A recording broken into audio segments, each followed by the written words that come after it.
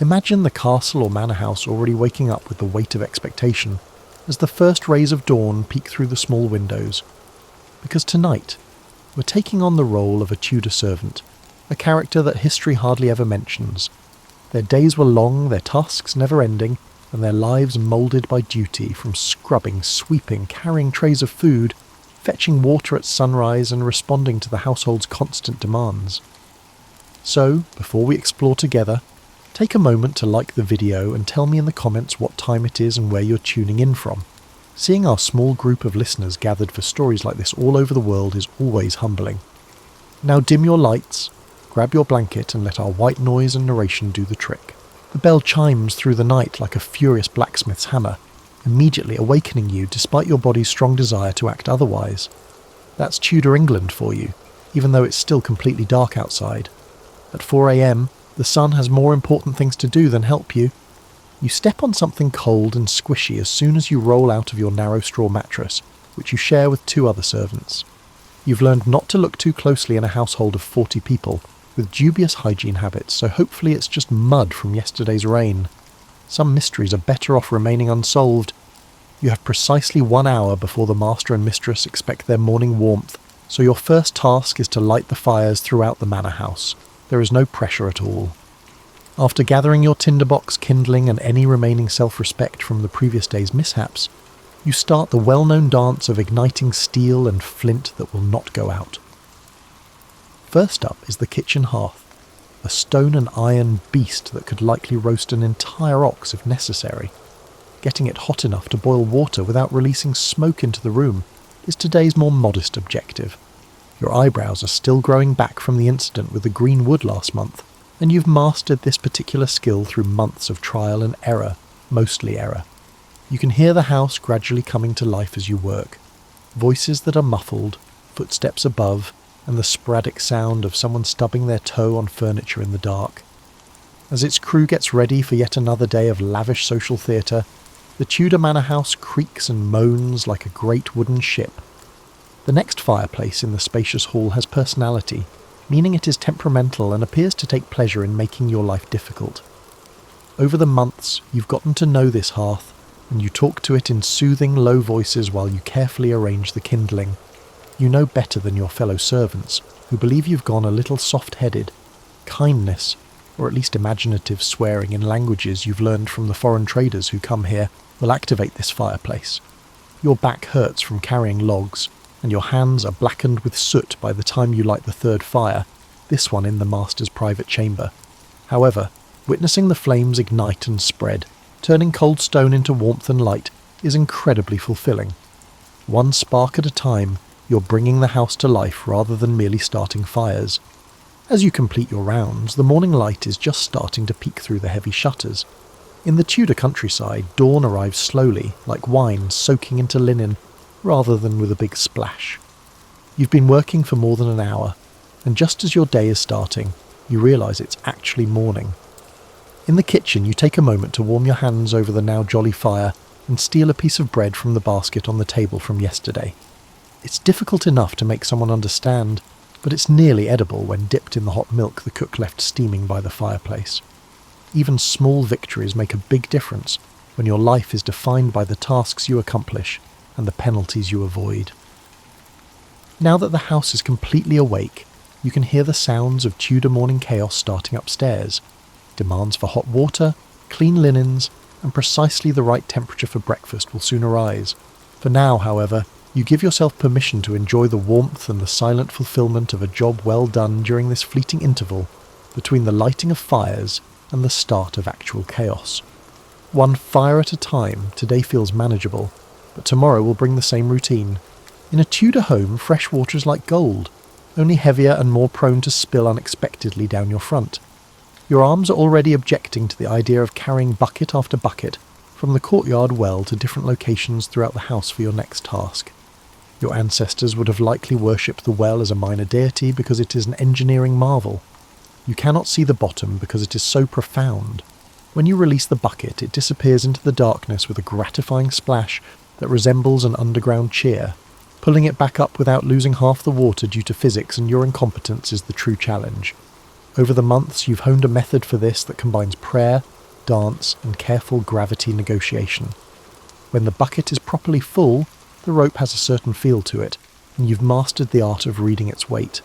If the bucket is too light, it didn't fill properly. If it's too heavy, water will slosh over the rim and down your sleeves, quickly getting you damp. The first delivery is always made to the master's chamber, where it is anticipated that hot water for washing will magically materialise. You carefully balance the heavy bucket as you ascend the narrow servants' stairs, trying not to consider the consequences of slipping. The stairs, which are narrow, steep, and seem to move slightly each time you use them, were obviously designed by someone who never had to carry water up them. You're exactly on time because Master Thomas is already stirring when you get there. As far as Tudor gentlemen go, he's a decent sort, but he has the odd habit of talking to himself while shaving. Not strange chats, mind you, but lengthy discussions about crop rotation and estate management that imply he's either losing his sense of reality or is extremely committed to his job. As you fill his washing basin with water and lay out his clothes for the day, you've learned to ignore these soliloquies. The mistress of the house needs a completely different strategy. The warmth of a summer afternoon in Lady Margaret's early years, which seems to exist only in her memory, and your increasingly desperate attempts to recreate it, is precisely what she has in mind when she talks about the temperature of water, neither too hot nor too cold. By testing each bucket with your wrist and making small adjustments until the water reaches that fabled ideal temperature, you've created what you privately refer to as the Goldilocks technique. Her chambers are a maze of delicate objects that seem to multiply when you're not looking.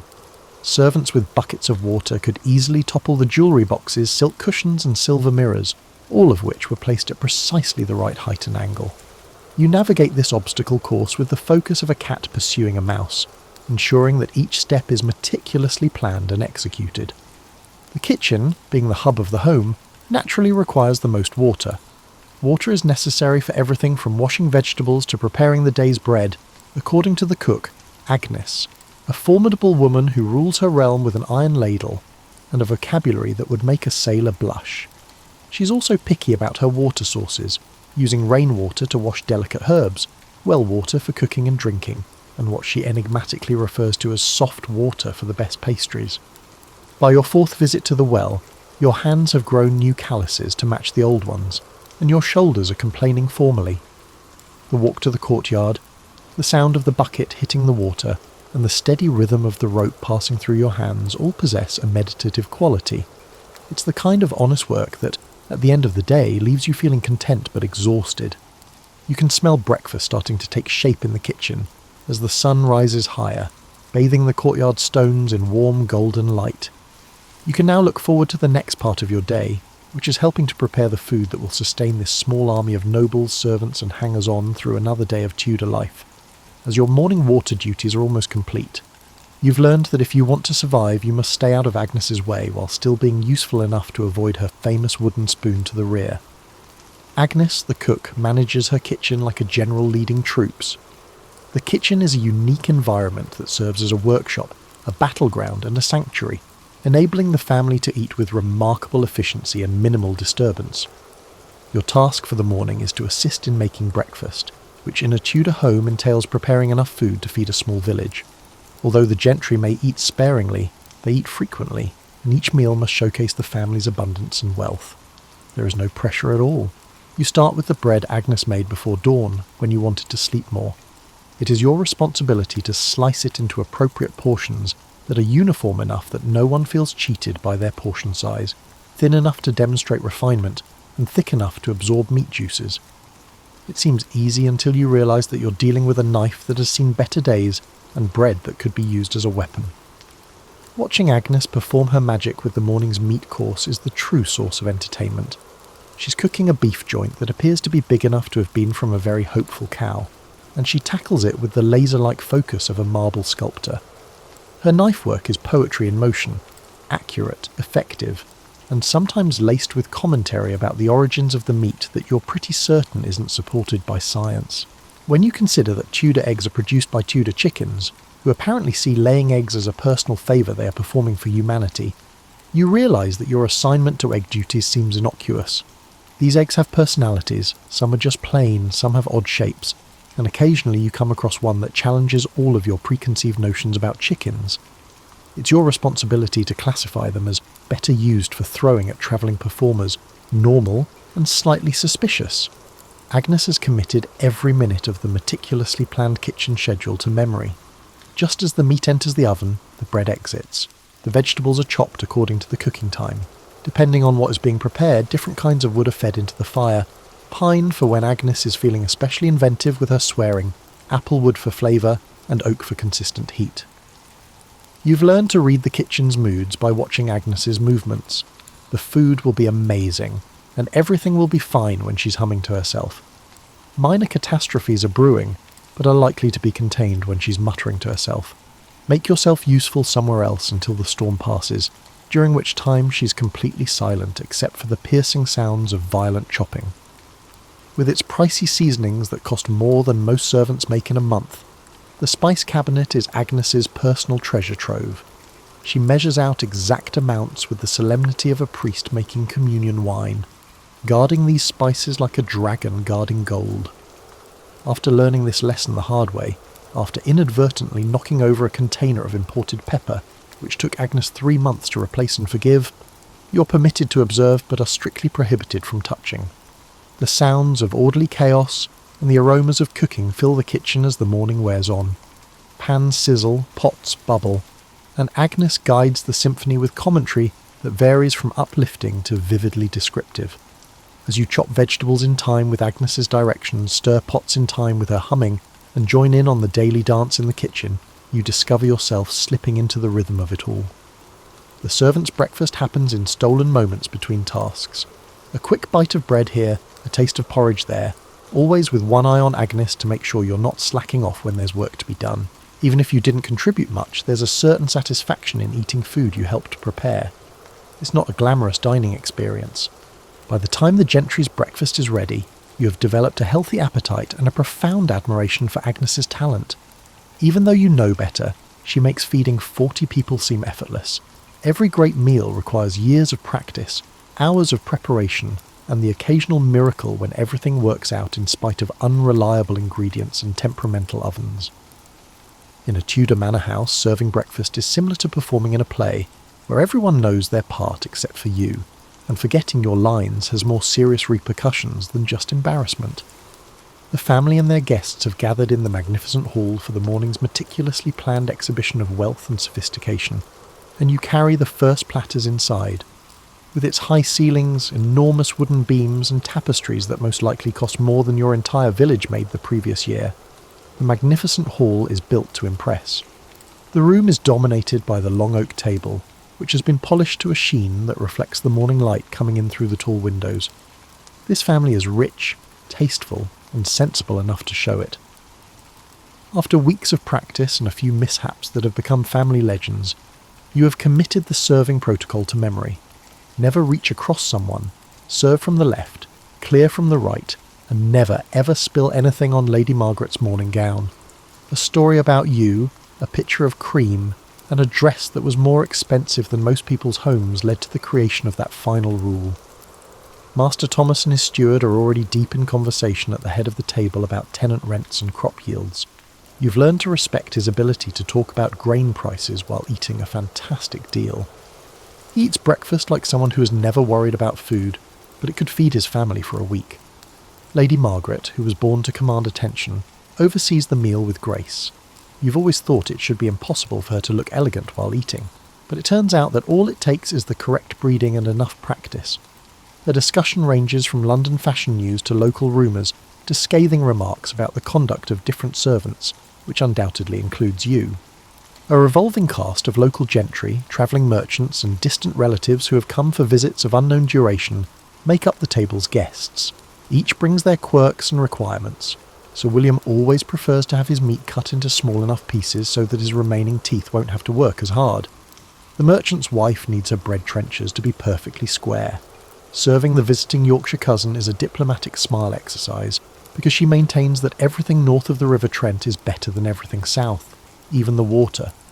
Refilling wine cups, swapping out empty platters, and attempting to blend in with the background noise while under constant scrutiny, you move through the room with practiced efficiency. Being present enough to anticipate needs while remaining discreet enough for your employers to act as though you don't exist when it suits them is the art of excellent service you've learned. Politics, the weather, your neighbours, and the perennial Tudor preoccupation with who is marrying whom, and why are all topics of conversation that swirl around you like a river around stones. You learn tidbits of information that depict a world far bigger than the manor house, including news from the continent, stories about events in London, and rumours about the royal court that seep through social strata like rain through leaves. Sometimes, when the formal performance falters and genuine affection is evident, you can see glimmers of warmth between family members. When their oldest son mentions a persistent cough, Lady Margaret expresses genuine concern. Master Thomas makes his wife laugh with a private joke, and the younger kids momentarily lose their table manners as they get excited about the afternoon's plans.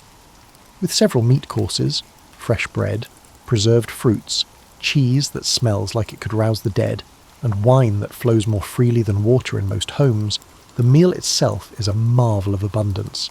Every napkin is folded with mathematical accuracy, every cup is filled to the exact level, and every dish is presented exquisitely.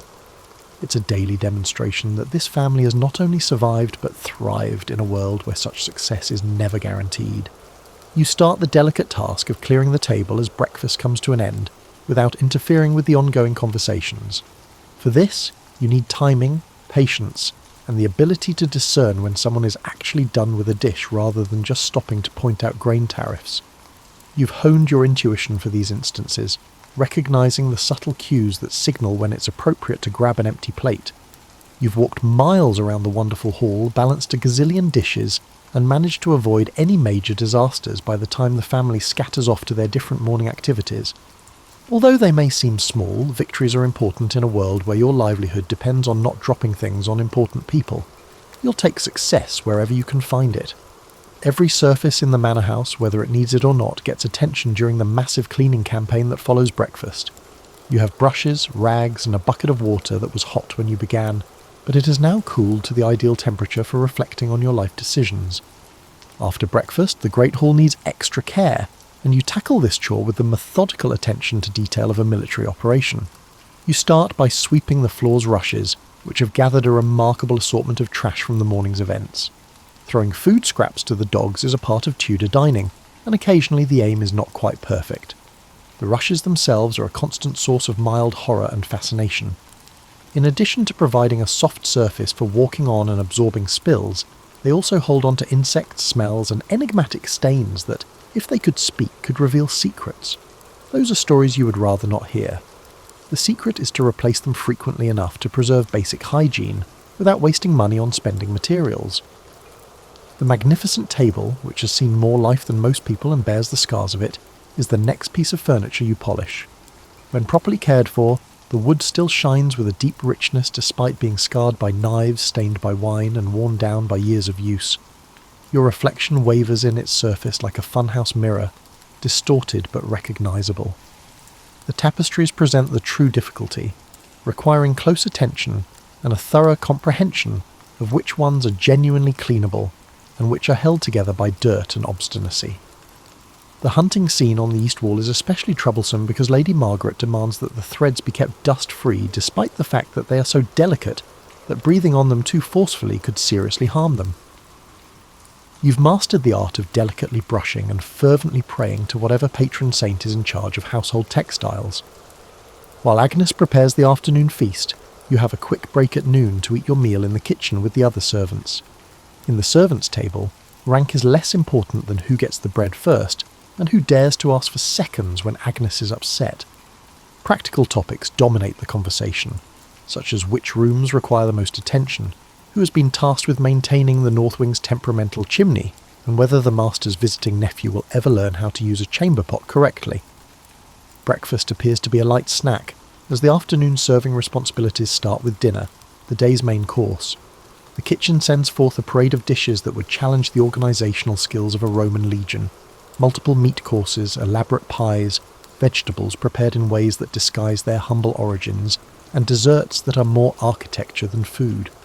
You can tell how long a meal will take, and how hard it will be by listening to the noise level and the wine consumption rate from the servants' entrance. Formal service and a keen eye for detail are necessary for a quiet, restrained meal.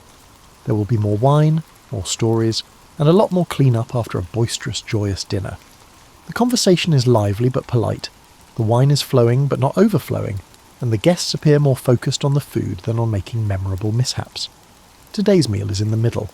You move through your duties with the smooth efficiency that comes from months of practice, anticipating needs before they're expressed, and solving small problems before they become large ones. Through necessity and repeated practice, you've learned how to refill wine cups without disrupting crucial conversations. When someone reaches the point in their story where dramatic gestures are required, it takes precise timing, silent movement, and the capacity to temporarily disappear. You now know which patrons take service interruptions well, and which view them as personal slights. You find yourself slipping into the well-known service rhythm as the afternoon wears on, and the meal continues its leisurely progression. Watch, anticipate, act, retreat, repeat. It's hard work that needs continuous focus, but there's a sense of accomplishment when you do it well and contribute to the efficient operation that keeps the manor house running like a well-kept machine. The warm afternoon light pouring through the windows slowly fills the dining room, illuminating everything with golden hues that impart the most ordinary chores a magical touch. You occasionally gain a glimpse of what makes this life bearable in these moments, between the pressure to be perfect and the demands of service. The daily miracle of abundance in a world where such plenty is far from guaranteed, the small community of fellow servants, and the quiet pride of work done well. Your role changes from servant to defender of domestic order as the afternoon turns into evening, and the manor house starts to transition from daytime productivity to nighttime comfort. Although the evening meal, known as supper, is usually lighter than dinner, it is just as significant in Tudor social life. You start by getting the Great Hall ready for the evening's events, which could range from sombre business talks to spontaneous musical performances, by visitors who might or might not be truly talented. The furniture is set up to promote the proper kind of socialising. The candles and oil lamps are lit and placed to provide both illumination and atmosphere, and the rushes are replenished where necessary. You've mastered the art of lighting the evening lamps via a great deal of trial and error. Insufficient light causes everyone to squint and trip. Excessive light produces harsh shadows that make even the friendliest visitors appear to be plotting rebellion. The ideal lighting creates a cosy, welcoming ambiance that enhances everyone's appearance and encourages frank conversation and loose purse strings. The formal choreography of dinner calls for a different approach than supper service. Delicate pastries, carefully chosen cheeses, fruits preserved in honey and spices that cost more than a servant's monthly salary, and wine that has been chosen especially to promote clever conversation and beneficial business deals are all examples of food that is meant to enhance wine and conversation rather than take centre stage. Like weather patterns, you've learned to read the social undercurrents in the room and know when a seemingly casual conversation is really a negotiation, when laughter signals genuine amusement versus polite obligation, and when it's time to make sure some wine cups are refilled more often than others. These small adjustments to comfort and ambiance frequently determine how well the evening goes. During evening activities, the house kids pose their own special difficulties. The estate's heir, young Master Edmund, is in that delightful stage of life when he feels too old to act like a child, but isn't disciplined enough to refrain from it on a regular basis. It is concerning that his sister Catherine has taken to posing pointed questions about why servants are illiterate, and whether God truly intended for some people to live in luxury, while others work as chamber pot emptiers. These discussions need to be carefully steered and strategically redirected toward less philosophically problematic subjects. As the evening wears on, your responsibilities go beyond providing service, to include preserving the fragile social ecology that keeps the home running efficiently. This entails handling the delicate logistics of seating arrangements, making sure that particular guests avoid striking up conversations with particular other guests, and occasionally generating diplomatic diversions when conversations veer into areas that could cause resentment or undermine honour. The visiting merchants need special consideration because they offer the chance for lucrative trade as well as the possibility of catastrophe if they are offended by perceived slights or poor hospitality. Bristol's wine merchant has brought samples of his best imports for tonight, and the success of the evening could mean the difference between the household's wine cellar being restocked with excellent vintages or having to settle for local substitutes that taste like they were aged in boots. When Sir William pulls out a lute that has seen better decades and starts what he optimistically refers to as singing, music naturally starts. Since he is a knight, he cannot be directly dissuaded from sharing his artistic talents, even though his voice has all the melodic charm of a cart with ungreased wheels. To help other guests deal with uncontrollable musical experiences, you've learned to strategically place yourself close to the wine. The evening's conversation flows through topics both weighty and trivial. News from London, speculation about the harvest, detailed discussions of neighbours' romantic scandals, and the eternal Tudor fascination with who's rising in royal favour and who's falling from grace. You take in bits and pieces of this knowledge while preserving the appearance of invisible efficiency, creating a mental map of the wider world outside the walls of the manor. The social energy gradually turns toward reflection and getting ready for sleep as the night grows darker and the candlelight fades. Though these initial departure announcements usually come at least an hour before the actual departure, the guests start making polite noises about early mornings and long rides home, followed by more conversation, final toasts, and repeated thanks for the hospitality of the day. Facilitating graceful endings is your responsibility during these closing ceremonies. You must make sure that departing guests have their belongings, that their horses are ready, that they have travelling provisions, and that their last impressions of the hospitality of the household are favourable enough to encourage them to return and to provide positive reports to their own social circles. Like an elderly dog settling into its favourite spot by the fire, the house becomes quiet in the evening. As the last guests leave and the family withdraws to their private quarters, leaving the pleasant remnants of a successful day of hospitality, your last tasks of the day begin. After a day of meals, meetings and social events, you start the evening clean-up in the Great Hall by working by lamplight to bring order back to the mild chaos. Every cup needs to be gathered and cleaned, every platter needs to be scraped and scrubbed, and every surface needs to be wiped down and ready for the repeated use tomorrow. This task calls for methodical attention. There are opportunities and responsibilities associated with the leftover food. In a Tudor home, where the threat of poor harvests and uncertain times makes every food scrap valuable, nothing edible is wasted. The excess from tonight will be eaten by the servants tomorrow, and what's left over will be fed to the pigs, dogs, and eventually the compost pile that will nourish the garden the following year. It's a cycle of conservation and plenty that reflects the common sense of those who realise that success is never assured. You work alongside your fellow servants in the comfortable silence of shared labour, each person focused on their particular tasks but aware of the other's movements and needs. Compared to the hurried efficiency of daytime service, this evening work has a different rhythm that is more laid back and reflective, and allows for the occasional quiet joke or commentary on the day's events. Agnes comes out of her kingdom in the kitchen to look over the day's events, her critical eye documenting every step of the clean-up.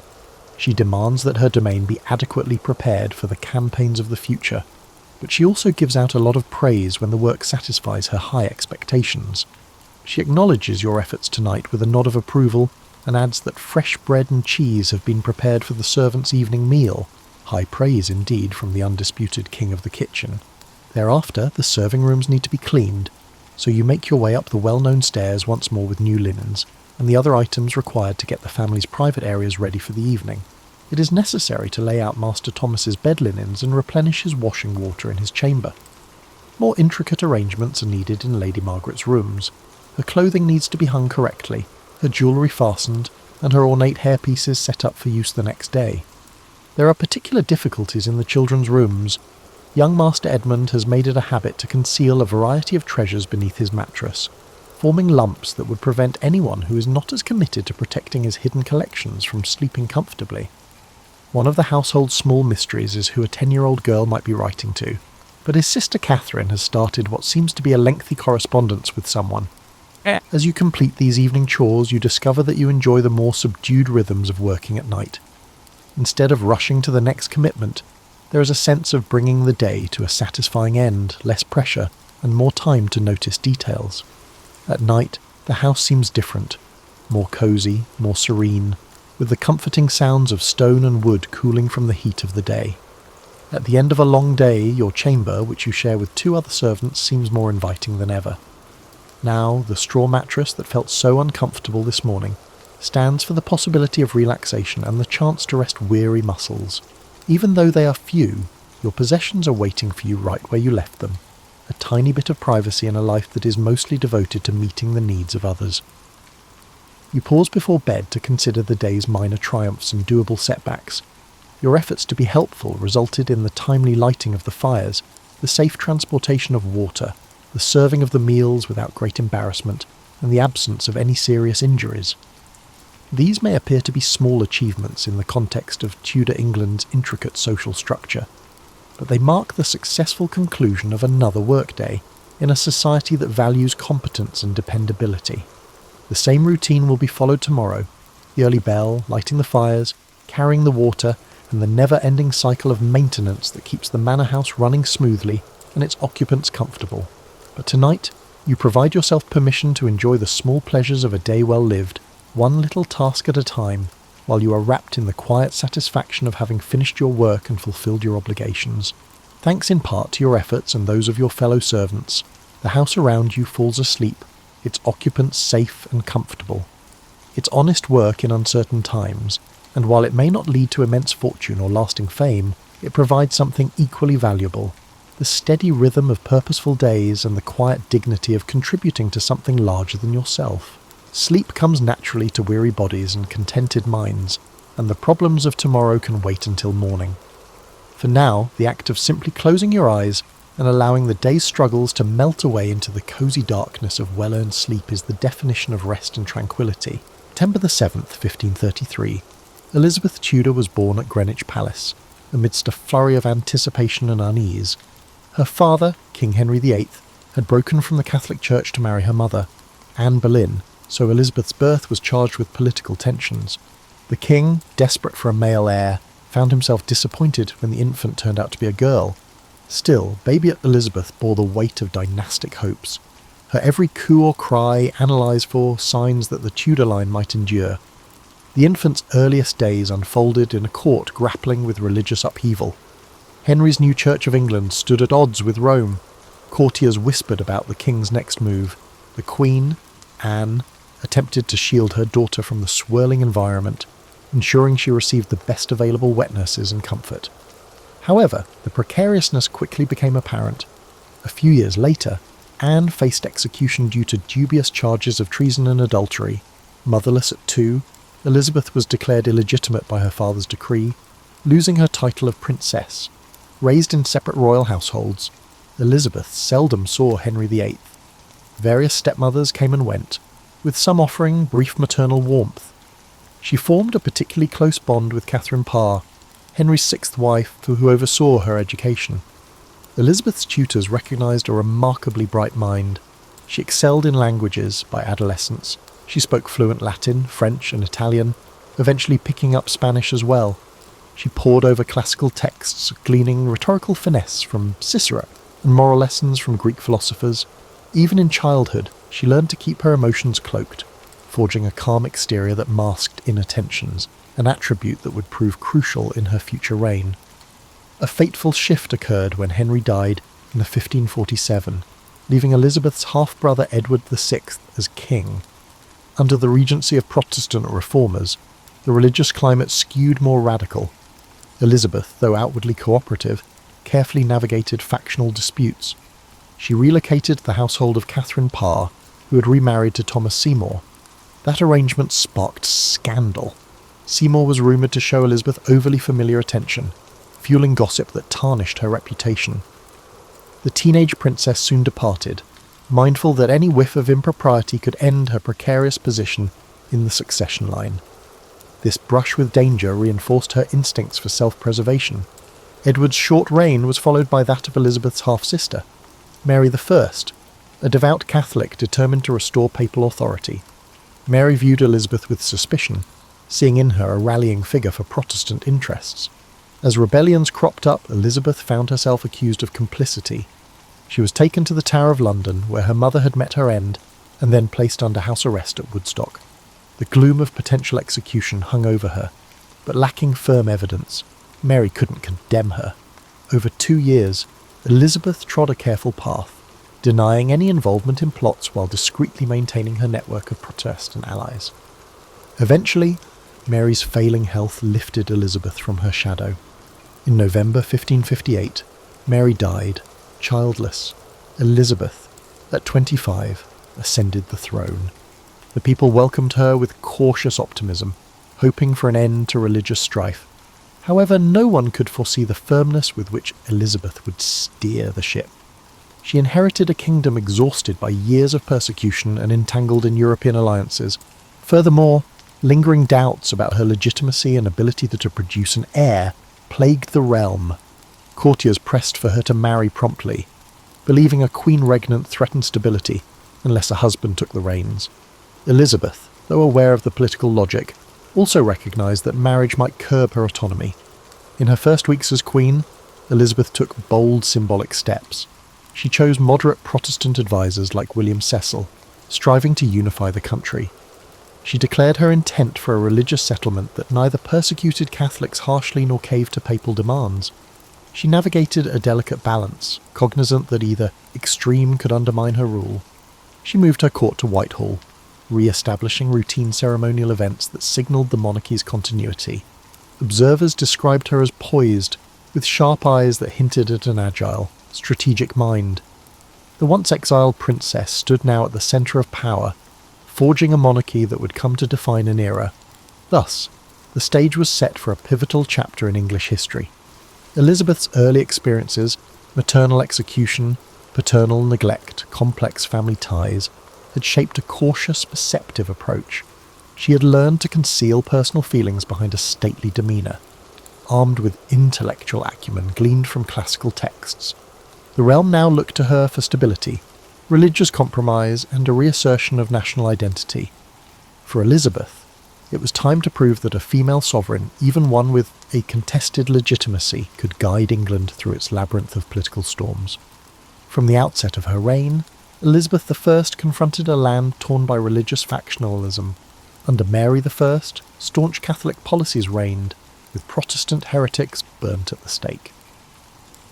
Though those violent measures ended, many Catholics remained loyal to Rome. Meanwhile, radical Protestants clamoured for more extreme reforms. Elizabeth recognised that a middle path was essential for national peace. The Elizabethan religious settlement of 1559 aimed for a broad church approach. The Act of Supremacy declared her supreme governor of the Church of England, and the Act of Uniformity prescribed a moderate Protestant liturgy. While it alienated hardliners on both sides, it established a stable framework that endured. This religious compromise had consequences. Catholics abroad questioned her legitimacy, urging Mary, Queen of Scots, Elizabeth's Catholic cousin, to claim England's throne. Mary, exiled from Scotland in 1568, ended up in England, effectively under house arrest. Elizabeth, wary of dethroning a fellow anointed queen, faced a quandary.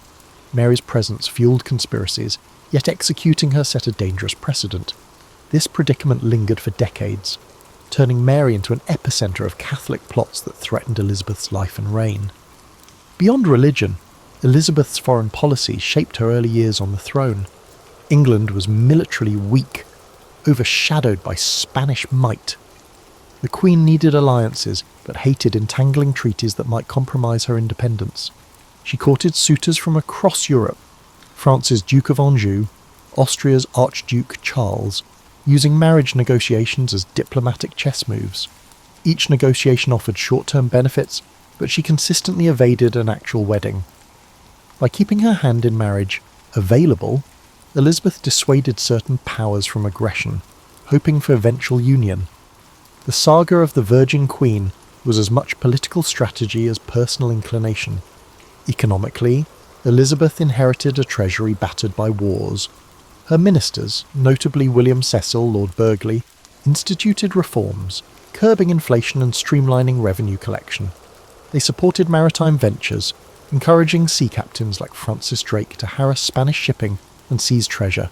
Such semi-official privateering enriched royal coffers and stoked Spanish hostility, culminating in deeper rivalries. Meanwhile, domestic industry, woolen cloth, for instance, expanded, aided by the stable environment Elizabeth's government fostered. As for the Queen herself, the court recognised her keen intellect and formidable will. She cherished erudition, employing multiple secretaries to handle a constant influx of diplomatic dispatches.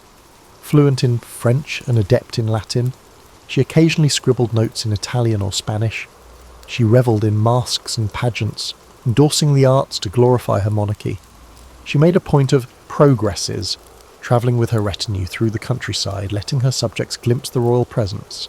This practice built loyalty, for seeing their queen in person, resplendent with pearls and embroidered gowns, stirred patriotic pride. A lesser-known aspect was her reliance on intelligence networks. Elizabeth, aware that conspiracies loomed, authorised spy masters like Sir Francis Walsingham to intercept letters, employ informants, and uncover plots. This clandestine apparatus uncovered multiple assassins or traitors financed by Spain or papal agents. By revealing such threats, the Queen justified harsher policies against recalcitrant Catholics. Some criticised these tactics as oppressive, but to Elizabeth, survival mandated vigilance. Another challenge: cultural expectations for queens. She faced jabs about her gender, with some male courtiers urging a kingly partner. She responded by forging a regal persona, insisting subjects see her as both king and queen, a line reflecting her dual role. She skillfully navigated male-dominated councils, awarding title carefully to ensure no single noble overshadowed her. She also used fashion as a political tool. Her elaborate gowns, iconic ruffs, and jewel-laden wardrobes signalled the monarchy's majesty. This cultivated image buttressed her authority in an era still grappling with a female sovereign. In parallel, Elizabeth's personal circle remained small. She could be witty and charming, dancing or joking with favourites like Robert Dudley. But letting affection overshadow prudence risks scandal. Rumours flew about her closeness to Dudley, fueling suspicion that she might marry him. The potential controversy was immense, given Dudley's questionable reputation. In the end, Elizabeth never wed. She cherished her autonomy, well aware that a consort could overshadow or manipulate her. The choice drew bafflement from foreign courts, but domestically, it enhanced her mystique. The Virgin Queen identity solidified, spurring propaganda that cast her as wedded to the realm itself. Elizabeth's early reign involved balancing various tasks such as forging a delicate religious settlement, spurring economic growth, outmanoeuvring suitor entanglements, and stamping out plots. She skillfully used image and ceremony to unify the realm, though critics lurked. Her government's stability rested on an ongoing dance with foreign powers and internal factions.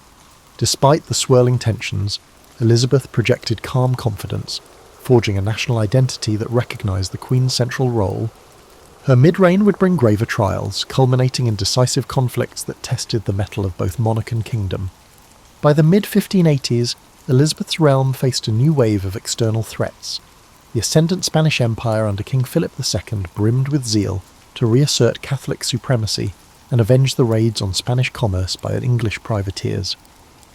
Religious tensions spiked further after the Pope excommunicated Elizabeth, effectively urging Catholic monarchs to depose her. In response, the Queen's advisors realised that war with Spain was no longer a distant possibility but a near inevitability. They bolstered the navy, encouraging shipbuilders to refine vessels for speed and manoeuvrability. Commanders like Drake refined hit-and-run tactics designed to hamper Spain's massive, slower galleons. Additionally, the Mary, Queen of Scots dilemma reached a climactic stage. She had been implicated in multiple plots, culminating in the infamous Babington plot of 1586, which aimed to assassinate Elizabeth and seat Mary on the throne. Caught with incriminating letters, Mary was tried for treason. Elizabeth agonised over signing Mary's death warrant. The thought of executing an anointed queen offended her sense of divine order, but counsel pressed her that Mary's continued survival endangered national security. Reluctantly, Elizabeth signed. Mary was beheaded in 1587, an act that scandalised Catholic Europe. Elizabeth feigned dismay at the news of Mary's actual execution, chastising ministers for carrying out the sentence too hastily. The sincerity of her regret remains debated. This event further incensed Spain, and soon word came that Philip II was assembling an invincible armada. In 1588, that formidable fleet sailed for the English Channel, intending to rendezvous with forces in the Low Countries and deliver an invasion. England braced for catastrophe. Elizabeth visited her troops at Tilbury, clad in armour, delivering a rousing speech about having the heart and stomach of a king.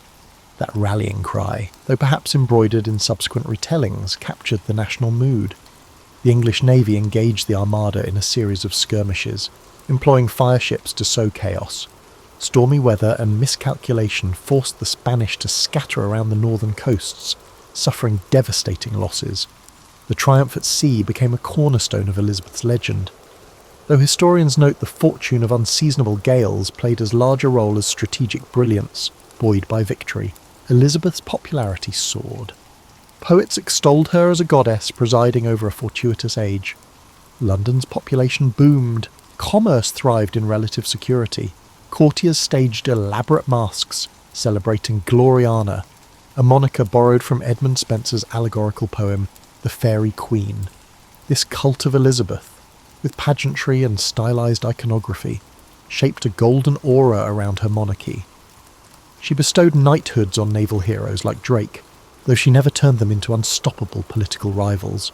Indeed, part of her genius lay in praising men just enough to secure their loyalty, but not so extravagantly as to overshadow her own regal glow. Yet cracks surfaced. The war with Spain dragged on sporadically.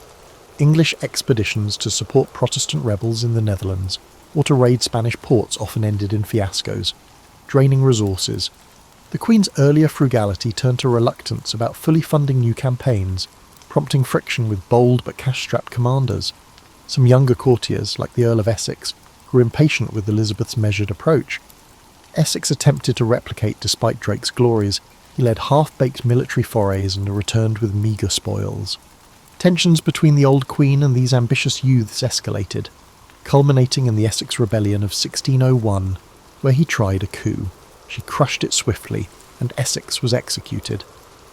As Elizabeth aged, her once intimate circle diminished. Longtime advisers such as William Cecil passed away, and favoured courtiers either died or fell out of favour. The Queen, famous for her fine dresses and elaborate wigs, now faced a more solitary existence. Gossip about her vanity circulated. She insisted on controlling her image, refusing to appear as a frail matron. She demanded loyalty from ladies-in-waiting, scolding them if they dared overshadow her attire or conversation.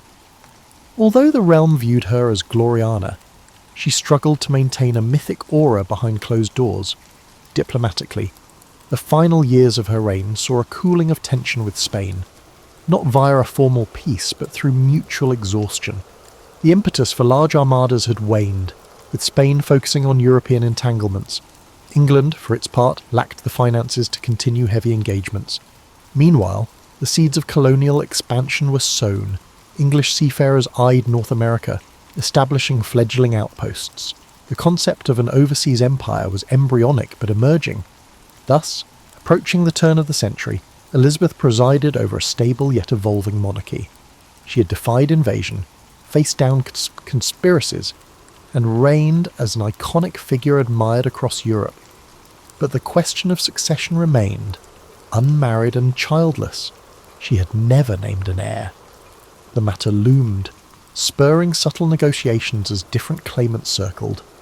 This final stretch of her reign tested whether the Tudor line's magic could endure beyond her mortal presence, or if it would seamlessly transition to a new dynasty. By the twilight of her reign, Elizabeth I found herself contending with the question that had dogged her for decades. Who would follow her upon the throne? No official heir had been named, though many whispered that James VI of Scotland, a Protestant and son of the executed Mary, Queen of Scots, was the likely candidate. Elizabeth, ever cautious about naming a successor, understood that the moment she sanctioned an heir, her authority might wane. Yet the gentry and the powerful were anxious, fearing a resurgence of civil strife if the crown's transition lacked clarity. As the 1590s waned, the Queen's court saw fewer robust festivities. Elizabeth's health was not the best, and her mood darkened by the loss of cherished confidants. Once a favoured explorer, Sir Walter Raleigh fell from Elizabeth's favour. The Earl of Essex, her erstwhile golden boy, died a traitor. Meanwhile, the luminous circle that had celebrated her youth, Bess of Hardwicke, Countess of Leicester, and others, had scattered. England's population soared beyond 4 million, many living precariously in squalid conditions. Bread riots flickered in adverse harvest years, and the cost of warfare remained burdensome. Some critics murmured that the Queen's refusal to adapt to a new generation's demands indicated the monarchy was adrift. Yet Elizabeth never lost her political savvy. She carefully managed sessions of Parliament, deftly deflecting demands for certain policy changes. She employed subtle flattery, reminding them that as a mother to her people, she prized their well-being above all. This rhetorical style, combining maternal sentiments with regal authority, continued to woo the common folk. Indeed, from the countryside to London's teeming streets, loyalty to the Queen remained high, an outgrowth of national pride partly forged by that earlier victory over the Spanish Armada. In the realm of arts, the Elizabethan theatre blossomed, spearheaded by William Shakespeare, Christopher Marlowe, and others. Though Elizabeth seldom attended public performances at the Globe, she invited theatrical troupes to court. She found enjoyment in comedic interludes, even if she publicly maintained a formal veneer. This cultural renaissance, ignited under her watch, was a point of national distinction, with travelling players bringing both dramatic flair and moral allegories to distant corners. The synergy of crowns and creativity underscored an epoch known as the Elizabethan Golden Age. Throughout, the religious settlement endured, though Puritan elements pressed for stricter reforms. Criticising the hierarchical structure of bishops, the Queen tolerated moderate Puritan pleas but cracked down on radical preachers who undermined her supreme governorship. Catholic recusants faced fines or pressure to conform, though large-scale persecution was less aggressive than during Mary's reign. Despite friction, Elizabeth's stance staved off religious civil war. This equilibrium, though not perfect, enabled commerce and exploration to flourish. Merchants ventured to the Levant, the Baltic, and the Americas, sowing early seeds of a global maritime trade. In the final few months of her life, Elizabeth retreated to Richmond Palace. She was increasingly frail, refusing medical interventions that seemed invasive. Court rumours multiplied. The Queen's mind was drifting. She was losing appetite, or she stood for hours too proud to rest. Modern historians debate the exact cause of her decline.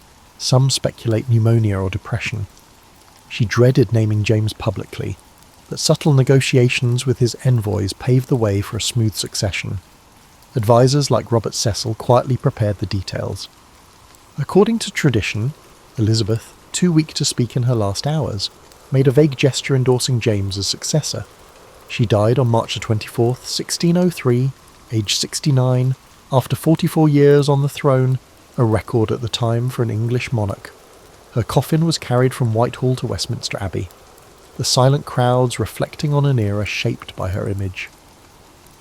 That day closed the Tudor line, with James VI of Scotland becoming James I of England, inaugurating the Stuart dynasty. Yet the Tudor brand had not ended in chaos. Elizabeth's measured approach, for all her reluctances, ensured a relatively peaceful handover. In the wake of her passing, tributes soared. Pamphlets hailed her as the wisest princess, the mother of her people, and a near-legendary figure who steered the nation from the shadows of religious tyranny. The wave of national mourning overshadowed her shortcomings, which included excessive favouritism, suspicion of rivals, and stifling certain freedoms. Over the next centuries, historians would reinterpret her story, dissecting the illusions of the Virgin Queen narrative, acknowledging her harsh treatment of dissenters, yet marvelling at her capacity to wield authority in a fiercely patriarchal world. The stage was set for the transition from Tudor to Stuart, and though overshadowed by the next monarchy's own tensions, Elizabeth's reign retained a special glow in England's collective memory, an epoch where a single woman's will shaped destiny. Immediately after Elizabeth's death, a swirl of legacies confronted the English. James I, newly ascendant, inherited a stable realm, but also the burden of living up to the fabled Gloriana. Over the ensuing decades, the myth of Elizabeth would be embellished by dramatists, historians, and genealogists, forging a romantic image of a queen unblemished by error. Yet parallel undercurrents recognised her complexities. Among the common folk, stories abounded of her witty repartee, her skill in navigating suitors, and the spectacle of her court. In the Catholic diaspora, she was demonised as a heretic who had executed Mary, Queen of Scots. This ideological tug-of-war shaped how Europe at large recalled her reign. During the 17th century, English authors occasionally staged plays referencing Elizabethan glories to critique or praise current rulers.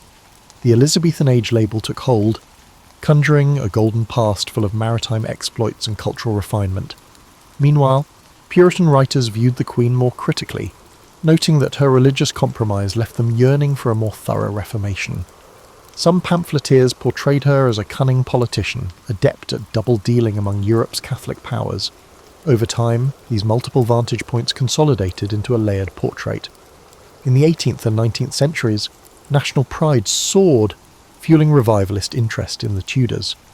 Elizabeth's image was moulded by Victorian taste, emphasising her unmarried status as a demonstration of moral fortitude. Painters depicted her in elaborate ruffs, overshadowing any mention of the day-to-day hardships endured by her subjects. She became an icon of English independence, especially when the British Empire sought parallels between the forging of a national identity under Elizabeth and contemporary empire building.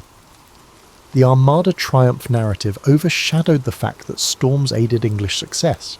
Her issues with Mary, Queen of Scots, became fodder for tragic romanticism, focusing on courtly betrayals and heartbreak. This romanticisation sometimes neglected the Queen's shrewd, often ruthless governance.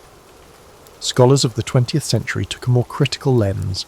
They delved into archival documents to unearth how Elizabeth's intelligence network operated, how her finances were managed, and how propaganda shaped public perception. They passed the famed Golden Speech of 1601, analysing the rhetorical strategies she used to quell a restless parliament. The more historians explored, the clearer it became that her success hinged on forging an image that balanced motherly affection with regal severity, ensuring subjects revered rather than resented her. Scholars recognise the notion of the cult of Elizabeth, with its orchestrated pageantry, as an early form of state PR. From the perspective of women's history, Elizabeth's significance soared. She defied the misogynistic assumptions of her era, refusing to cede authority to a husband or to male advisors. That independence, though hard-won, showcased the potency a female ruler could wield in a male-dominated society. Yet the same narrative acknowledges she was no radical feminist. She often leveraged stereotypes of female frailty or used her womanly nature strategically in negotiations. Thus, her complex relationship with gender roles remains a topic of ongoing debate. Archaeological digs at palaces and old estates uncovered physical traces of her travels, like ephemeral scaffolds for pageants or remains of feasting halls. These glimpses illustrate the vast logistical machine behind each royal progress. The Queen might arrive with hundreds of courtiers and servants, imposing a heavy burden on local nobility hosting the entourage. Yet, from a political standpoint, these visits effectively reaffirmed the monarchy's presence across the realm. Over and over, Elizabeth used personal displays to connect with communities. In cultural memory, items such as the Tudor rose, elaborate state portraits by painters like Nicholas Hilliard, or references to the Virgin Queen remain in the public imagination. Filmmakers in the 20th and 21st centuries capitalised on this allure, producing adaptations that frame Elizabeth's story with romance and triumph. Some films portray her as near saintly, others highlight her paranoia or the brutality of her crackdown on perceived threats. The continuing fascination underscores how she embodies a transitional moment in Europe, where medieval structures gave way to early modern states, with new forms of diplomacy, espionage, and ideology all converging. Thus, centuries removed from her actual reign, Elizabeth I stands as both a symbol of national identity and a figure whose complexities resonate with present debates. The interplay of female leadership, religious diversity, personal freedom, and the power of constructed image. Re-evaluating her life reveals how skillful governance can stabilise a fractious kingdom, even if it requires navigating a delicate balance between tolerance and coercion. The conversation around Elizabeth remains dynamic, shaped by each generation's vantage on monarchy, gender, and the cost of maintaining a carefully wrought facade of unity. Elizabeth's story resonates with the notion that midlife can be a time of both reflection and strategic boldness. She ascended the throne at 25, but arguably her most defining decisions, the forging of a moderate religious settlement, the careful dance of marriage negotiations, unfolded as she matured. In the face of personal regrets, lack of a direct heir, and external crises, Spanish hostility, internal plots, She repeatedly displayed resilience under the lens of older wisdom. Yet that sagacity was not innate. It sprang from a youth marked by precariousness, shaping a thorough calculation in adult life. One lesser discussed aspect is her intellectual curiosity. She was no passive figurehead. She read widely, from classical philosophers to contemporary political treatises, and engaged in theological debates with ambassadors. She wrote translations of texts, including Plutarch, honing linguistic precision. In an era when many noblewomen possessed only basic literacy, Elizabeth's depth of scholarship commanded respect. She used this knowledge to steer councils, referencing classical examples of leadership or mercy, grounding her decisions in a broader worldview than simple realpolitik. Another dimension concerns her approach to management and delegation. Faced with a swirl of court factions, some aligned with Cecil, others with Dudley, and various earls vying for influence, she balanced them by a rotating favour, ensuring no single man overshadowed the rest. This delicate manoeuvre allowed her to maintain her position as the ultimate arbiter, thereby preventing entrenched monopolies of power. While modern management gurus highlight transparency or direct leadership, Elizabeth's method was subtler. She nurtured multiple power centres, pitting them gently against each other to sustain a stable equilibrium. This method reveals a strategic cunning that, while occasionally breeding resentment, retained her supremacy in a fractious environment. The swirl of secrecy surrounding Mary, Queen of Scots, also underscores Elizabeth's careful manipulation of intelligence. She personally reviewed coded letters, weighed evidence, and authorised infiltration of Catholic circles. These actions might unnerve contemporary moral standards, yet in the cutthroat reality of 16th century politics, such espionage was standard. The difference is Elizabeth's relative subtlety. She rarely boasted of her spymaster's successes. She recognised the value of illusions, letting conspirators believe they had infiltrated her circle while, in fact, her watchers tracked every step. Age imbued her with a distinct sense of gravity. In speeches to Parliament, she framed herself as a guardian of the realm's welfare, addressing them as my lords and my good people, tapping into paternal or maternal imagery. She rarely showed overt temper in public, though courtiers recalled her sharp tongue in private, laced with scathing wit. She might banish a courtier from her presence for a trifling offence, then recall him soon after, sending the message that loyalty was paramount while partial forgiveness might be extended. This capacity to pivot from severity to magnanimity cemented her as unpredictable yet revered, a trait modern leaders might emulate in more tempered forms. Beyond the realm of politics, her personal attire and courtly fashion set trends across Europe. She championed fresh tailors to experiment with embroidered silks, extensive ruffs, and striking colour palettes. But behind the magnificence was a strategic layering of fabric. It signified her rank while concealing normal ageing or times of ill health. The resulting mystique helped define the monarchy's brand. Similarly, she championed structured ceremonies, like elaborate coronation anniversaries or public feast days. These events reaffirmed the bond between sovereign and subject, forging an emotional tie that buttressed the monarchy's intangible authority. Her approach to the arts had lasting effects. She never personally funded epic building projects like some European royals given her limited treasury, but her patronage of music, portraiture, and drama triggered a cultural efflorescence. Key composers thrived, producing refined polyphonic works performed at chapel.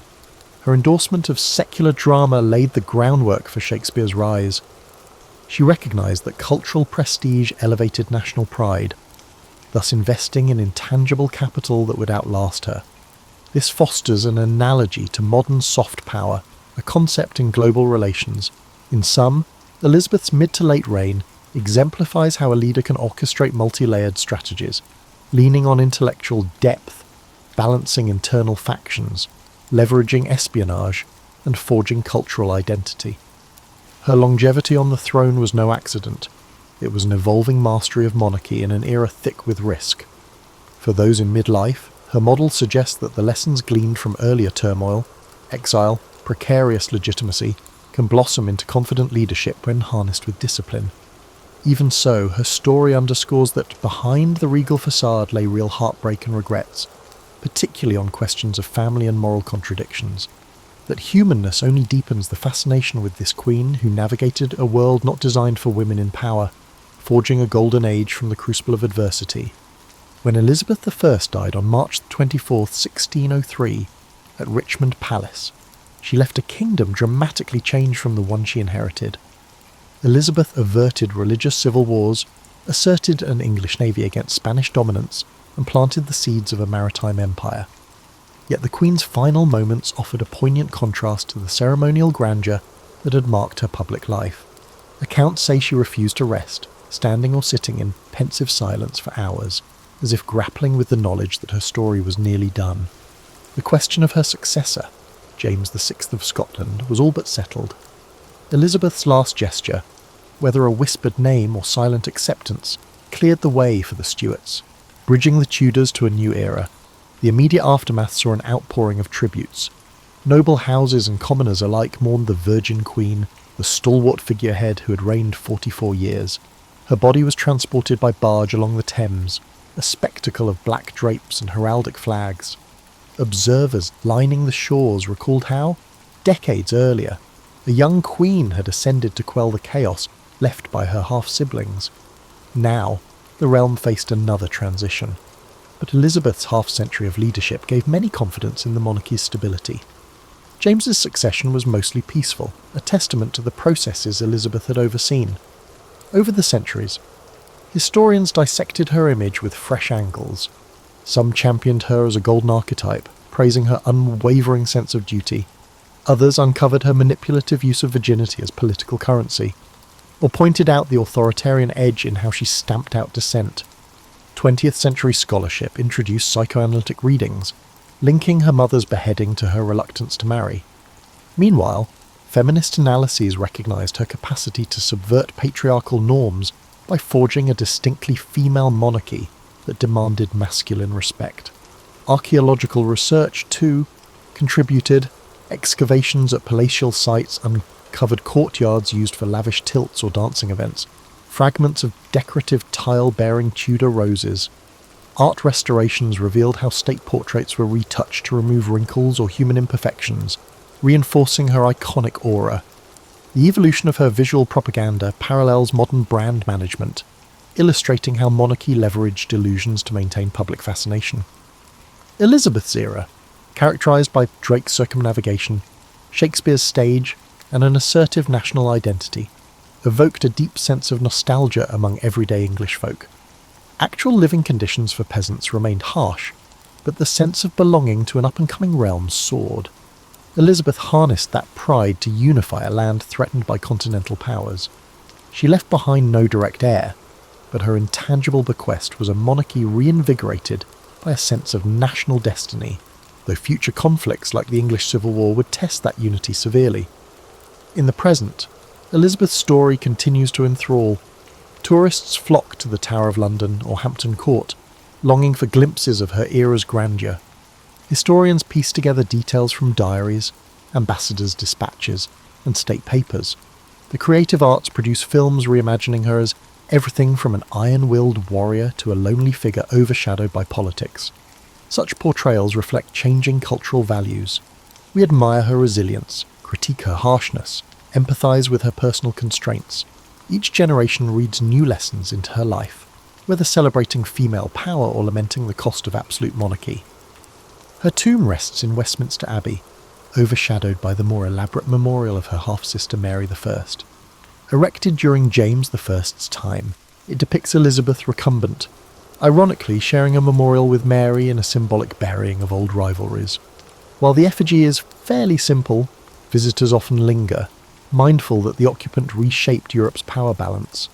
The inscriptions hail her as a paragon of wisdom, praising her as, of her sex the pride, of all time the wonder. The rhetoric might be thick, but it echoes how she was revered by her contemporaries. In the end, Elizabeth I stands as a testament to the synergy of personal cunning, cultural stewardship, and circumstance. The child overshadowed by a father's quest for a male heir grew into a queen who refused to be overshadowed by any spouse or continental monarch. That improbable arc, from uncertain princess to undisputed sovereign, still captivates. Her life underscores that leadership is rarely straightforward. forging alliances, stifling conspiracies, and projecting authority demand constant recalibration. Indeed, her success lay not in an unyielding set of principles, but in agile responses to crises. Through this fluid style, she carved a stable realm from a swirl of dangers. Centuries later, that story endures, bridging history and myth, echoing that a lone determined figure, armed with intellect, cunning, and stagecraft, can shift an entire kingdom's course. When Emperor Alexios I Komnenos dispatched his emissaries to Pope Urban II in 1095, he hardly imagined his diplomatic outreach would unleash 2 centuries of bloodshed across 3 continents. The Byzantine ruler merely sought military assistance against the Seljuk Turks, who had claimed significant portions of Anatolia following the Battle of Manzikert. What transpired instead was the weaponization of religious fervour on an unprecedented scale. Pope Urban II's response at the Council of Clermont transcended mere strategic calculation. The papacy, having emerged from the investiture controversy with its authority diminished, saw an opportunity. Urban's speech, so often sanitized in modern retellings, was a masterclass in medieval propaganda, deploying fabricated atrocity stories and eschatological fearmongering. He falsely claimed that Eastern Christians faced systematic extermination and that Muslim forces were desecrating Christian holy sites in ways that historical records simply do not support. "Let the deeds of your ancestors inspire you," Urban proclaimed to the assembled nobility and clergy, invoking not biblical compassion, but rather Carolingian conquest. The First Crusade was marketed not merely as a defensive action, but as a path to spiritual and material redemption. Urban's innovation was profound. He offered plenary indulgences, complete absolution from temporal punishment for sins, to those who took up arms. This spiritual economy of violence transformed killing from a sin requiring penance into a means of achieving it. What historians often overlook is how the Crusades emerged precisely when Europe was experiencing its first sustained period of economic growth since the collapse of the Western Roman Empire. Agricultural innovations had increased food production, creating population pressures and land scarcity among the noble classes. The promise of new territories served the interests of younger sons disinherited by primogeniture. Urban's call offered a providential solution to social pressures that threatened to destabilize the feudal order.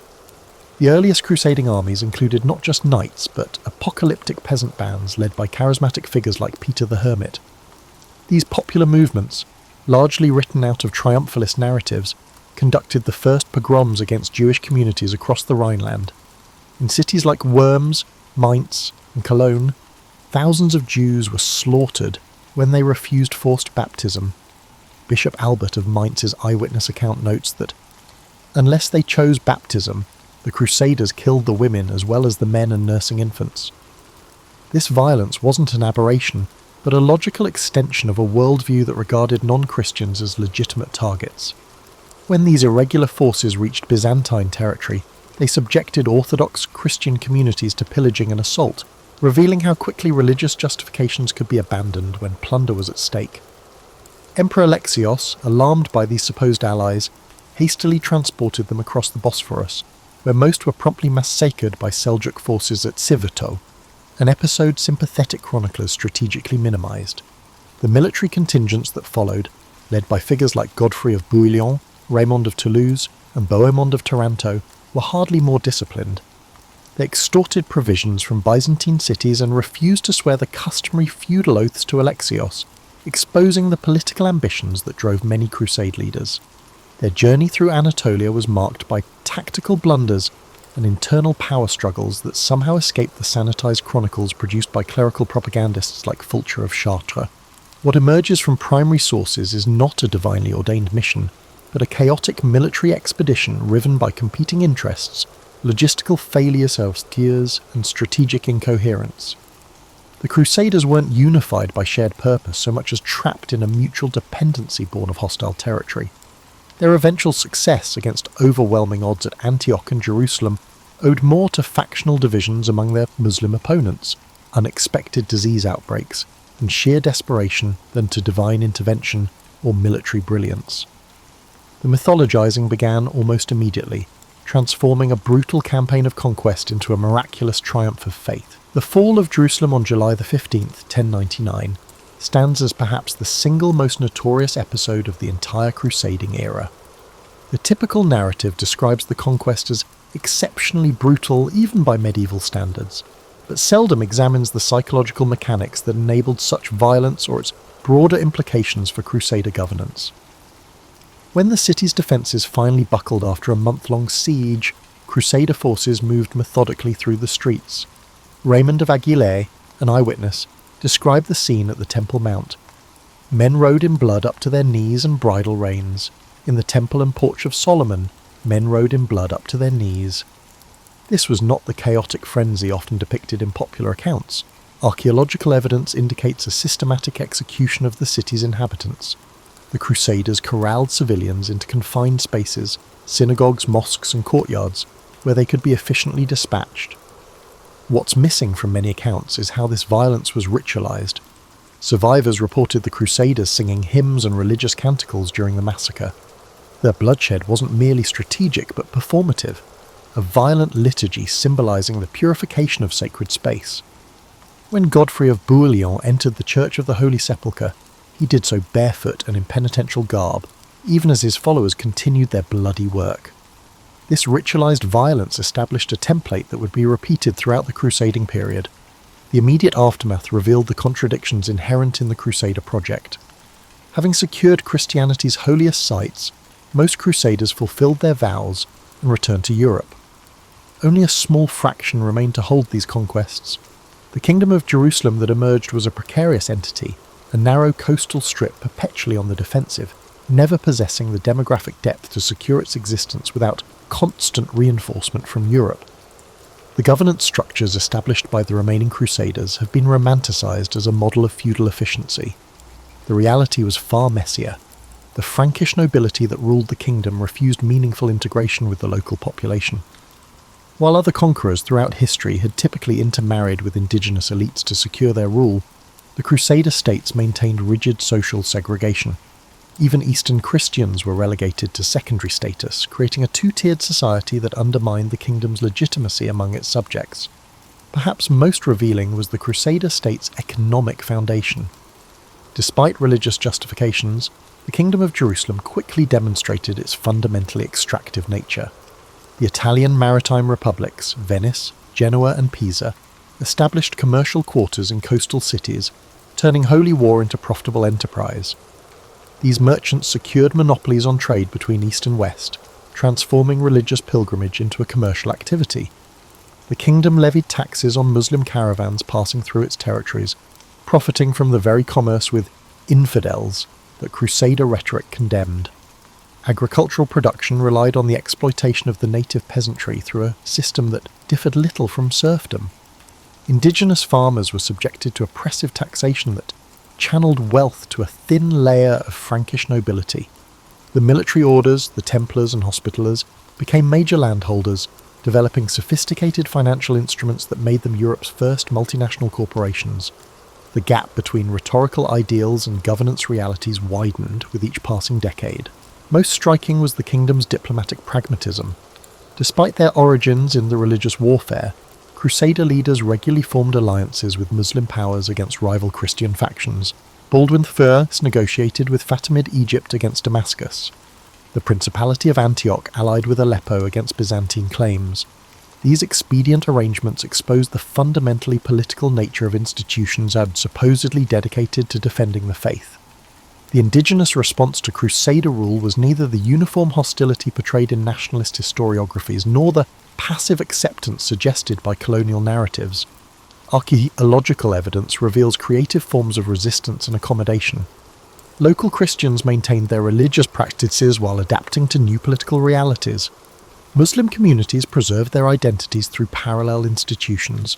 Jewish communities, though devastated by the initial conquest, eventually re-established themselves in peripheral areas. The conquest of Jerusalem left a lasting impact due to its brutality. For Muslim populations throughout the region, it represented not just a military defeat, but a profound betrayal of intercommunal norms that had generally protected civilian populations during warfare. The psychological impact reverberated far beyond the immediate victims, creating a narrative of existential threat that would fuel counter-crusades for generations to come. Most striking was the kingdom's diplomatic pragmatism. Despite their origins in the religious warfare, Crusader leaders regularly formed alliances with Muslim powers against rival Christian factions. Baldwin I negotiated with Fatimid Egypt against Damascus.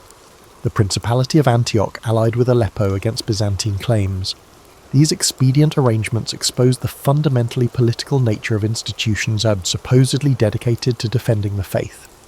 The indigenous response to Crusader rule was neither the uniform hostility portrayed in nationalist historiographies nor the passive acceptance suggested by colonial narratives.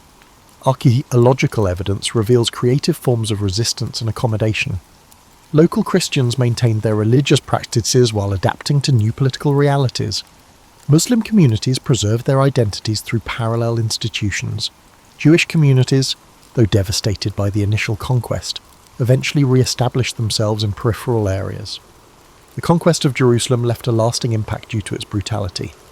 For Muslim populations throughout the region, it represented not just a military defeat, but a profound betrayal of intercommunal norms that had generally protected civilian populations during warfare. The psychological impact reverberated far beyond the immediate victims, creating a narrative of existential threat that would fuel counter-crusades for generations to come. Pope Innocent III, who had authorized the crusade, initially expressed shock but quickly accepted the reality, legitimizing the conquest as divine judgment on Greek schismatics.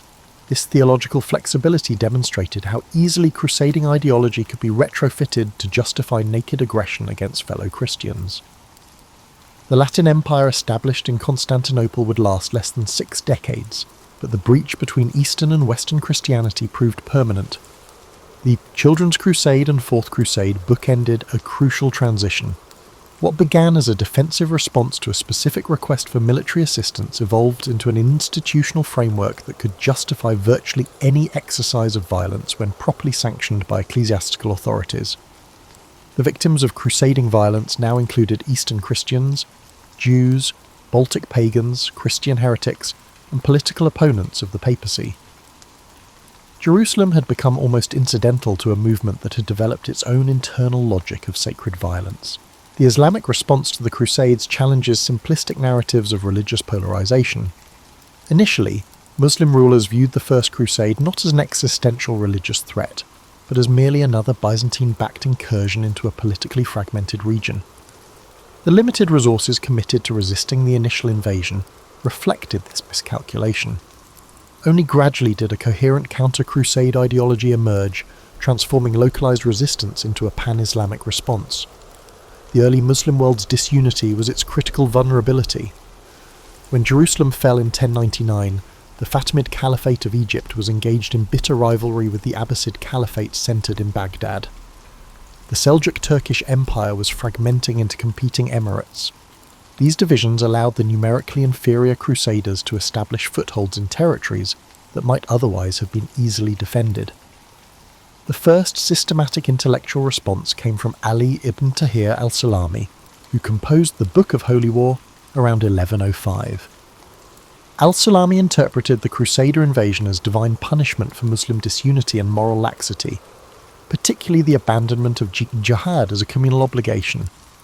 His work received limited attention in his lifetime, but established conceptual frameworks that later leaders would deploy more effectively. Imad ad-Din Zengi, the Turkish Atabeg of Mosul and Aleppo, represented the first phase of organised counter-crusade. His recapture of Edessa in 1144, the first major Crusader state to fall, inspired a new consciousness among Muslim elites. Zengi's propaganda portrayed him as a mujahid, holy warrior, rather than merely a territorial ruler. His assassination in 1146 prevented further advances, but his son Nur ad-Din continued this ideological project. Nur ad-Din's innovations were structural rather than merely rhetorical. He systematically redirected religious endowments, waqf, to fund military campaigns against the Crusader states. He sponsored the construction of madrasas, religious schools, that promoted jihad ideology, while commissioning architectural projects like the minbar, pulpit, intended for Jerusalem's Al-Aqsa Mosque after its recapture.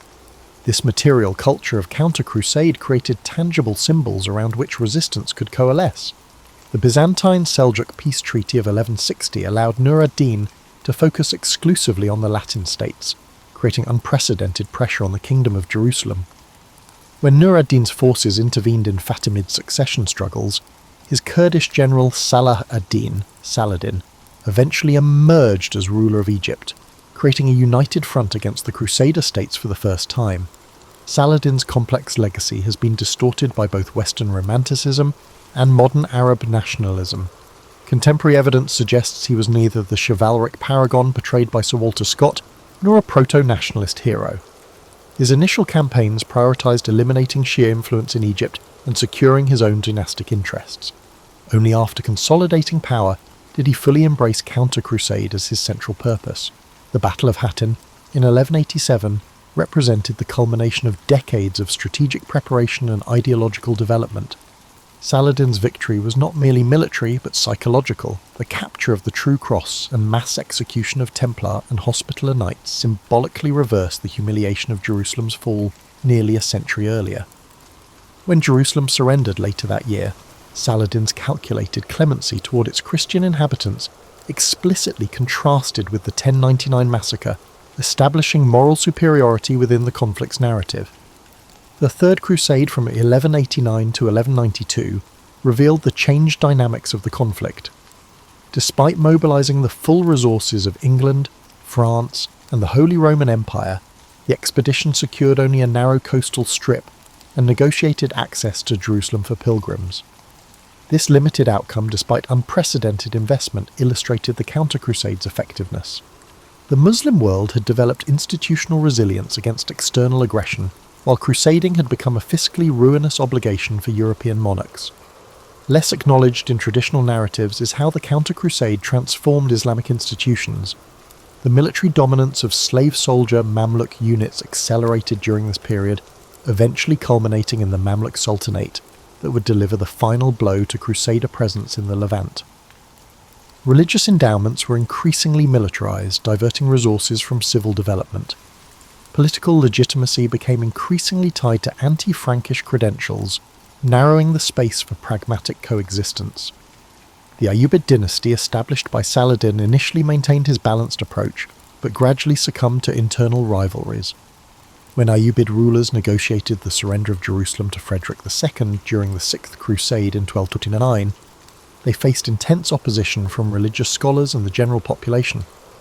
The city was retaken by Ayyubid forces in 1244, demonstrating how counter-crusade ideology had become self-sustaining, able to override elite diplomatic calculations.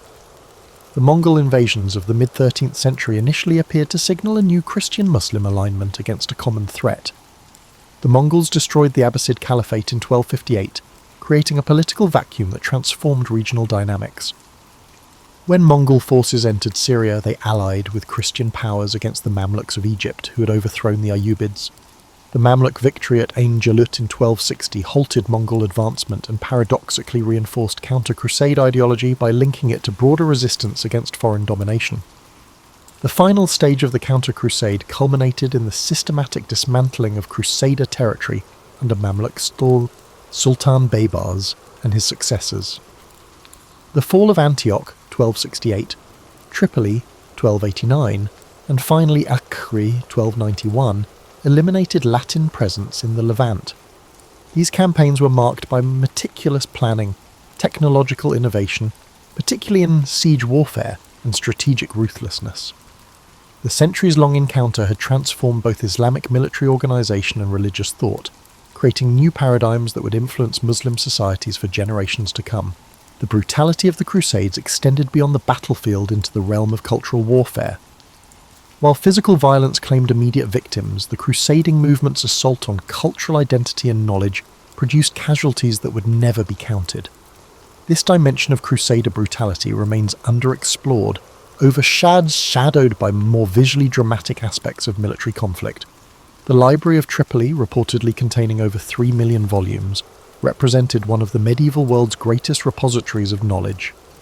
Crusaders systematically destroyed this irreplaceable collection when they captured the city in 1189. Raymond of Aguilera, who had earlier glorified the bloodbath at Jerusalem, described this destruction as necessary because many texts contained the abominable teachings of Muhammad. The specific targeting of libraries was not incidental but ideological. an attack on knowledge systems that challenged Latin Christian exclusivity. The Crusaders' cultural program extended to the built environment. Upon capturing Jerusalem, they immediately converted the Dome of the Rock into a church called Templum Domini and Al-Aqsa Mosque into Templum Solomonis. These appropriations were coupled with iconographic additions that overlaid Christian symbolism onto Islamic sacred spaces. Art historians have documented how Crusader modifications deliberately obscured or defaced Islamic inscriptions while preserving architectural elements that could be incorporated into Christian narrative frameworks. Linguistic violence characterized the Crusader states throughout their existence.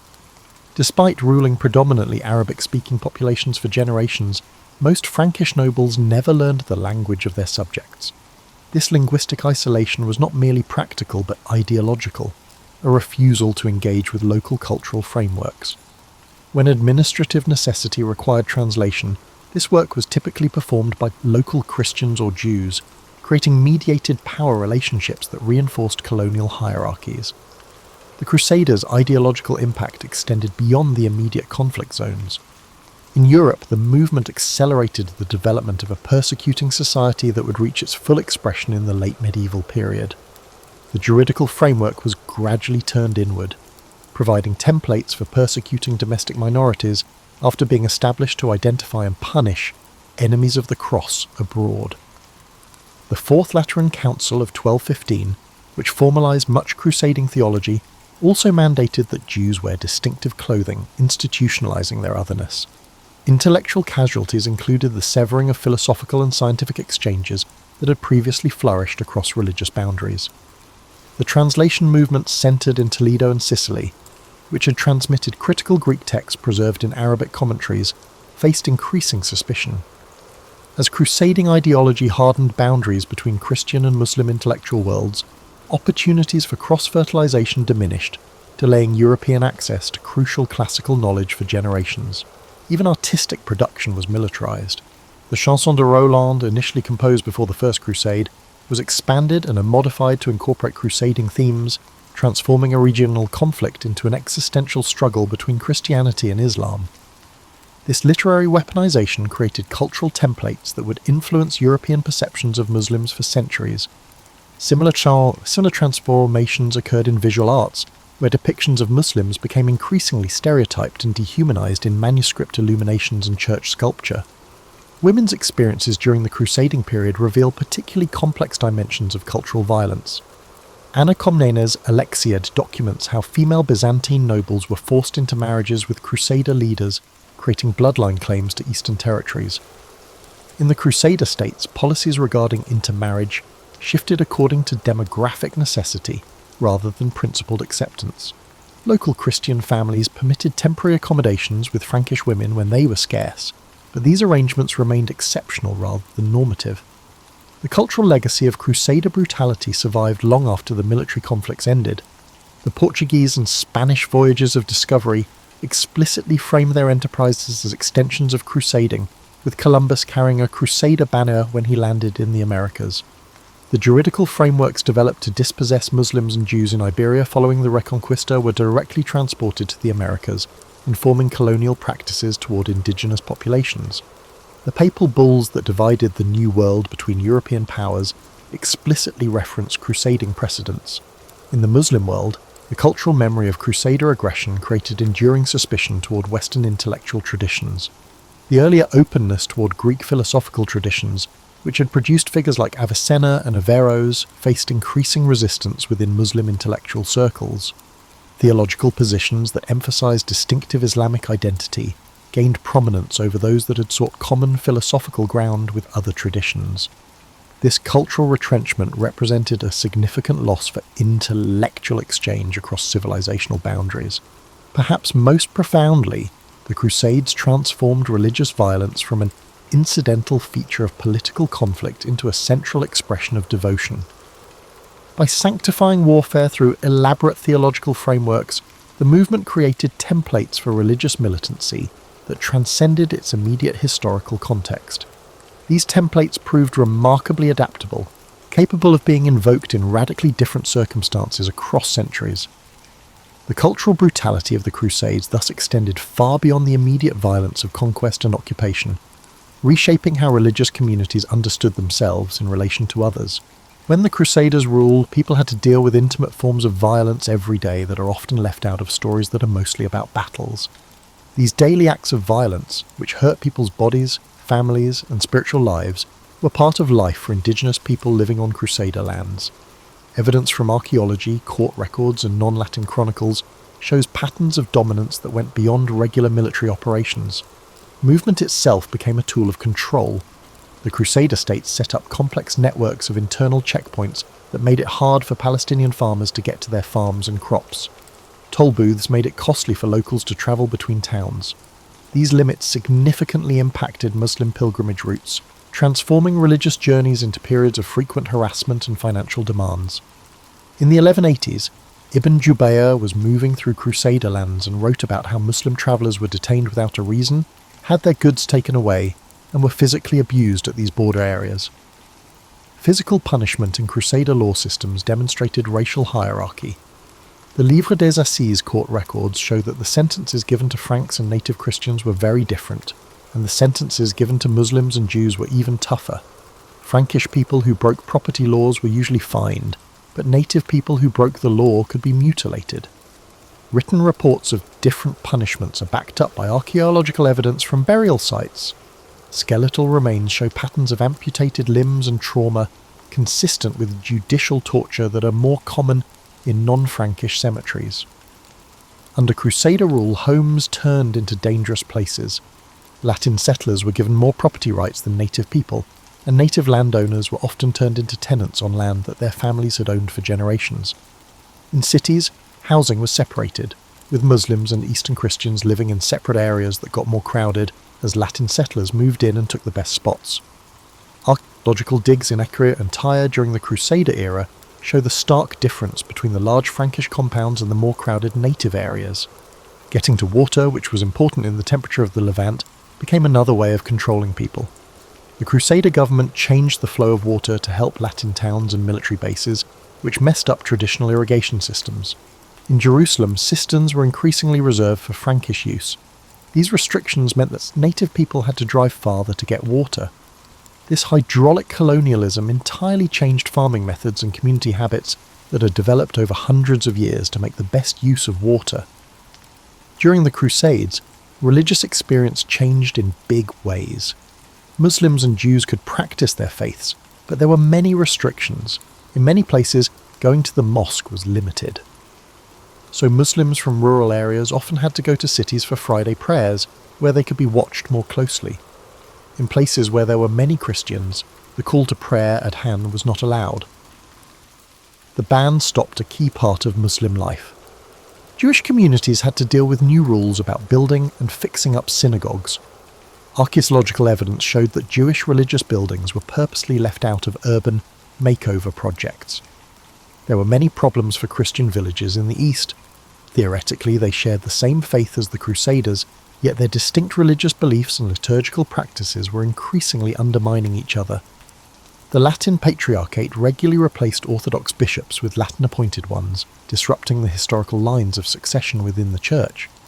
Latin power stepped in and took away the religious freedom of Greek, Armenian, Syrian, and Coptic Christians. Their actions caused divisions within these Christian communities that lasted longer than the Crusader states themselves. During the Crusades, it was challenging to start a family and be sexual. When Latin men married local Christian women especially, it caused complicated legal questions about inheritance and status. These unions placed their children in a challenging situation, frequently facing abuse from both sides. For Muslim women, being Crusaders made them more vulnerable. Contemporary Islamic legal opinions, known as fatwa, discuss the prevalence of abuse against women by Crusader troops. These papers demonstrate the struggle of communities to maintain their unity amid systematic dominance. Under the Crusader seigneurial system, work in agriculture changed. Native American farmers were given new responsibilities, such as working as corvée on Crusader building projects. To meet the needs of European markets, traditional planting patterns were changed. Cash crops like sugarcane, which needed a lot of watering and processing, were given more attention. Archaeological and paleobotanical studies show that these changes had long-lasting effects on the environment, such as more soil erosion and tree loss that changed the Levantine landscape forever. Everyday conversations were full of linguistic abuse. Latin or Old French court cases often required native defendants to rely on biased translators. More business contracts required Latin documents, making it harder for Arabs to do business. Over generations, this linguistic exclusion led to a kind of cultural amnesia, as indigenous communities fought to keep up their literary and intellectual traditions while being shut out of government programs. Medical care showed and strengthened the order of things in society. Historical records praise the hospitals built by the military orders, but most of their clients were pilgrims and settlers from Latin America. Native people relied on traditional networks of healing that had fewer means when the Crusaders were in charge. Archaeological evidence from cemetery sites shows that the health of native people in those areas got worse during the Crusader time. Skeletal pathologies show that they were malnourished and sick more than people who lived there before the Crusaders. These kinds of personal violence were not just a side effect of Crusader rule, they were what it was. The Crusader states didn't just keep their power by the winning battles, they also kept it by enforcing daily rules of body control, space separation, and spiritual disturbance. When Saladin took back Jerusalem in 1187, it was just as important that he lifted these daily restrictions on movement, worship, and property ownership as it was that he won the war itself. Native people's support for his troops wasn't based on some vague theological agreement. It was a response to the personal violence of Crusader rule. The Crusades continued to be violent after Acre fell in 1291. Diplomatic relations, religious discourse, and cultural memory still echo its effects. Understanding the crusading movement's legacy demands appreciating how its violence altered institutions and mentalities throughout civilizations, generating patterns that remain today. Diplomatic consequences followed immediately. In 1302, Mongol Emperor Ghazan Khan issued peace overtures to European nations, offering united action against the Mamluks and creating distrust. Pope Boniface VIII wondered if Islam had tainted the Mongols' Christianity. This diplomatic setback showed how much crusading ideology has limited cross-civilizational cooperation. Pragmatic coalitions were nearly unimaginable due to the religious warfare paradigm. Crusading violence set permanent precedents in European politics. Special levies for expeditions generated new fiscal mechanisms that increased state power. Henry II of England imposed the Saladin tithe in 1188, one of the earliest systematic national taxes in medieval Europe. Financial advances outlasted the Crusades and became permanent parts of new states. External cruelty helped extract resources from local communities. Crusading laws were assimilated in European communities. Domestic religious minorities gradually adopted Fourth Lateran Council restrictions against enemies of the faith. The medieval Inquisition used existing methods to locate and suppress Muslim resistance in conquered regions. Crusades were used against Cathars in southern France, pagan people in northeastern Europe, and papal opponents in Italy. European societies handled internal diversity differently due to this procedural legacy. Colonial expansions after the 15th century expressly cited Crusades. Portuguese armies deliberately continued the Crusades when they took Ceuta in North Africa in 1415. Columbus thought his journeys would revive the possibility of freeing Jerusalem by avoiding Muslim-controlled territory. Papal bulls that directly cited crusading powers justified the Spanish conquest of the Americas by providing indigenous Americans with foundations for battle against Muslims. The memory of Crusader assault affected Ottoman institutions and diplomacy. The millet system, which united religious minorities under their leadership with relative autonomy, was partially a response to Crusader subjugation of Eastern Christians. Ottoman diplomatic correspondence with European nations sometimes invoked Crusader atrocities to frame current disputes.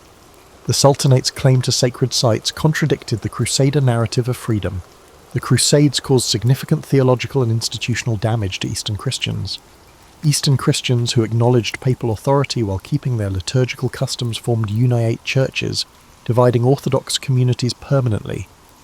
The Maronite Church in Lebanon, the Greek Catholic Church in Syria and Palestine, and the Armenian Catholic Church evolved from these difficult talks between Eastern Christians and Latin authority.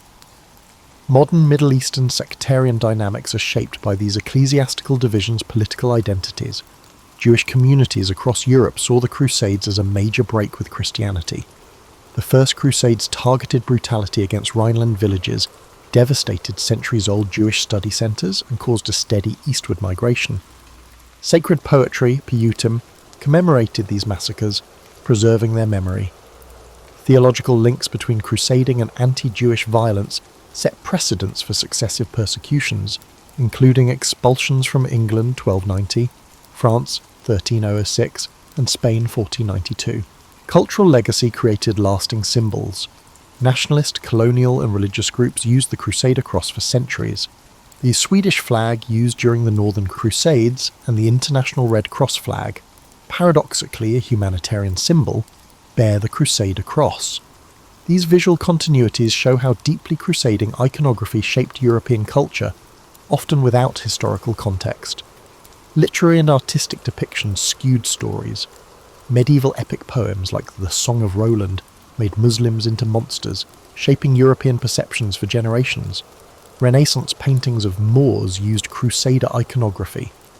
These cultural productions actively maintained differences between Christian Europe and the Muslim world. Modern nationalism in the 19th century politicized crusading memory. European colonial powers in the Middle East justified their presence with Crusader tales. Press coverage purposely evoked Crusader imagery when British General Allenby invaded Jerusalem in 1917. Syrian French Mandate authorities rebuilt Crusader castles as proof of their dominance.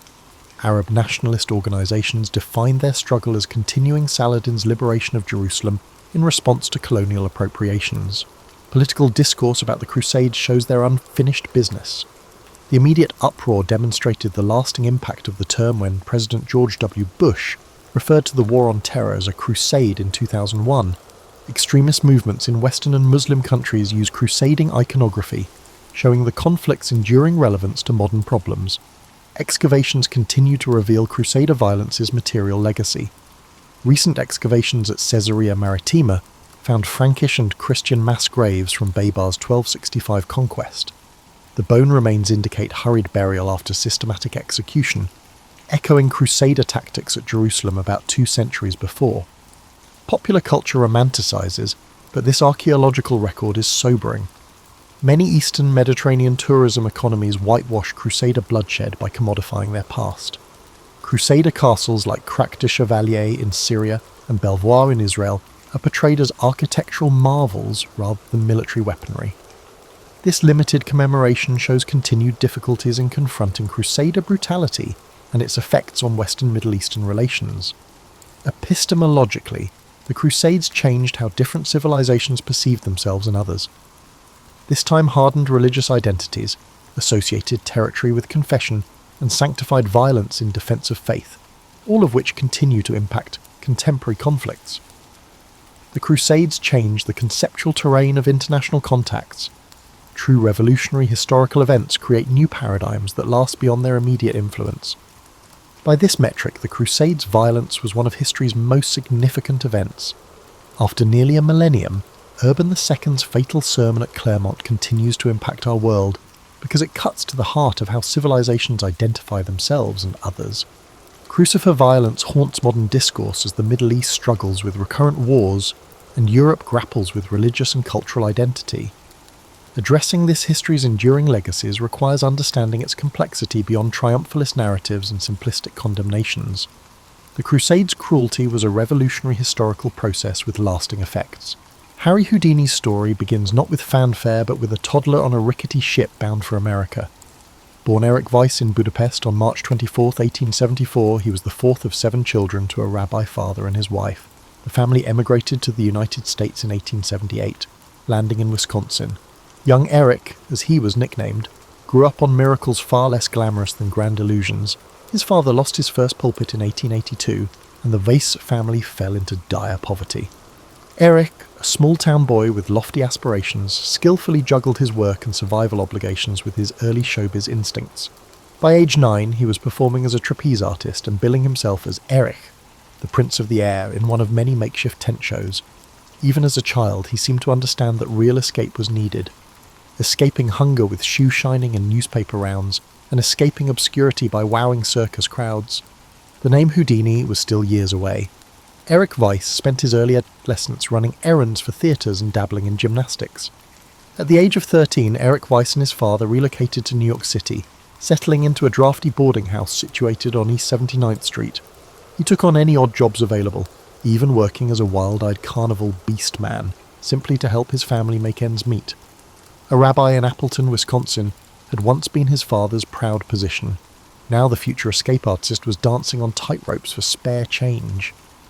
By his teens, he was tall and sinewy enough to make an impression, an athletic cross-country runner turned showman. In 1891, Eric tried to turn his mechanical skill for locks and chains into a magic career. He read the autobiography of French magician Jean-Eugène Robert Houdin, and wrongly assumed that adding an I meant like Houdin in French. Thus Weiss became Vice, and Eris became Harry Houdini. He later insisted Harry was an homage to his idol Harry Keller, but in truth the name Houdini mostly came from a childhood nickname for Eric. This optimistic renaming did not instantly conjure success. He and his younger brother Theo even formed a vaudeville act called the Brothers Houdini, which flopped so badly they returned to New York near starvation wages. For years, Houdini's career was the opposite of spectacular. He presented himself as the king of cards and performed in the sleazy dime museums. His first magic shows were routine parlour tricks that rarely paid more than a few dollars per night. The couple and their act traversed various theatres, their pockets brimming with talent but depleted by limited funds. One moment they were in Chicago at the 1893 World's Fair, with Hope, Dime and Shimmer. The next, just as quickly, they were boxed into an opium den sideshow. The early 20th century showbiz was a terrifying experience, combining elements of starvation and hardship. Through those struggles, Houdini learned a valuable lesson. Confinement in a mess box posed a greater risk than imprisonment by creditors. He tinkered with handcuffs and shackles in his off hours, convinced there must be a way out. It was little wonder, given his name, that he became obsessed with getting out. He tested keys in his slimy apartment and studied locksmithing using ragged manuals. When Houdini first approached a lock, one friend would later quip, that lock screamed at an SOS by morning. By 1894, his wife Bess, formerly Wilhelmina Rana, was relieved that he was making more money as a doorman and bouncer than he was with his magic. It took a few more years of scraping by before anything resembling a big break materialised. But let's say the stage was set for Houdini to really break out. The year 1889 was Houdini's Houdini moment. He was performing in St. Paul, Minnesota, doing the same card tricks and juggling acts that had entertained Midwestern saloons for a decade. When fate, in the form of vaudeville manager Martin Beck, knocked on his dressing room door. Beck was already booking big novelty acts and needed something new to wow the audience. Houdini demonstrated to Beck his preferred distraction technique, which involved escaping from a pair of prison handcuffs, a feat that would have left most men speechless. The normally unflappable Beck's eyes lit up. "Stick with those escape stunts," he advised, "and I'll get you on the Orpheum circuit." Within weeks, Houdini was performing at the top vaudeville halls across America. The public had suddenly gone wild for the idea that a man could slip through steel restraints as easily as you slip through airport security, and Houdini became their handcuff Houdini. He wasn't the first escape artist ever, but he invented the concept of escape mania.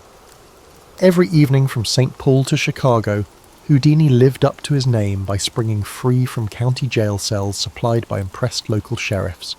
Tied in leather straps and dipped into rivers in wooden crates, he'd emerge minutes later dripping but unchained. He was performing escapes that were so physically impossible, newspaper misorked, and girls fainted. One local paper headlined, "If I put these cuffs on, you'll never escape." And Houdini escaped anyway, basking in the headlines and leaving jailers to eat another bite of plain donuts for supper. By the year 1900, Beck had arranged for Houdini to travel abroad, and in London, Houdini rose to even greater fame. In England, he encountered a notoriously sceptical police force at Scotland Yard. The initial audition resulted in Houdini being restrained in the renowned yard's irons, and he confidently walked out in just 5 minutes. Houdini immediately secured a 6-month contract at London's Alhambra Theatre, where he quickly rose to fame. Americans and Brits alike flocked to his shows, and to Houdini this was no illusion. His salary shot up to $300 a week, a fortune at the time. A young man who once ate beans and rice with stagemates in New York was now presenting gold medals to his mother and renting a $25,000 brownstone in Harlem by 1904. As a nice bonus for poor Mama Weiss, he even bought her a gown rumoured to have been made for Queen Victoria, the proudest hour of the family's history, Houdini later said. By his mid-20s, Houdini had largely overcome his poverty. Newspapers began calling him the Handcuff King, so a title he wore with pride. He was also forthright about his methods. Houdini freely admitted to hiding skeleton keys in his pockets, tucking bits of wire into his sleeve, and occasionally using his teeth to pick a lock. He was genuinely risking his life to escape from jail cells. He studied every handcuff made, and had what one locksmith friend termed photographic memory for tricky locking mechanisms. Not that he needed memorization for long. As Houdini dryly noted in his 19 to 10 book, a simple shoelace loop could open old cuffs almost as cleanly as a key. Every newsboy in New York soon knew the name Houdini. He discarded his old card tricks as easily as one would throw away last season's shoe polish. He was now preoccupied with impossible escapes, nail-riveted packing crates, straitjackets, Berlin police cell turnarounds, and yes, even a manacled swim in a Chicago river once. Houdini had invited the very police he was escaping from to hold him down, and watching them fail by midday was the best free publicity imaginable. If Houdini had charged for being locked up, he probably would have paid off his entire contract in stash of cuff keys. By 1905, the world knew him, and its breathless newsmen wanted more. More danger, more distance, more Houdini. With the handcuff trick safely under his belt, Houdini needed a new way to surprise the world, and when it came to upping the ante, Houdini was a natural risk-taker. Around 1908, he retreated from handcuffs in favour of dramatic water escapes. The milk can escape, his first major liquid act, involved Houdini padlocking himself inside a massive milk can filled with water and challenging an audience member to seal the top. Then seconds later, he'd pop out like he'd never skipped breakfast. The stunt was so successful he took it overseas immediately, and crowd members began betting whether Houdini would dangle like a drowned insect or slip out victorious. Spoiler: Houdini won every time, much to the disappointment of the booing skeptics. Once the milk became well known, imitators crept in like moths to a flame-proof cloth. Houdini, never one to be outdone, went around building more elaborate traps. In 1912, he unveiled what would become his most infamous gimmick, the Chinese water torture cell, which Houdini himself preferred to call simply upside down. For that purpose, he commissioned a custom tank of mahogany and steel, with a thick plate glass window and plumbing fixtures, in effect a giant aquarium on its side. He would be spread-eagled and dropped in head first, feet first, eyes only on the crowd. As water poured in to fill the cell completely, every spectator expected him to drown. Instead, Houdini held his breath, over 3 minutes in fact, and unlocked his way out while completely upside down. The act was so spectacular that audiences believed the illusionist had a fish-like appearance, and it remains one of Houdini's greatest triumphs to this day. Along with water feats, Houdini delighted in airborne escapades. No tall building was safe as long as Houdini was in town. One early stuntman in Leeds, England, showed him bound in a straitjacket and then hoisted by his ankles 200 feet up a crane above the crowd. With thousands watching, he would wiggle free in plain sight, a stunt that drew comparable ticket sales to a Beatles concert or Super Bowl today. In New York, police actually banned him from dangling from high-wire offices, so Houdini chartered a tugboat and performed his packed cabin overboard stunt in the East River on July 7th, 1912. They nailed a crate around him, sank it, and then Houdini squeaked himself loose underwater before anyone ran to find the phone book on how to pronounce subpoena. Even death-defying wasn't enough without death itself. Houdini became equally famous for his buried alive acts, although those performances even gave him nightmares. In a 1915 stunt, he consented to bury himself under 6 feet of dirt, using only his arms as excavation tools. The ground compacted around him. Halfway down, he began clawing rapidly, only just managing to break the surface before panic took hold. He emerged in a nearly comical jumble of dirty hair and frantic apologies. It was rumoured afterward that Houdini's emergency call was "One Houdini, please, no rush."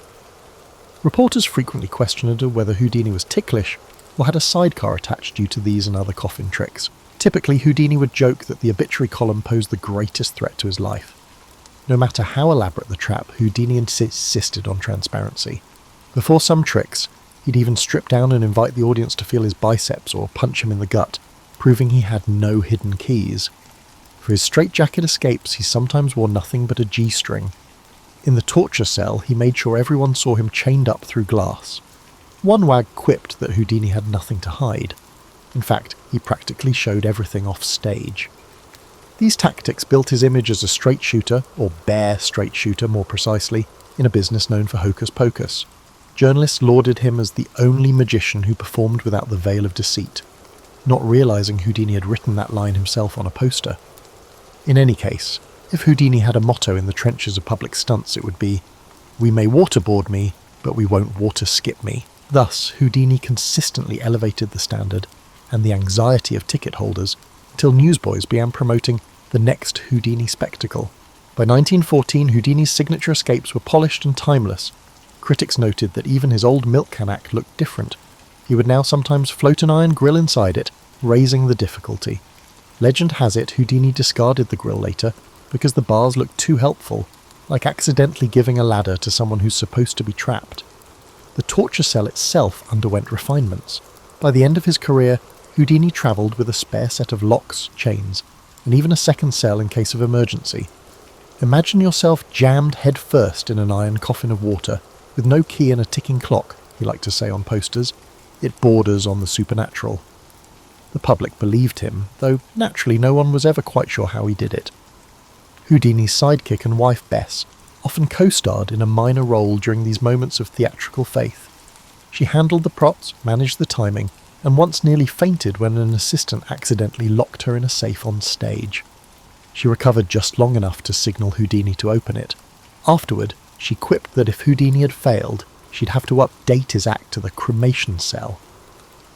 In every incredible stunt, Bess was quietly in the wings. The real Houdini often joked that behind every great escape artist there was an even greater stage manager. So while Harry starred in the Cell of Doom, Bess was the silent secretary of magic, making sure Houdini's solos had a solid encore. Houdini's stunts had become a full-time job of being otherworldly.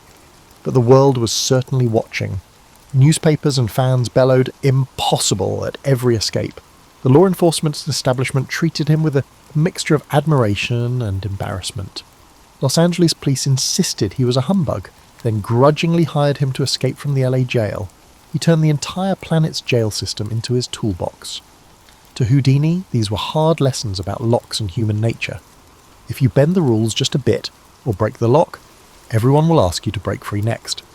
It was like the ultimate game of tag, except Houdini was always it, and chains were just part of the catch. By the late 1910s, Houdini's name had international cachet. He was rich and restless. There were no more dime museums in New York paying him by the burger and fries. Now he entertained kings and commoners. He continued to tour constantly, in Great Britain, Europe, Russia, and the Netherlands, and everywhere he went, Houdini challenged local police to one of his escape bouts. Every city became a stage, every prison a proving ground. In Moscow, for example, he escaped from a boxcar bound for Siberia. The key supposedly was kept at the North Pole. With each new country conquered, he collected souvenirs, orders from ministers, official certificates of escape artistry, and sometimes even a lawsuit or two. He once sued a German officer for claiming Houdini only escaped by bribery. Houdini proved the man wrong by popping open the judge's safe with the court's own keys. Newsreels eventually lured Houdini to the movies. He starred in a couple of early silent pictures in 1918 to 1919, like The Master Mystery, where he beat up a robot and got into a biplane chase. Audiences scratched their heads, though. Was this an action film or a really weird magic show? Ultimately, Houdini found film less lucrative than vaudeville. As he told the press, his box office receipts beat Hollywood's silent charisma, so he returned to live audiences.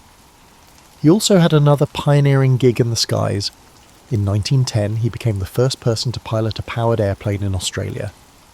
"He's lifting off more than just our spirits," a reporter punningly wrote. Houdini was always seeking new challenges, whether it was digging through dirt or scaling clouds. Offstage, Houdini's fame brought him a celebrity lifestyle to match. He joined organizations of magicians, became president of the Society of American Magicians in 1917, and insisted on professionalism among his peers. His Harlem brownstone at 278 W to 113th Street became a museum of sorts, filled with rare tricks, mystical oddities, and books on every bit of occult nonsense he wanted to debunk. He bought a snazzy car and a custom-lined suitcase of locks and picks. In a humorous act of generosity, He reportedly spent festins on a ceremonial gown purportedly tailored for Queen Victoria and threw a grand party to showcase a mitt, all to ensure his impoverished mother could be the centre of attention at the ball. That day we could kill each other laughing, Houdini later said. For once, he had shown up high society and their jaws had hit the floor at his wildness. Throughout the 1910s, Houdini was touring roughly like a rock star. By 1920, Houdini was earning a salary significantly higher than that of an ordinary stage magician. People literally travelled to his show, even coming on pilgrimage when Houdini arrived in a city. He had realised that by turning every performance into the biggest stunt ever, he could keep the crowds coming back. So he did, and in a way Houdini had become that rarity among entertainers, a guy who was famous primarily for surviving things. Yet for all the flash, one aspect of Houdini's persona remained personal. Even at the height of fame, he was curious, almost wistful, about the fringes of existence. He himself once admitted that he'd love nothing more than a moment's contact beyond with his beloved mother, who had died in 1913. So as 1920s optimism flourished, Houdini quietly became the moonlighting skeptic. He would attend seances in secret, take on private investigations of mediums, and write articles exposing the machinery behind ghostly tableaus. In short, he was determined to apply his escape artistry to the spiritual realm. But first, one more leap, the biggest one yet, was about to unfold. Even people who thought Houdini's stunts were hokum respected that his battles against phony spirits were remarkably sincere. In contrast to other magicians who casually pretended to be mediums on stage, Houdini had no desire to deceive. By the early 1920s, he had seen too many families ruined by con artists calling out from the void. On one hand, he was the showman who managed to smuggle himself into a floating tank, drowned, and miraculously survived. On the other hand, he was a grieving son, having promised his mother on her deathbed that if anyone in the family could communicate with the dead, he would be the first to test it. What transpired was Houdini's most significant act to date. He transformed into the undead's most terrifying adversary.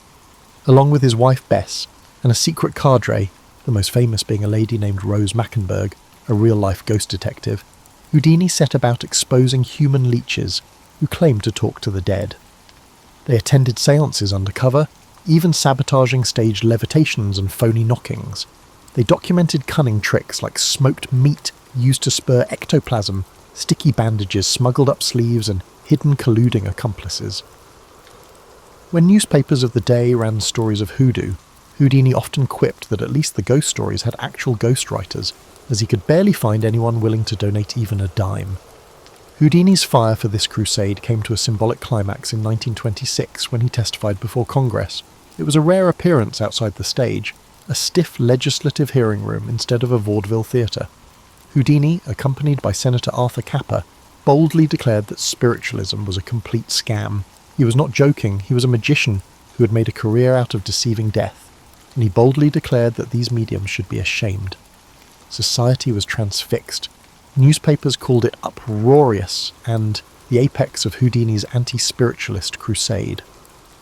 He even supported bills to criminalise fake fortune-telling and phony spiritual communications. Observers were aware that Houdini had previously performed fake séances on small vaudeville stages solely for financial gain. But that was a long time ago, and now the focus was on the psychic charlatans. He felt a bit of irony and sometimes joked, "I put the ghost in Ghostbusters," to audiences. In truth, this mission wasn't about laughs, it was deeply personal. Bess and Houdini had agreed on a secret code, Rosabelle, the title of Bess's favourite song, to confirm whether Houdini could truly communicate from the other side after his death. So far, every message from the spirit world would have been hogwash to him and him to us. Houdini also wielded his fame and organisational power in more direct ways. From 17 to his death, Houdini served as the president of the Magicians' Union, Society of American Magicians, urging his fellow magicians to expose frauds and to avoid joining the psychic movement. If a medium dared lecture him, Houdini would challenge them on stage. He famously offered $10,000, a small fortune, to anyone who could perform a real spiritual feat he couldn't explain. Unsurprisingly, he never wrote any checks. He frequently asserted that claiming it was all real was just as unethical as claiming the Titanic was unsinkable, and we all know how that turned out. The public found Houdini's switch to ghost busting both fascinating and confusing. Here was a man who'd escaped death physically, now chasing after fake death claims. Some newspapers played along, dutifully reporting every sneer he made at so-called spiritual journalism. Others grumbled that Houdini was murdering market share for mediums. An editorial openly questioned whether Houdini saw himself as a hero or a villain. Throughout it all, Houdini never utilised his magic to solve this problem. Instead, he relied on basic sleight-of-hand knowledge and forensic intelligence. Houdini maintained a clear perspective in a world of deceit. There are tricks in every trade, and no one is more greedy than those who trade on the dead. Houdini's crusade gave him a new identity. Not just escapist entertainer, but public educator. He went on lecture tours, not only on how to break locks, but also on how to spot a fake medium's tacky gimmicks. For instance, he once walked on stage at a big spiritualist convention in tears, only to yank off his sham crystal ball and show the camera inside. People want something to believe in, he'd say, but at least they should know if it's a dollop of egg or an echo of the real thing. In these interviews he called charlatans crooks and liars, and to some he was the very definition of a fanatic. However, for many others, particularly the grieving widows and widowers, he emerged as an improbable defender of reason. He brought in any expert, psychic or not, who had evidence of the afterlife and tested it under harsh light. He even brought in trained stage hypnotists to test mediums claiming trance states. This all culminated in a congressional hearing in 1926, after which Houdini felt vindicated that at least lawmakers were listening. He would brag years later that he had become history's first professional ghostbuster, decades before Ghostbusters hit the pop charts. Houdini didn't anticipate the intense personal nature of this battle. He unintentionally stirred up controversy by becoming both a celebrity investigator and a subject of tabloid curiosity. Newspapers reported with relish that Houdini was arrogant, unscientific, or just plain superstitious. Some even claimed the devil had cursed him at one séance. Friends from his youth saw a change. The man who once joyfully bowed to his audiences was now hostile toward clothing horses of the occult. He argued openly with old friend Sir Arthur Conan Doyle, the Sherlock Holmes author, who had championed spiritualism. Doyle called Houdini a blasphemer for exposing mediums. Houdini called Doyle a fool for believing them. Their friendship, once built on mutual respect, fractured on fraudulent phantoms.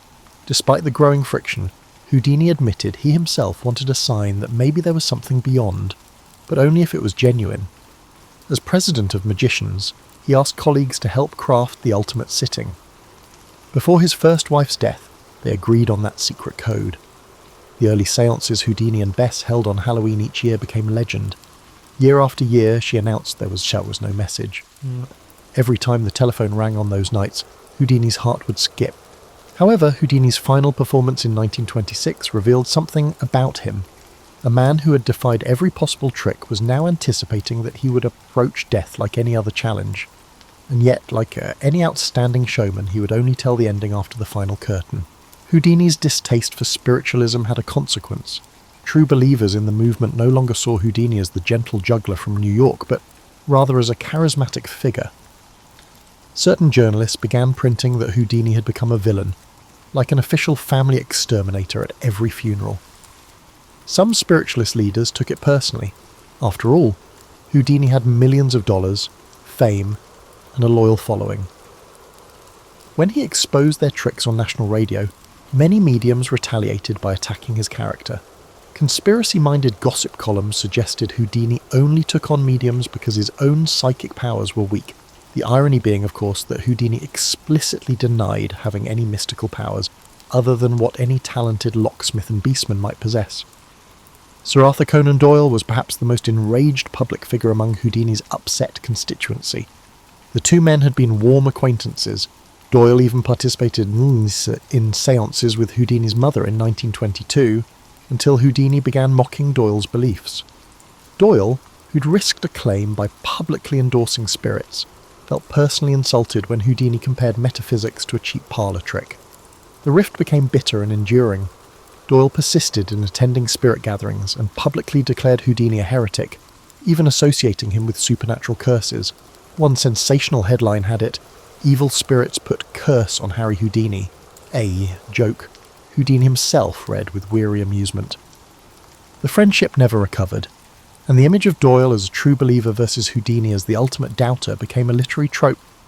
Sherlock Holmes versus Houdini had a lovely ring to it, the tabloids noted. The feud burdened Houdini behind the scenes. He often confided in friends that he truly wanted spiritualism to be real. He had nearly started the ghost wrestling course himself, but Doyle's dogmatism pushed him away. Still, Houdini channeled frustration into action. He had city newspapers keep publishing the spiritualist victims wanted ads, disguising himself to get invitations, then reported back to the public the silly ways mediums tried to fool them. To Houdini's credit, even when he poked fun at seance theatrics, often with a pun or two, he never got mean-spirited.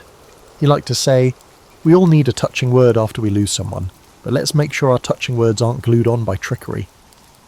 Not all blowback was public debate, though. Some of it was deeply personal. Bess, Houdini's wife, took the brunt of their shared obsession. Although she supported his crusade, she also desperately yearned for any sign from beyond that would indicate her husband was still with her if he died first. Every Halloween from 1926 onward, Bess sat in darkness holding Houdini's coffin key and singing their secret song, waiting for Rosabelle Believe, their prearranged code. Year after year, there was no response. In 1936, a decade after the promise, Bess publicly declared that Houdini had indeed never reached out. She said, "10 years is long enough to wait for any man." This tearful final séance made headlines. Some people wrote it off as the end of a gimmick, but magicians still hold silent sessions at his grave to this day. However, in 1926, life continued with its usual peculiarities. Houdini continued touring and lecturing. The world still adored the escapist showman on stage. Yet those who knew him could see a seriousness in his eyes that hadn't been there in the old days of card tricks. Every new bill for a séance-critical lecture and every press interview about medium tricks added to an invisible tally he kept in his mind. At night he was said to have had unsettling dreams about being restrained or drowning, nightmares no one could applaud as they did his on-stage escapades. But still, every morning he put on his costume as a tabloid publicity photographer and lock enthusiast. He joked in private letters. To defeat death is one thing, to defeat those who profit from death's scare tactic is another. The public, for its part, had mixed reactions. Many admired Houdini's honesty and backed his legislative efforts. Some religious newspapers even published his cynical gags. For example, Houdini wrote that if fireflies came out only after someone died, people would buy electric lights instead of hiring mediums. But a portion of fans felt mildly betrayed. After cheering him in applause lines for years, a few older admirers were puzzled at seeing his name on exposés of their favourite mediums. Magician colleagues either applauded his integrity or grumbled that he was attracting too much controversy. Society's magazines began publishing articles such as Houdini Slays Fairy Photos and Holmes creator Seaver's Ties with Houdini, which gave the public the impression that he was a magician turned cop. Even Houdini's own press agents had to scramble. They shifted headlines from Houdini's Wild Rides to Houdini's Wild Sights, where wild here meant decidedly unimpressive magic without see-through trickery. Some days he waved off the dust-ups by announcing a new escape challenge, like dangling from a plane, and the media happily obliged. On other days, scribblers would ask him if his fight against ghostlies meant he now believed only in himself. Houdini would laugh and say, "If you can survive being locked in a safe and then thrown from a plane, the only thing you're sure of is gravity." Despite everything, Houdini appeared to accept the consequences. It was the nature of a showman to feed on attention after all, and nothing attracted headlines like Houdini versus the unseen world. Still, he knew his legacy was shifting. He wrote later that he wanted to be remembered not for tricks or big muscles, but for fighting. Gams. In his heart, he hoped people would credit him with something deeper than just 1,000 straitjacket escapes. As the critics sneered and the spiritualists hissed, Houdini honed his wit and picklocks, determined to end this act according to his own terms. The final act of Houdini's life unfolded like a scripted nightmare of his own. On October 9th, 1926, performing in Albany, New York, he injured his ankle during a trick, a reminder that even a Superman has the limits. He hobbled through shows until doctors advised rest, but Houdini, ever proud to deliver the show, shrugged it off, saying, "A broken ankle is not going to stop Houdini." Then came Halloween, 1926's prelude. While resting in Montreal on October the 22nd after a lecture, a member of the audience, punch-loving medical student, asked Houdini if he was as tough as rumours. "Knock me out if you can," Houdini joked. The student, Dr. J. Gordon Whitehead, obliged with a series of swift blows to Houdini's stomach, landing several before Harry could tense up. Houdini gasped but laughed it off. He called it a fun experiment, telling reporters later he'd felt nothing but an empty pain. That evening he boarded a train for Detroit, attributing the discomfort in his gut to that playful punch in his stubborn foot. On October the 24th, Houdini's show in Detroit began with an uncharacteristically slow start. He complained of cramps and cold sweats. After a late-night performance, which he insisted on doing despite temperatures spiking to 104 degrees Fahrenheit in his dressing room, he collapsed backstage. A doctor diagnosed acute appendicitis and urged immediate surgery. Houdini, known for pep-talking his body, reportedly grinned and said, "I'll do this show if it's my last." But by 6 a.m, he could no longer delay. Houdini was rushed into surgery. The appendectomy revealed a ruptured appendix had sent infection, peritonitis, coursing through his abdomen. The great Houdini now fought for his life with novelty anti-serums and multiple operations, but the escape artist met a foe he couldn't outmaneuver. On October the 31st, 1926, Halloween, he finally passed away, a 52-year-old man who had braved death for our entertainment. His oft-reported final words were a hushed, "I'm tired of fighting." The world was stunned. Newspapers published gloomy headlines. The master of escapes had vanished, possibly due to a cunning move or a stroke of fate. The official cause listed was peritonitis from a ruptured appendix, but already the legend of Houdini needed an even more spectacular finale. Many whispered that the friendly jab in Montreal had been more serious than Houdini let on. A few doctors of the era indeed speculated that Whitehead's blows had caused the appendix to burst, while others argued the situation was mere coincidence. The truth remains something we'll never fully know. Even some modern medical journals debate how often belly trauma actually causes appendicitis. We do know this. The surgeon discovered no abnormalities apart from the spread of infection, and Houdini's family discreetly maintained to us that it was merely a tragic accident. But for the public, the timing felt eerie. The man who spent his life escaping death had been tricked by our one natural enemy, time. Millions turned out to silently imagine Houdini's version of the last great escape on that dark Halloween. Biographers later noted it as a poetic, if tragic, symmetry. Houdini's final moment occurred on the Night of Spirits. While doctors tended his body, Houdini's mind reportedly raced to that final promise he'd made to Bess. Between operations in his hospital bed, Houdini mumbled the code Rosabelle, believe, fervently hoping for a response. Alas, he never came through. In fact, by some reports he asked for his notebook to jot down any bizarre occurrences, as though expecting us at a ghostly pen to answer him. On November 1st, under the watch of his stunned wife and 2 brothers, Houdini let go of his mortal frame. The world lost not just an escape artist, but a showman who had always insisted on reality. The news of his death disseminated swiftly, akin to wild smoke emanating from a fog machine. Movie houses dimmed lights. Theatres held brief memorial shows. Across the globe, magicians knelt, severing a straitjacket on stage, and observing a moment of silence. Indeed, Houdini had vanished from the realm of life, leaving a legacy of unresolved mysteries. Did his last heroic act lie in hunting out any phony mediums, or in proving that even the greatest man must someday give in to fate? That remained a question for the midnight philosophers. We are aware of how people remember him. As promised, Bess held one final séance a decade later, and on Halloween 1936 she declared Houdini did not come through. Every year on that date, magicians still gather at his gravesite, or, when the city says no, gather elsewhere, to honour the legendary escapist. They close their eyes, they whisper the secret song, and whether a breeze stirs or not, they say it in unison. Rosabelle, believe. It's tradition, part tribute, part hope. Houdini himself would likely be amused by it all, perhaps making one last wonderful escape with a sly grin. For nearly 3 centuries we have never really known how he pulled most of his tricks off, and perhaps that mystery is fitting.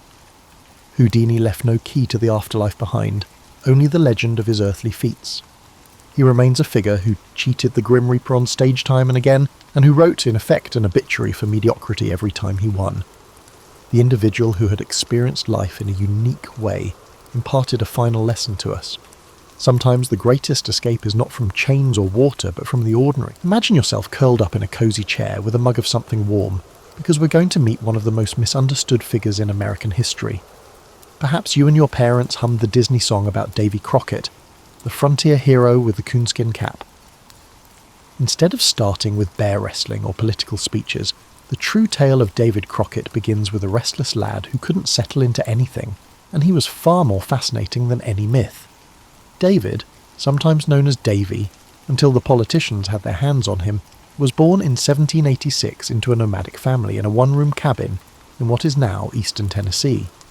John, his father, was the type of man who would constantly look to the adjacent valley for brighter prospects. Young David likely assumed that having a permanent address was something that only other people experienced because the Crocketts packed up and moved so frequently. Now, it's easy to picture rugged, outdoorsy kids growing up on the frontier, but David was really quite the eccentric. Unlike his peers, David appeared to have an aversion to sitting still, even though they were learning to plough fields and tend to livestock.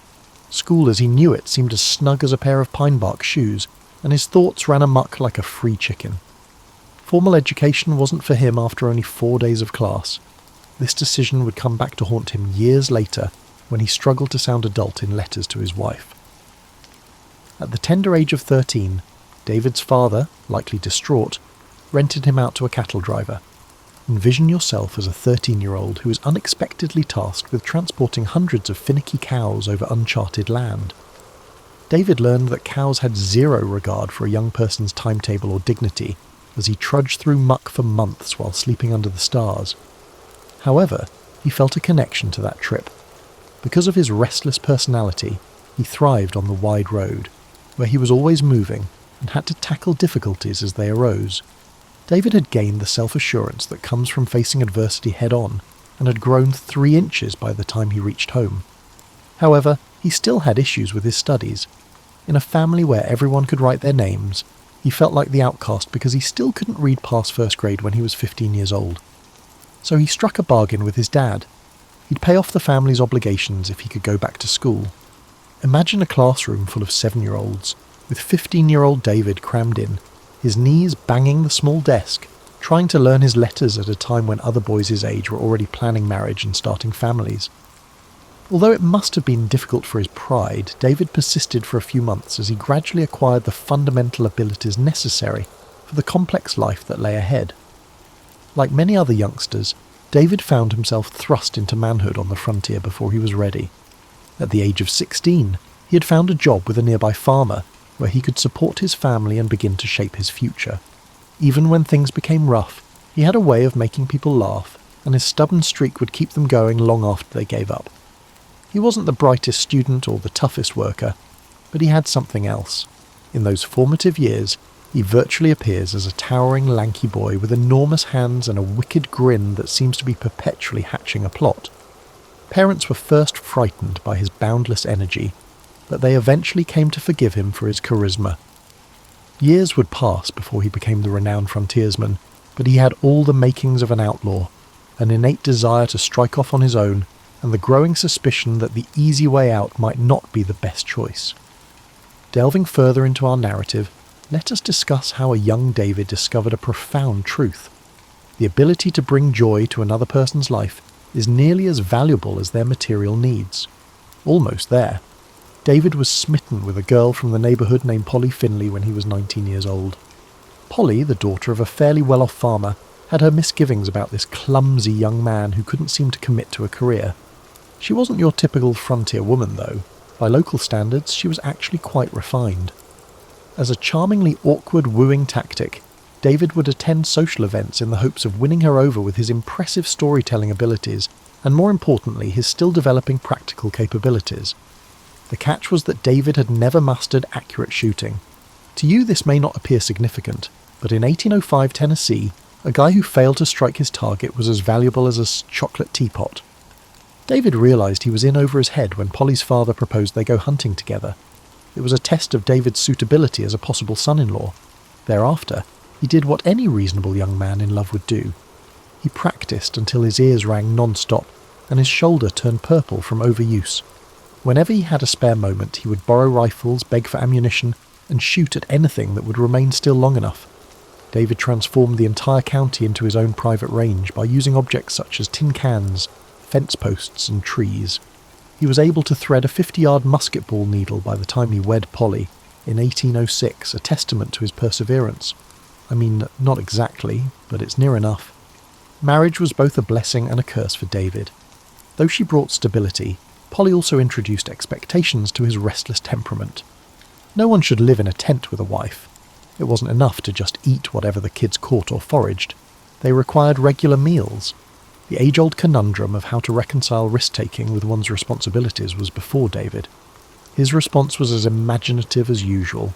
He would go on hunting trips for weeks at a stretch, returning with a bounty of wild turkey, bear and deer that would feed the family and be sold off. These were no ordinary camping excursions. Rather, David would go far into uncharted territory, often more than 100 miles from civilization, subsisting only on wild foods and his ever-improving marksmanship. The remarkable thing about David's hunting skills is that they came about almost unintentionally. He had no aspirations of becoming a world-renowned marksman. His only goals were to provide for his family and, on occasion, treat Polly to a store-bought dress. But David became someone special over those countless hours of tracking animals through dense forests and across rushing streams. He had an almost miraculous knack for reading the forest, for seeing when and where animals would be and how they would act. When David returned from hunting trips with tales that were too fantastical to be true, his neighbours started to take note. Bears that he had pursued for several days prior to obtaining the ideal photograph. Using just his patience and knowledge of the deer's habits, he had successfully brought them within arm's reach. He seemed to have the power to hypnotise wild turkeys with his turkey calls. The unintended consequence of David's rising profile as a hunter, though, was that others began looking to him to fix their own issues as well. Animals in danger from a wolf pack? Dave Crockett should be summoned. Strange footprints surrounding the chicken coop? He'll take care of it. Unidentified rumbling in the forest late at night? Hopefully, my point is clear. The ability to narrate stories was what set David apart from other adept hunters. Along with the meat, he brought home exciting new experiences. Even a mundane hunting trip would seem like an epic adventure when he was in his element, what with all the close calls, flashes of genius planning, and of course the occasional somewhat idiotic move that almost cost him his life. David had a talent for making even old tales sound thrilling and new, so even though Polly would roll her eyes, she would listen intently. When David was in his mid-20s, he had settled into a routine: hunt, provide, tell stories, repeat. While he was still a young husband attempting to master the most important role of his life, he was laying the groundwork for the fame that would come later. You would think David's issues would go away if he just mastered hunting, but surprises are a part of life. David learned the hard way that not even his famed hunting abilities could ensure financial stability on the frontier as his family expanded. Polly had bestowed upon him 2 boys, John Wesley and William. Modifications that would radically alter David's life occurred in 1813. David joined the Tennessee militia as a scout during the Creek War, which broke out in Alabama, along with many other young men seeking excitement, stable employment, and an opportunity to serve their nation. Unlike in the movies, this wasn't some idyllic military expedition. David devoted most of his time to slogging through marshes, searching for Creek fighters who were more familiar with the area than he was, and discovering that military food was infinitely worse than anything he had ever prepared himself. However, David learned an important lesson during his time in the military. He was born with leadership skills. His fellow troops relied on him for guidance, confidence in his judgment in high-stakes situations, and inspiration when times seemed bleakest. As a leader, he didn't believe in barking, out commands, and expecting followers to follow suit. Instead, he set a good example by treating everyone with the same laid-back respect he'd learned to value in a world where acting superficially may result in death. After serving his country, David came home to discover that his fame had expanded beyond tales of hunting. He had a reputation for being calm under pressure, able to make tough calls without letting his humour get in the way, and someone who could handle himself in risky situations. These traits would be crucial for David as he approached what he would later refer to as his bear period. To make matters worse, bears in early 19th century Tennessee were enormous, common, and completely disrespectful of human property rights. When bears came into towns in search of food, they would rip apart huts and generally make life difficult for the people who had managed to establish a civilized society. When confronted with a problem bear, most people either hoped it would go away or summoned a more courageous friend or relative for assistance. When others saw obstacles, David saw opportunity. Bear hunting, he came to see, may be more than simply a hobby. It could be a full-fledged enterprise. The meat from bears was highly prized, their fat could be processed into oil for use in cooking and lighting, and their fur was constantly sought after. So when farms and municipalities needed help with a bear problem, they would call David, who became something of a specialist in the field. He was meticulous and, to be honest, slightly obsessed when it came to hunting bears. David would take on the role of a naturalist studying certain bears, observing and studying their behaviours for several days or weeks, before devising tactics that were adapted to their unique personalities. Yes, the bears' personalities, David maintained that each one was unique, with its own set of peculiarities, tastes and degrees of brainpower. The outcomes were remarkable. David killed 58 bears in one very fruitful winter. Just one season, not across a number of years. He was able to become so proficient at hunting bears that he could find, kill and prepare one in a day or less before moving on to the next. A title that David felt somewhat humiliating yet gratifying was Bear Hunter of the District, a moniker that his neighbours began to use about him. However, there were unforeseen obstacles on the path to success in the beer industry. David's hunting trips became increasingly longer and more frequent, often lasting weeks. It must have been incredibly challenging for Polly to manage their household and raise their children all by herself. The more muddy and wild-smelling David would come home after his bear exploits, the more varied feelings Polly would have. During his time spent hunting bears, David also began to rise from the status of local hero to that of legendary figure in his own right. His extraordinary success and amusing anecdotes made him a popular speaker, and people started asking him to parties only to hear about his travels. When David realised he could take his life's events and transform them into stories that could captivate an audience, he knew he had a great aptitude for performing. David never felt the need to embellish his hunting achievements, which is an intriguing aspect. It was astonishing enough that it was true. However, he did hone an ability to paint vivid pictures of everyday life, bringing drama and humour to what others might perceive as dull happenings. An ordinary bear hunt devolved into a titanic showdown between humanity and the natural world, replete with terrifying moments, brilliant moments, and, more often than not, at least one instance of David's actions that were ingenious at the moment, but almost cost him his life. As we wind down for the next chapter, it's important to discuss how, sometimes we have no choice but to start over, regardless of how prepared we are. While David was expecting to become famous in his hometown for his bear hunting exploits, he unexpectedly gained a reputation as someone who could solve problems and get things done. Because of his stellar reputation, his neighbours elected him to the position of magistrate in 1817. A magistrate was effectively a municipal judge who presided over smaller cases and disagreements. Just to refresh your memory, David's official education was limited to a few months in a one-room schoolhouse. So, when he was suddenly tasked with interpreting laws and administering justice, it was like expecting someone who had never piloted an airplane to ride horses. However, David brought his usual mix of modesty and common sense to the task. He had a really relaxed demeanour in court, fairness, practical solutions, and David's skill in mediating. Disputes amongst squabbling neighbours were more important than complicated procedures and legal precedents. David would advise the disputing farmers to go for a walk over the contested ground, and try to come to an agreement when they were arguing over who owned what. David may substitute community work for a fine where the offender is unable to pay the original amount. His rulings were mostly reasonable and equitable. However, they lacked legal sophistication. Greater political prospects arose as a result of the magistrate office. No one could have been more surprised than David when he was elected to the Tennessee State Assembly in 1821. Present in the state capitol was a man whose constituency was represented by someone who continued to struggle with language and spelling. However, David's political ideology was surprisingly uncomplicated. The government had to assist common people in resolving actual issues, not add further burdens to their lives. His character was congruent with his approach to legislation. In contrast to his fellow legislators, David spoke frankly about the issues at hand, rather than delivering lengthy ceremonial speeches replete with allusions to classical figures and legalese. Regardless of party pressure, he usually voted according to his conscience, which included supporting legislation that would help low-income households purchase land and opposing policies that appeared to benefit primarily the wealthy.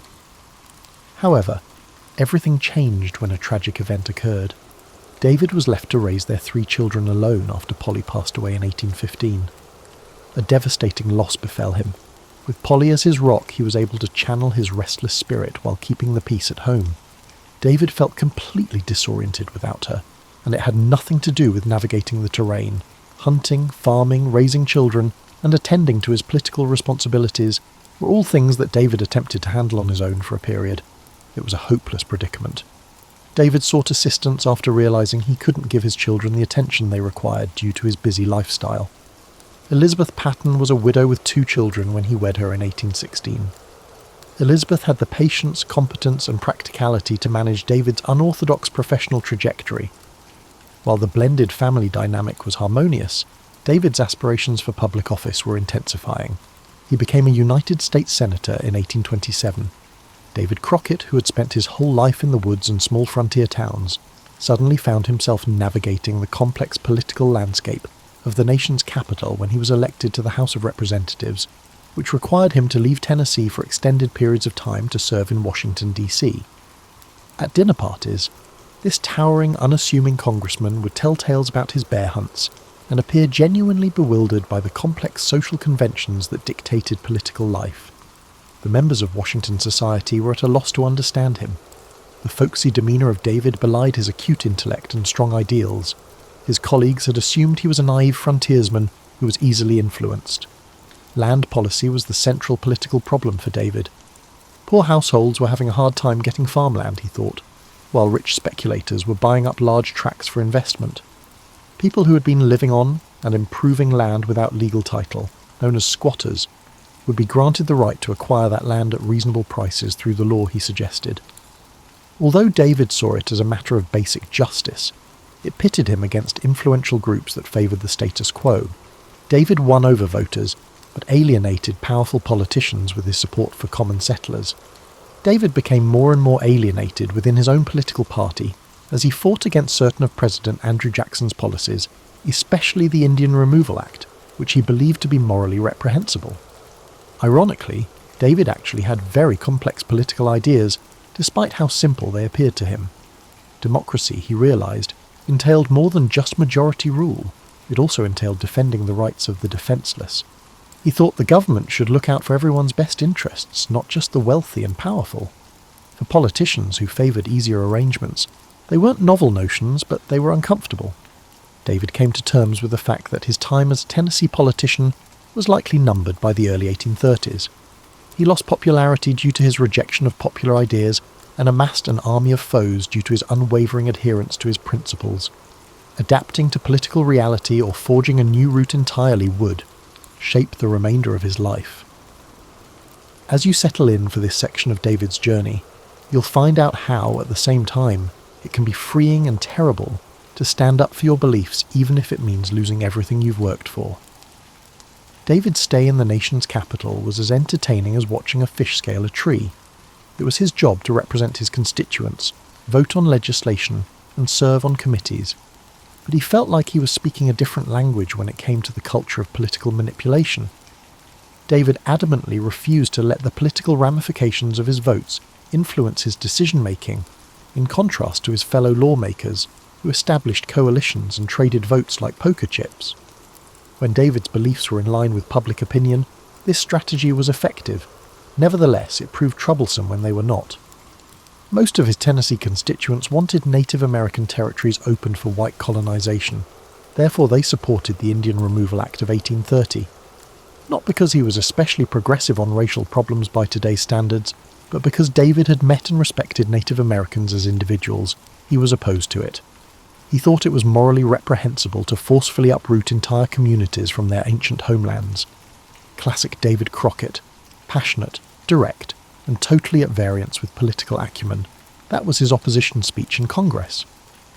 Concerning the distinction between what is legally required and what is morally acceptable, he spoke about Cherokee families he had known, as well as government dishonesty and broken promises. despite his colleagues' courteous listening, they ultimately voted to have him removed from office. Even while David's vote didn't sway the result, it did demonstrate that he was unreliable when it came to supporting party policies. There were covert but effective efforts by the political elite to undermine David. More trustworthy party members were given committee assignments. Important meeting invitations were misplaced. His colleagues in Congress no longer sought his advice on proposed laws. As he continued to serve as a representative for his area, David felt further and further removed from the political process. David faced political persecution in his home state of Tennessee due to his stance against Indian relocation. His detractors said he had been entangled in the corruption of Washington politics and had lost touch with his heritage, and that he cared more about Indians than his own constituency. Although David had changed while serving in Congress, it was not in the manner his detractors had envisioned, and this fact made the criticism all the more hurtful. David had grown increasingly certain that much political expertise was nothing more than a pretense to escape moral accountability, rather than being politically intelligent. He has seen co-workers vote for initiatives they were personally against just because it suited their political agenda. He was witness to the manner in which powerful people's pockets dictated laws that were ill-suited to the common welfare. Rather than turning him cynical, the experience had helped him better understand what was important to him. As usual, David remained unyielding in the face of political pressure. He did not learn to moderate his views or compromise more skillfully. Rather, he got more vocal. He started travelling around Tennessee giving talks in which he detailed his voting record, the reasons for his opposition to popular ideas, and his newfound knowledge of the inner workings of government. Though entertaining, David had a natural talent for storytelling. These remarks were political suicide. Campaigning for the 1833 election was a bloodbath. There was no shortage of ammunition for David's detractors. His stance against popular initiatives, his many trips out of Tennessee while in Congress, and his ties to controversial causes. For someone whose whole sense of self was based on serving the people, being portrayed as an alien who had become disconnected from everyday life must have been extremely hurtful. David retaliated with candour and humour, which proved ineffective against a well-organised political enemy. No matter the political fallout, he pledged to keep voting his conscience, and told voters just how he felt about a variety of subjects. It was noble, based on principles, and destined to fail. As the votes were tallied, David's congressional seat was vacated. He was out of politics and faced an uncertain future after years of public service. He was at the age of 47, which was neither too young nor too old to retire gracefully, but too old to start over comfortably. David was aware that he needed to find his life's purpose while. Elizabeth remained patient regarding their financial condition. Although David was disappointed, he was also liberated from unattainable expectations as a result of his loss. He was free from the burden of considering the potential political repercussions of his statements and the impact they could have on his career.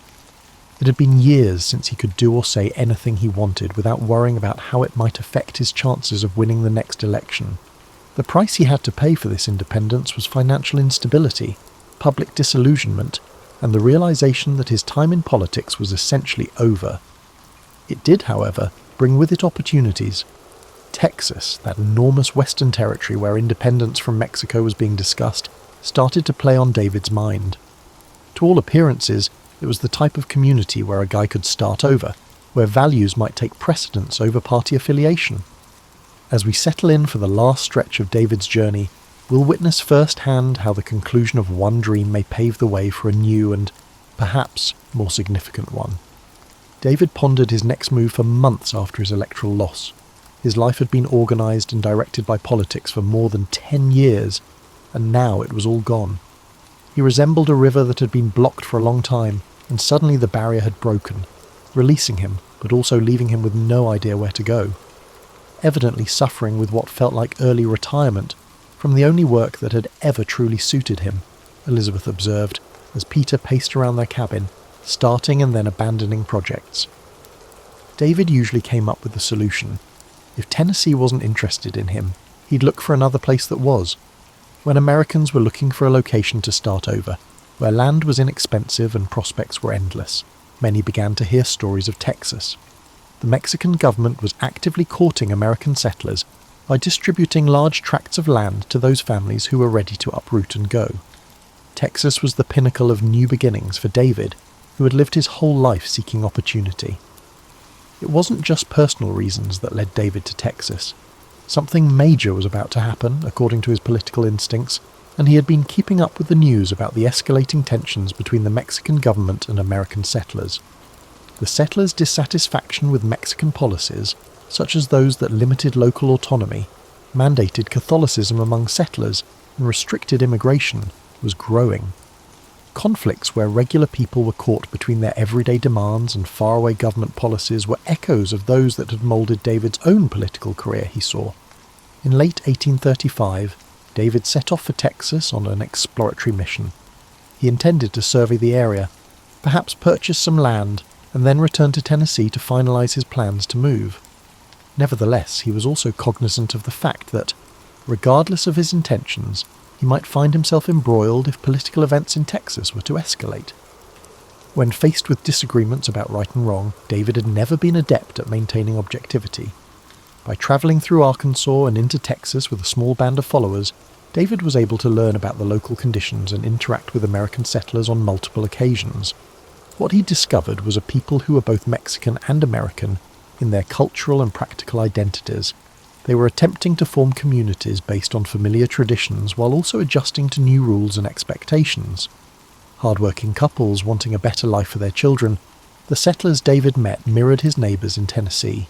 They want solitude to cultivate land, engage in trade, and rule themselves rationally. However, Mexican policies that appeared more intent on controlling them than helping them grow were becoming more and more frustrating for them.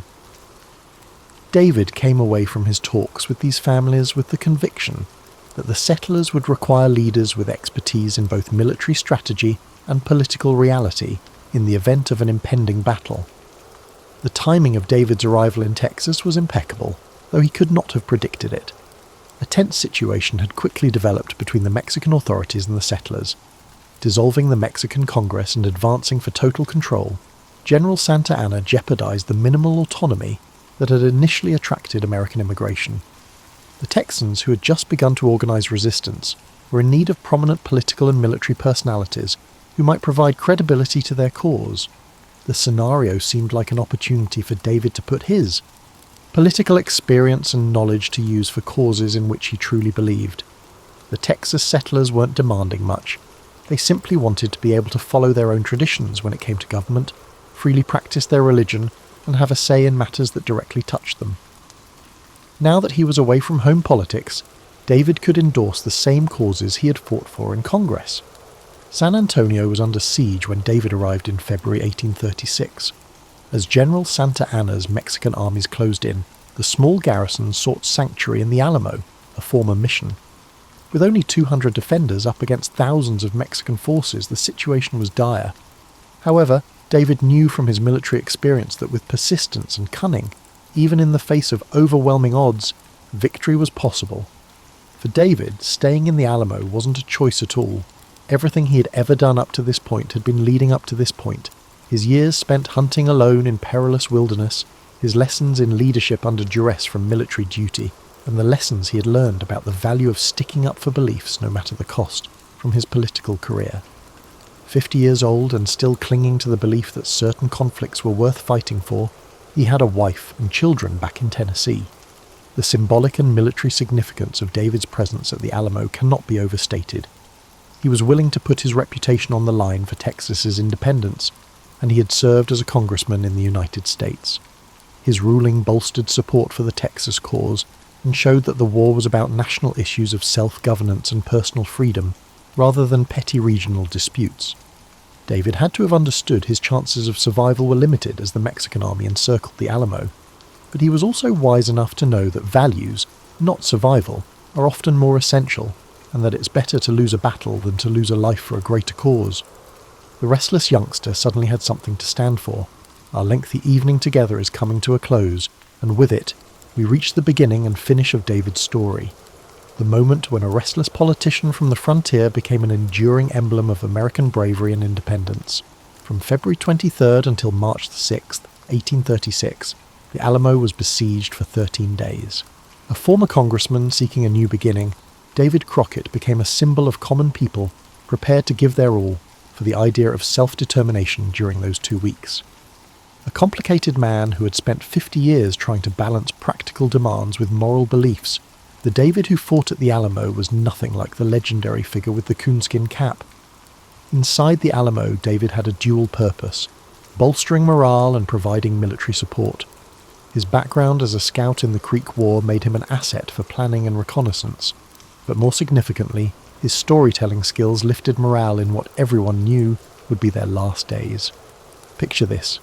David was keeping his fellow defenders motivated during those long hours of waiting for the last attack by telling stories about his bear hunts and political experiences.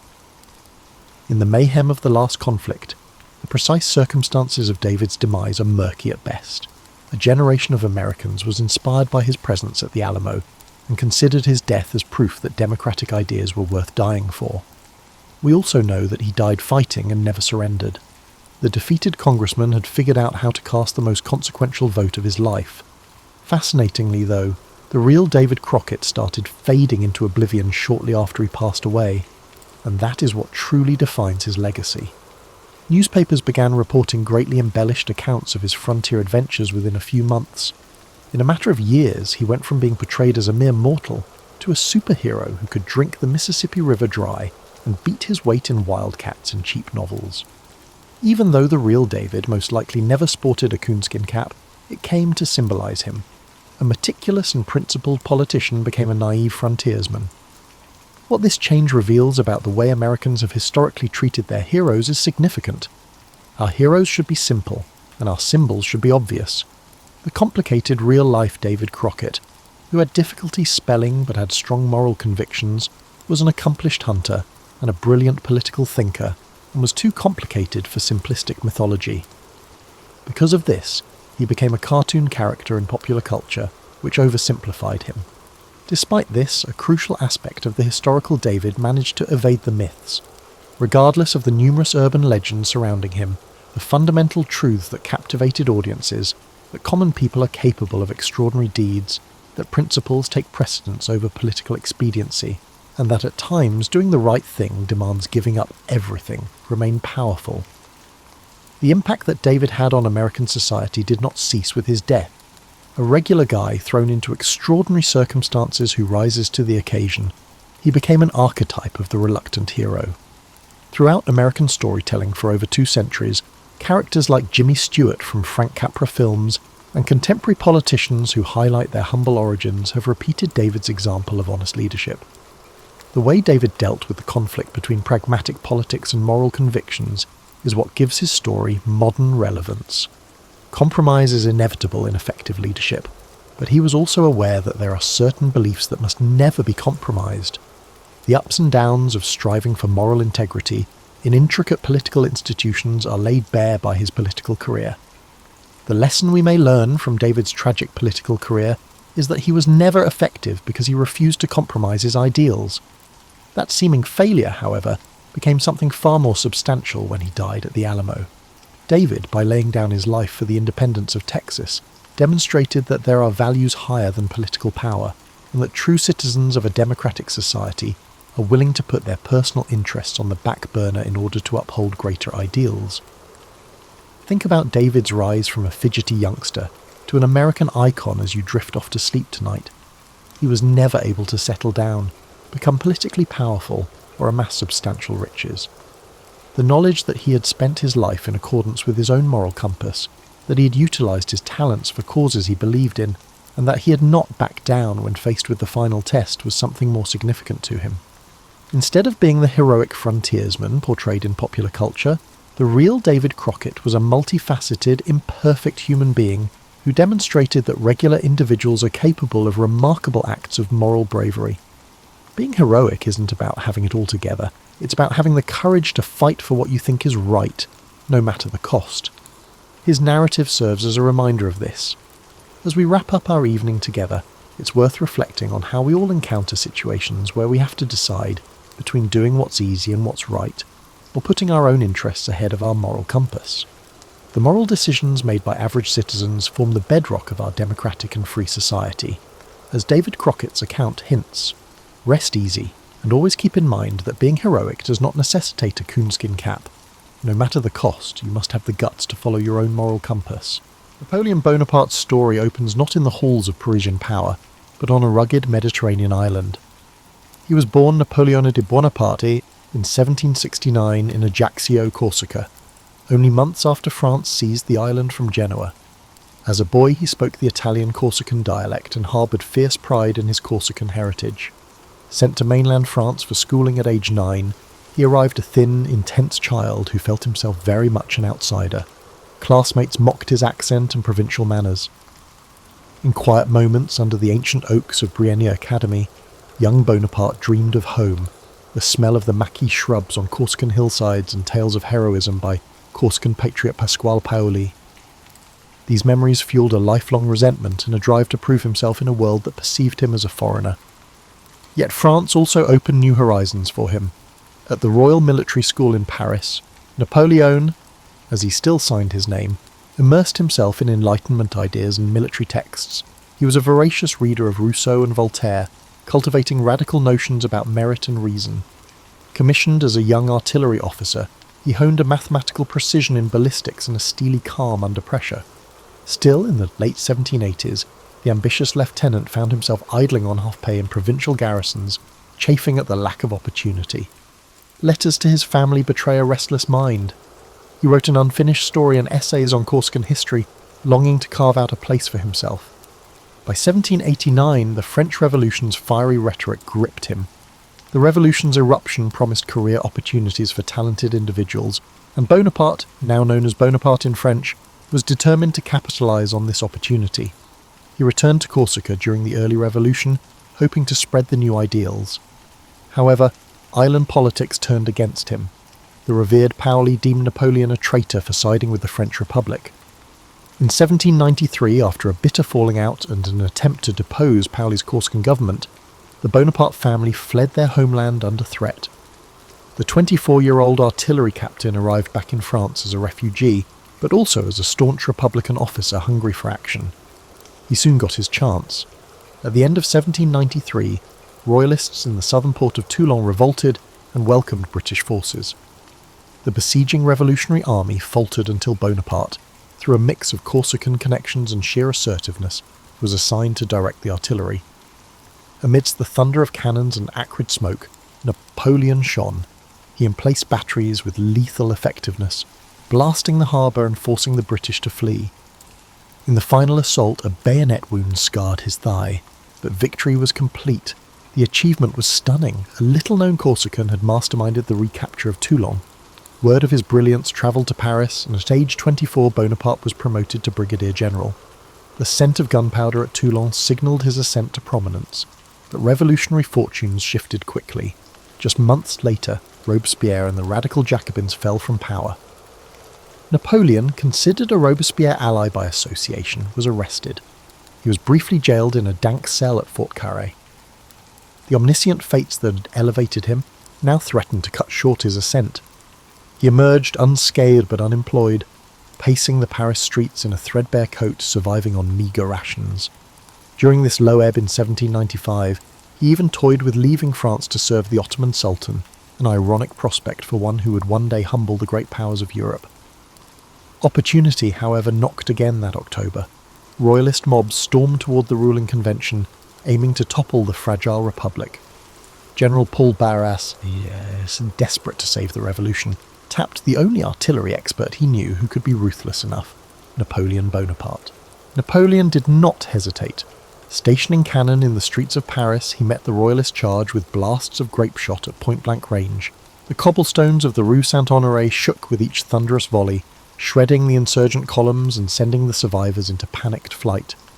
A whiff of grape shot, one witness called it caustically, describing how shredded banners and bodies littered the smoky avenues. Bonaparte's decisive action saved the revolutionary government.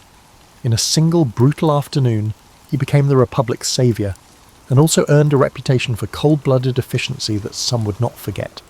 Paris grew quiet at dusk, the air heavy with the tang of spent gunpowder, and a new awareness. A young general had shown he would not hesitate to fire on his fellow Frenchmen to secure order. Far from hiding this bloody episode, Napoleon later had it celebrated each year. defending himself with the remark that a soldier is only a machine to obey orders.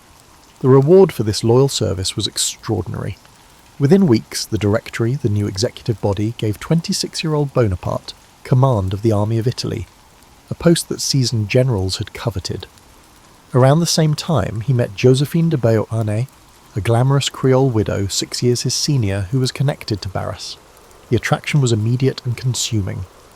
In March 1796, just days before departing to take up his new command, Napoleon married Josephine in a private civil ceremony. He adored her with an earnest, impassioned love that blazed through the letters he would soon send daily from the Italian front. Josephine provided the social polish and connections he lacked. He gave her devotion and the promise of destiny. As he rode out of Paris in the spring rain, Napoleon Bonaparte was a curious figure, a Corsican outsider turned Republican general, recently a penniless outcast, now head of an army. His ambitions were boundless.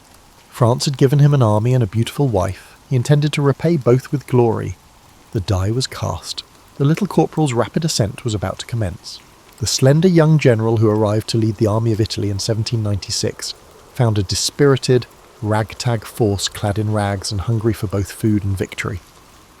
Napoleon's predecessors had achieved little in the grinding war against Austria, but the new commander electrified his men from the outset. Gathering the troops, who looked sceptically at his slight stature and youthful face, he pointed toward the enemy's rich lands beyond the Alps. "Soldiers," he cried, "you are ill-fed and almost naked. I will lead you into the most fertile plains in the world. Rich provinces and great cities will lie in your power. In them you will find honour, glory, and riches." The soldiers erupted in cheers.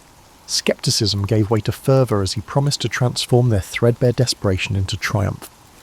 During the early days of the campaign in the damp foothills of Piedmont, men who were on the verge of deserting instead found themselves prepared to follow this fiery little general to the farthest reaches of the earth. Napoleon promptly fulfilled his promise.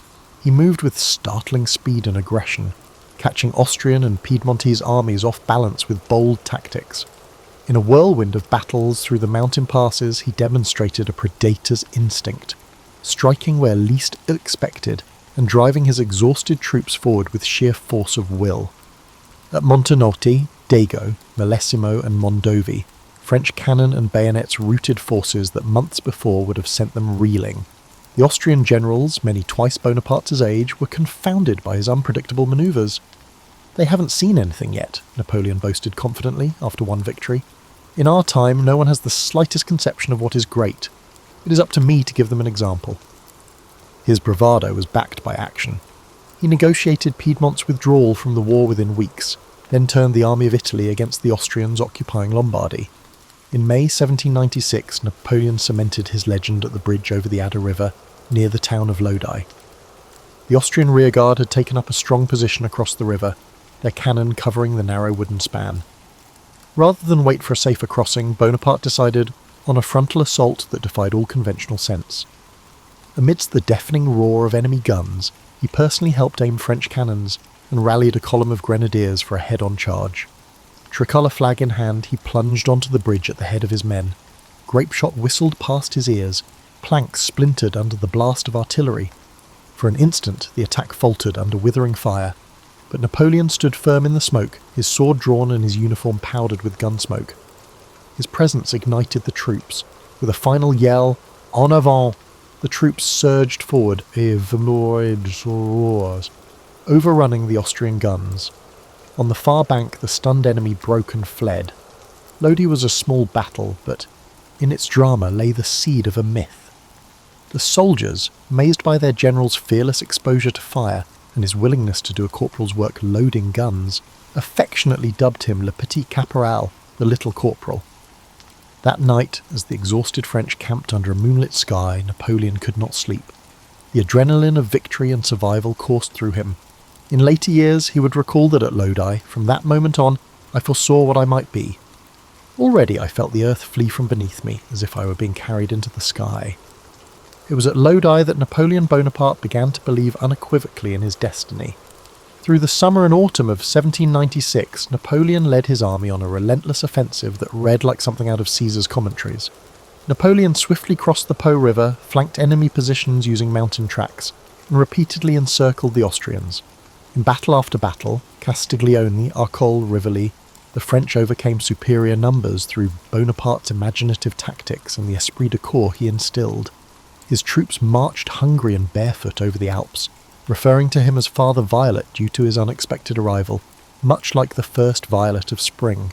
They came to believe he could do it, could take any fortress and defeat any foe, and often he did. After a grueling siege, Napoleon captured Mantua in early 1797, breaking Austrian resistance in Italy. By that spring he had advanced to the very edge of Austrian territory.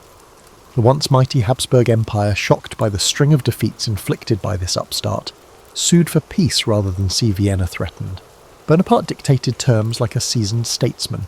In the Treaty of Campo Formio, October 1797, he reshaped the map of northern Italy, creating new republics under French influence, and ceded Venetia to Austria as compensation. Remarkably, he negotiated this peace directly, outshining the politicians back in Paris. Here was a general taking the initiative to formulate foreign policy, a sign of the growing power he was accumulating. Meanwhile, in the territories he conquered, Napoleon revealed other facets. He presented himself as a liberator, abolishing feudal privileges and spreading revolutionary principles in Italy. But he also levied heavy contributions and sent convoys of looted art back to France.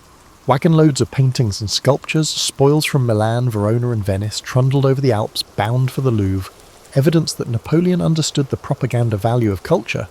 Parisians were thrilled at the arrival of masterpieces and the news of victory. The directors in Paris found themselves eclipsed by the glory of their young general. As his fame grew, so did the complexities of his character. Napoleon the Romantic, for instance, was on full display in Italy. Separated from Josephine, he wrote her letters almost nightly, pouring out his heart in unguarded prose.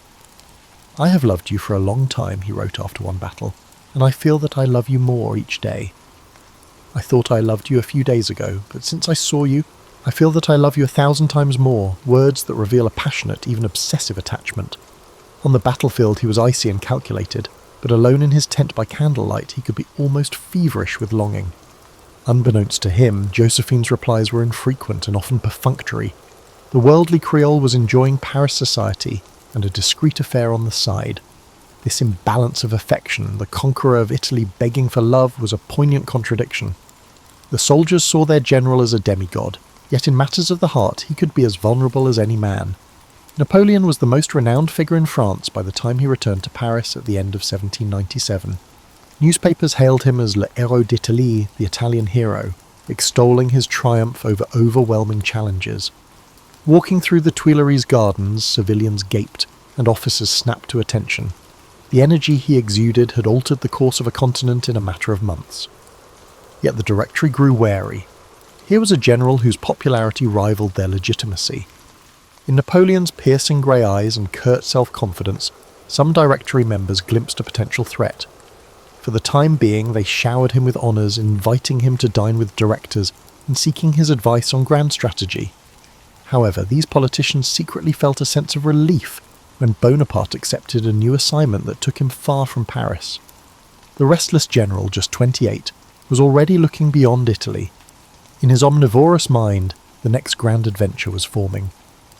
He spoke of an expedition to Egypt, a bold strike aimed indirectly at England.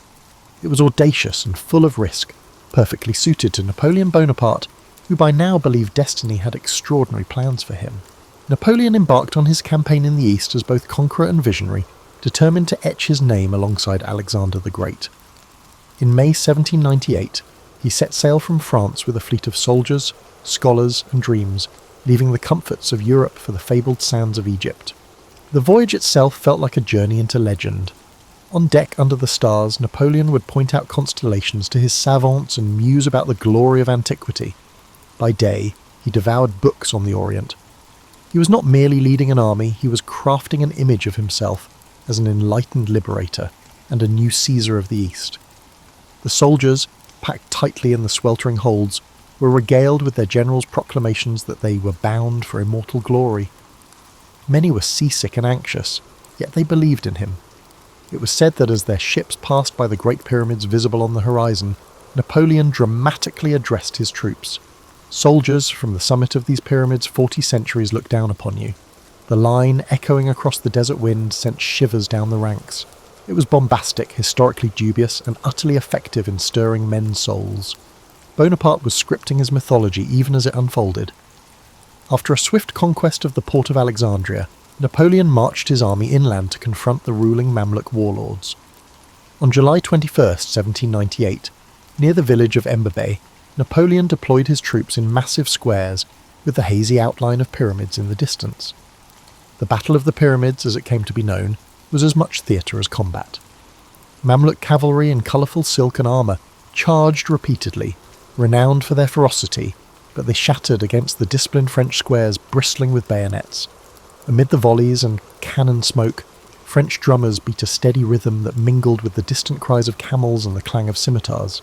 Napoleon, seated atop a grey Arabian charger, surveyed the battlefield through his spyglass, outwardly calm. When the dust settled by late afternoon, thousands of Mamluk riders lay dead or dying in the Nile marshes. The French losses were relatively light. Word spread among the locals that the young general had supernatural powers. How else could one explain such a lopsided victory? Napoleon encouraged these whispers. He established himself in Cairo and convened a diwan, council, of local notables, pledging respect for Islam and the people. In proclamations, he professed admiration for the Prophet Muhammad and claimed the French were friends of Muslims, even inventing a tale of a mystical conversation with imams in a pyramid. Such declarations were cynical but shrewd, aimed at pacifying a land he knew little about. Bonaparte the chameleon was adapting once more. In Cairo he appeared draped in an oriental robe at times, playing the part of the liberator of the East. However, reality intruded on his grandiose plans. In August 1798, mere weeks after the triumph at the pyramids, disaster struck at sea. The British Admiral Horatio Nelson caught the French fleet anchored in Aboukir Bay and annihilated it in a fiery night-long battle. In one night, Napoleon's communication with France was severed. His army was stranded in Egypt. Unfazed outwardly, he doubled down on forging a new narrative. If return to Europe was cut off, he would turn his conquest into a transformative mission. He established the Institut d'Égypte in Cairo, where scholars studied everything from ancient hieroglyphs, the Rosetta Stone would soon be unearthed by his team, to modern irrigation. French officers strolled the streets with notebooks instead of only muskets. The occupation took on a curious dual nature: brutal military rule on one hand, suppressing revolts with mass executions when needed, and enlightened exploration on the other. Napoleon ordered local printers to produce a French-Arabic newspaper, Courrier de l'Egypte, praising French victories and reforms. He commissioned artists to sketch ruins and scientists to catalogue Egypt's flora and fauna. Under the glow of lanterns in Cairo's palaces, conversations about philosophy and governance unfolded in both French and Arabic. This blend of force and charm offensive was Bonaparte's approach to empire building. Gloire through both sword and pen. Yet Egypt would test Napoleon as never before. In early 1799, hungry for further laurels and concerned by an impending Ottoman counterattack, he marched north into Ottoman Syria, today's Israel-Palestine, an overland journey through Sinai's deserts into a crucible of hardship. The campaign swiftly turned into a terrifying ordeal. The sun above was merciless. Water was scarce. Plague stalked the ranks. Still, Napoleon pushed on, capturing coastal towns like El Arish and Gaza, and then storming Jaffa in March 1799. At Jaffa, a horrifying incident tarnished his reputation. After the city fell, thousands of Ottoman soldiers who had surrendered, including a garrison previously paroled by the French, were executed under Napoleon's orders, most by shooting or bayonet. It was an act of ruthless expedience. He could neither feed nor guard so many prisoners while enemy forces gathered nearby. The beach outside Jaffa became a field of death. Later accounts describe columns of prisoners being led out under guard, forced to kneel in the dunes, and the crackle of musket fire mingling with screams. Napoleon never publicly acknowledged this massacre. Within days he had moved on. But some of his officers were sickened by it. The general who spoke of enlightenment had shown he would also cross any moral line for military necessity. Days later, in the same city, another scene emerged, immortalised in paint and propaganda as a counterpoint to the bloodshed. A vicious outbreak of bubonic plague ravaged the French camp after Jaffa. Soldiers lay moaning in a makeshift hospital, housed in an old caravansary. Fear of contagion spread even faster than the disease. Many troops dared not go near the stricken. Napoleon understood that fear could destroy his army faster than plague itself. So on a warm morning in mid-March he visited the plague hospital in Jaffa. According to accounts, he strode through the low archways of the mosque-turned-infirmary with a calm expression as rays of light pierced the dusty air. Rows of the sick and dying lined the walls, their faces etched with feverish agony. Napoleon showed no hesitation. He moved from cot to cot, speaking softly, even touching one soldier's inflamed bubo with his bare hand in a gesture of compassion and courage. The men watched in astonishment as their general, the same man who had ordered prisoners shot days before, now comforted the afflicted with near saintly composure. One soldier reportedly tried weakly to rise and salute. Napoleon gently bade him rest. This visit became legendary. Later, back in France, the event would be commemorated by artist Antoine-Jean Gros in a massive painting depicting Bonaparte as a fearless healer reaching out to the plague-stricken, bathed in a quasi-religious glow. The painting glossed over the grimmer context, yet its power endures. It was propaganda as much as compassion, Napoleon crafting the myth of himself as both ruthless conqueror and benevolent hero. That spring, however, military realities were harsh. Napoleon's advance into the heart of Syria encountered the formidable walls of Acre. British warships aided the Ottoman defenders, and despite repeated assaults, the fortress of Acre did not fall. Bonaparte's army grew weaker by the day. Plague, heat, and stiff resistance sapped their strength. After 2 months of frustration, Napoleon finally lifted the siege in May 1799. He led his gaunt, worn men on a grueling retreat back to Egypt, harassed by mounted Ottoman forces and bedevilled by the merciless climate. The omniscient narrator of history might note that the event was the first serious setback in Napoleon's career. Outside the walls of Acre, the limits of his fortune became evident. In one poignant incident during the retreat, a French soldier, too sick to walk, begged not to be left behind. Napoleon paused, and in a rare display of quiet mercy, ordered that a horse be left for the man, a small redemption for Jaffa's horror. By late 1799, back in Cairo, Napoleon received word of political turmoil in France and the threat of invasion by European coalitions. Sensing that his moment on the larger world stage had arrived, he made a fateful decision. He would abandon the Egyptian enterprise and return to Paris post-haste. He left General Kleber in charge of the army, with secret instructions to negotiate a withdrawal, and slipped out of Egypt with a few close aides in August 1799. By luck and stealth, he navigated through the British blockades and arrived in France in October, where he was greeted as a hero. Astonishingly, the disasters, the fleet's destruction and the failure at Acre were largely suppressed or ignored in the news. Instead, France heard only of the triumphs, the Battle of the Pyramids, the scientific discoveries, and the bold Eastern adventure. In the public eye, Napoleon returned from Egypt draped in oriental mystery and glory, as he intended. He brought home scholars' reports, exotic animals and art, further fueling the legend he was weaving around himself. The Egyptian expedition ultimately was a mixed success at best in practical terms, but in terms of Napoleon's self-made mythology, it was a triumph. He had shown France not only a general of battlefield genius, but also a leader who aspired to greatness on a civilizational scale. He cast himself as a new Alexander, a lawgiver and patron of knowledge as well as a warrior. The contradictions were stark.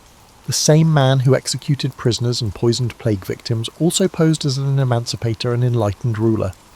Napoleon seemed aware that to achieve immortality, a leader had to shape his narrative. In Egypt he learned the power of image and propaganda. From the grandiose proclamations and commissioned paintings to the curated flow of news back to Europe, he ensured that he, Napoleon Bonaparte, would not be considered merely another French general. He would become a figure worthy of epics, a man who conquered ancient lands and engaged in conversation with the pyramids. As he returned to France, he prepared for his next daring action, seizing political power. The saviour of France had returned from the deserts, burnished by sun and fame, ready to dictate the next chapter of the revolution. The France Napoleon returned to in 1799 was ripe for change, and he knew it. The Directory government was deeply unpopular, marred by corruption, economic troubles and military setbacks in Europe during his absence. Paris buzzed with rumours of coups and conspiracies. Emmanuel Sieyès, one of the directors, famously muttered that France needed A head, a sword to complete the revolution's work. Fresh from his Egyptian mystique and Italian laurels, Napoleon appeared to many as the ideal candidate for this role. Ever the political opportunist, he quietly aligned with plotters including Sieyès, Talleyrand and his savvy younger brother, Lucien Bonaparte. Behind closed doors in Parisian salons thick with cigar smoke, the plotters schemed to topple the Directory throughout October 1799. Napoleon was cautious at first, assessing every detail like a battlefield plan. But as the crowds cheered him in the streets and even the fickle newspapers hailed him, he realised that now was the crucial moment. "Weaker men get caught in the current of events," he confided to a friend, "but I will direct events myself." The omniscient narrator might observe that fortune was once again favouring him. Napoleon put his plan in motion on the morning of 18 Brumaire, year 8, November 9th, 1799, by the Republican calendar. Under the pretext of a supposed Jacobin coup threat, he persuaded the councils, France's legislature, to move their session out of volatile Paris to the suburban chateau of Saint-Cloud, where his loyal troops could surround them. The air was tense and thick with the intrigue as Bonaparte donned his general's uniform, mounted a horse and trotted through the Paris streets flanked by grenadiers. He had told Josephine to be ready for any outcome, success or his death or imprisonment. "If I fail, I shall be outlawed tomorrow," he said flatly. By afternoon, under grey November skies, soldiers occupied key positions around Saint-Cloud. Inside, bewildered deputies gathered in gilded chambers, suspecting something was amiss. Napoleon paced in an antechamber, uncharacteristically nervous. He was a man used to commanding armies, not quelling politicians, and for perhaps the first time doubt gnawed at him. Nonetheless, he steeled himself and strode into the hall of the Council of Ancients, head high. He addressed the ancients with controlled passion, decrying the incapable Directory and the perils facing France. His hands trembled slightly as he gestured. This was no battlefield, and the hostile stares of elected deputies were a new kind of danger. Some applauded, but others murmured in dissent. Napoleon next moved to the Council of 500, the lower house where things would soon descend into chaos. The moment he entered the orangery, where 500 legislators were meeting, a hostile roar rose up. Down with the tyrant, outlaw him Jacobin deputies screamed upon seeing soldiers at his back. Napoleon momentarily stumbled over his words, declaring that his only goal was to preserve the Republic. His presence inflamed the assembly. A knot of deputies rushed at him, one even lunging as if to stab him with a paper knife. Amid shouts of hors la loi, outlaw him, Napoleon turned pale and reportedly began to shake. For a heartbeat, it seemed his carefully laid coup might collapse in embarrassment. Grenadiers hustled him out as the hall erupted in pandemonium. Outside, in the palace courtyard, Napoleon caught his breath, sweat beading on his forehead in the cool autumn air. He was used to battlefield glory, but this was raw political theatre, and it was almost lost. The day was saved by a combination of military force and his brother's quick wits. Lucien Bonaparte decisively took the stage as president of the Council of 500. He slipped away and addressed the soldiers waiting outside. With a dramatic flourish, Lucien drew his sword and pointed it at Napoleon's chest, shouting that his brother had been attacked by assassins inside and that he would strike Napoleon down himself if ever the general betrayed the people. The grenadiers, perplexed but swayed by Lucien's bravado, rallied. They burst into the hall with fixed bayonets, clearing it of recalcitrant deputies in minutes. Legislators scrambled out windows or bolted for the doors as soldiers occupied the chamber. By evening, Saint-Cloud was silent save for the measured tramp of boots on marble floors. A rump of hand-picked deputies, brought back under bayonet guard, voted to abolish the Directory and appointed a three-man consulate to govern France. The coup, though far messier than planned, had succeeded. Napoleon was named first consul, the dominant position in the new government. As he rode back to Paris that night under escort, he was exhausted but exultant. "The revolution is over," he declared to an aide with quiet triumph. "I am the revolution now." In reality, it was a new beginning. The 30-year-old general had seized control of the nation. Over the next months, Napoleon solidified his power with breathtaking speed and shrewdness. While Sieyès and Ducos, the other two consuls, were shunted aside into irrelevance, Bonaparte set up residence in the Tuileries Palace, the former royal residence, signalling that a new kind of ruler had arrived. He worked ferociously, sometimes 18 hours a day, overseeing everything from military operations to administrative reforms. The third-person omniscient view allows a glimpse into his private routine. Rising before dawn, he would dictate letters to multiple secretaries in succession, his mind leaping from topic to topic, then meet ministers, then generals, sorting each issue with a decisive clarity. He seemed to scarcely need sleep, running on ambition and endless cups of strong coffee. France, weary of a decade of revolutionary chaos, responded enthusiastically to firm leadership, even as Napoleon tightened censorship on the press and set up an efficient secret police under Joseph Fouché. Many welcomed the stability these measures brought. A new slogan appeared: authority, not liberty. The very people who had once shouted for freedom now craved order, and Bonaparte delivered it. Abroad, he continued to prove his genius on the battlefield, further cementing his position at home. In 1800, when Austria threatened to overturn the gains of the revolution, Napoleon led a dramatic crossing of the Alps, guiding the army of the reserve through the high passes with cannon dragged by mules and men, in scenes that would later be immortalised in art, albeit with a white charger he likely never rode. He surprised the Austrians in northern Italy by securing a victory at Marengo in June 1800, a fierce battle where a midday crisis almost led to the French's defeat, but a timely cavalry charge reversed the outcome. Marengo became mythic in France. Napoleon spun it as a grand triumph of his personal leadership. Indeed, when his exhausted troops cheered Vive Bonaparte on the blood-soaked fields of Marengo, it reinforced his near-messianic status. Austria sued for peace, and Britain too signed the Treaty of Amiens in 1802, a rare moment of general European peace that the first consul used to consolidate his regime. During these years, Napoleon revealed himself not just as a brilliant general, but as a statesman of extraordinary talent and contradictions. He set about rebuilding France. The consulate saw sweeping reforms, a new legal code, the Code Civil, Napoleonic Code, was drafted to enshrine equality before the law, property rights, and secular authority. Napoleon took a direct hand in its formulation, personally chairing many sessions of the Council of State, quill in hand, debating points of contract law or inheritance. The code, completed in 1804, eliminated feudal remnants and became one of Napoleon's proudest achievements, a lasting framework of justice. At the same time, he brokered a reconciliation with the Catholic Church through the Concordat of 1801, healing the rift caused by a revolutionary dechristianization. To the horror of ideologues, this pragmatic deal recognised Catholicism as the religion of most Frenchmen, though not the state religion, and restored some church influence, but under Napoleon's terms. The once anti-clerical general understood that to pacify France, he must placate her believers. Thus, in Notre Dame Cathedral, where revolutionaries had once exalted reason, Mass was celebrated again by order of the first consul. No detail of governance escaped him.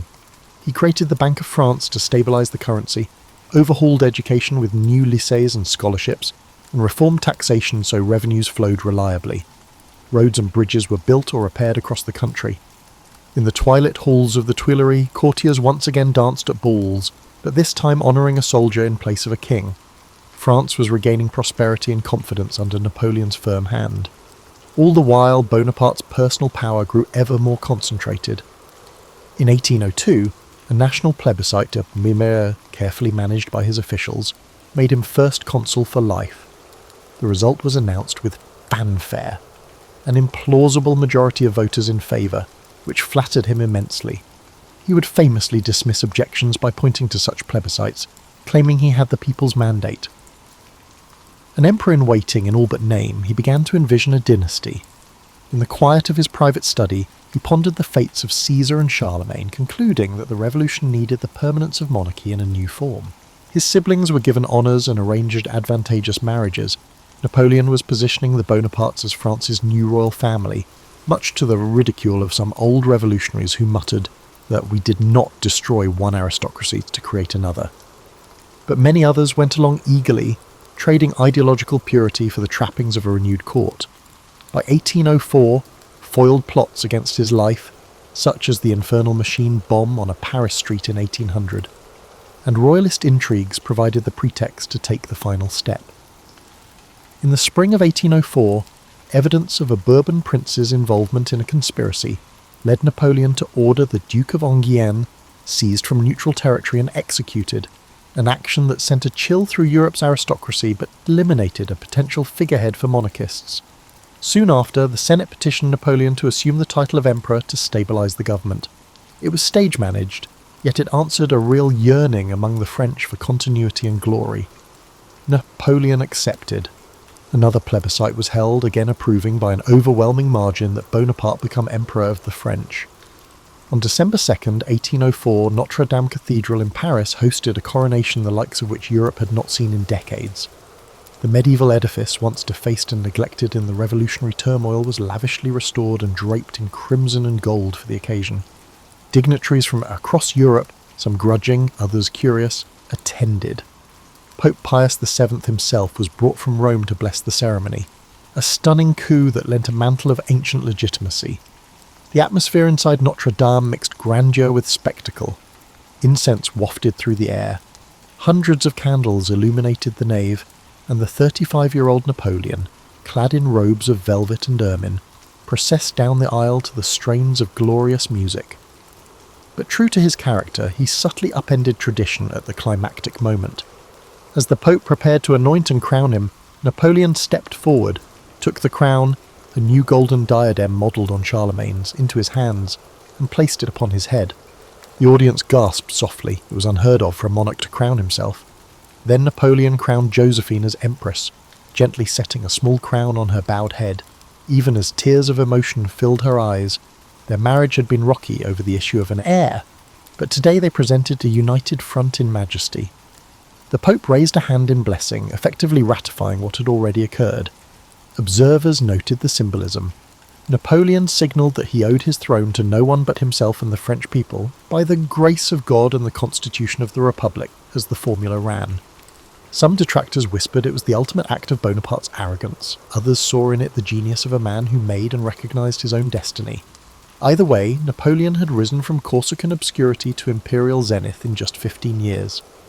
As the cannons boomed a 21-gun salute across Paris, and the newly crowned emperor stepped out on the cathedral steps, in the same uniform he wore at Marengo beneath the imperial mantle, the crowds acclaimed him wildly. Many had tears in their eyes, believing they beheld the saviour of France crowned in glory. Thus the French Republic gave way to the French Empire, with Napoleon I on the throne. In him, people saw a rare combination of revolutionary change and traditional authority. He kept the slogan liberty, equality, fraternity on his lips, even as he founded a new nobility, granted marshals princely titles, and sat on a throne. The third-person omniscient perspective discerns in Napoleon a consciousness of this paradox. He sincerely viewed himself as the guarantor of the revolution's core gains, even while accumulating power more absolute than any Bourbon before him. On the night after the coronation in the Tuileries Palace, the emperor sat long awake. The imperial crown rested on a table nearby. Did he feel triumph, or the weight of what he had assumed? Perhaps both. He had achieved grandeur, but the drive that fueled him did not abate.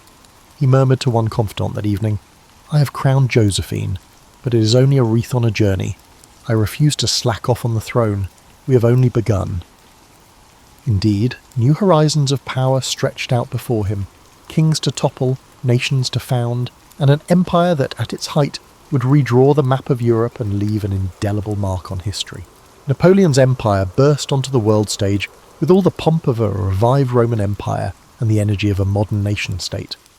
By 1805, the newly crowned Emperor of the French stood at the apex of his power and charisma. He had transformed France internally, and now he set out to reshape Europe in France's image and under France's domination.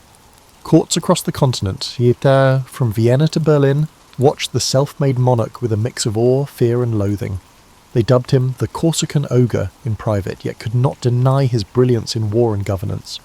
Napoleon's contradictions were becoming the world's problem.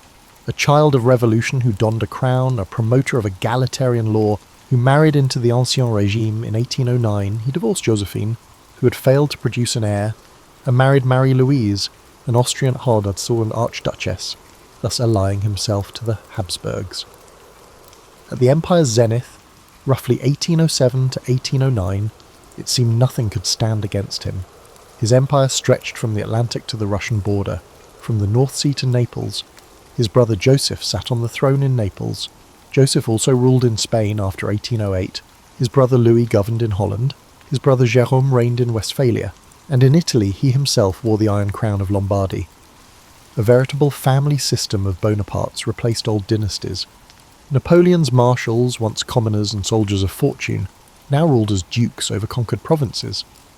The map of Europe was redrawn with French client republics and kingdoms. Napoleon dismantled the ancient Holy Roman Empire in the German heartland in 1806, erasing a millennium of history in the process. In its place he created the Confederation of the Rhine under his protection. From Portugal to Prussia, nearly the whole of continental Europe either lay under his direct control or danced to his tune. These years saw Napoleon's military genius at its undisputed peak. The War of the Third Coalition in 1805 brought France head-to-head with Austria, Russia and Britain. Napoleon's response was characteristically audacious.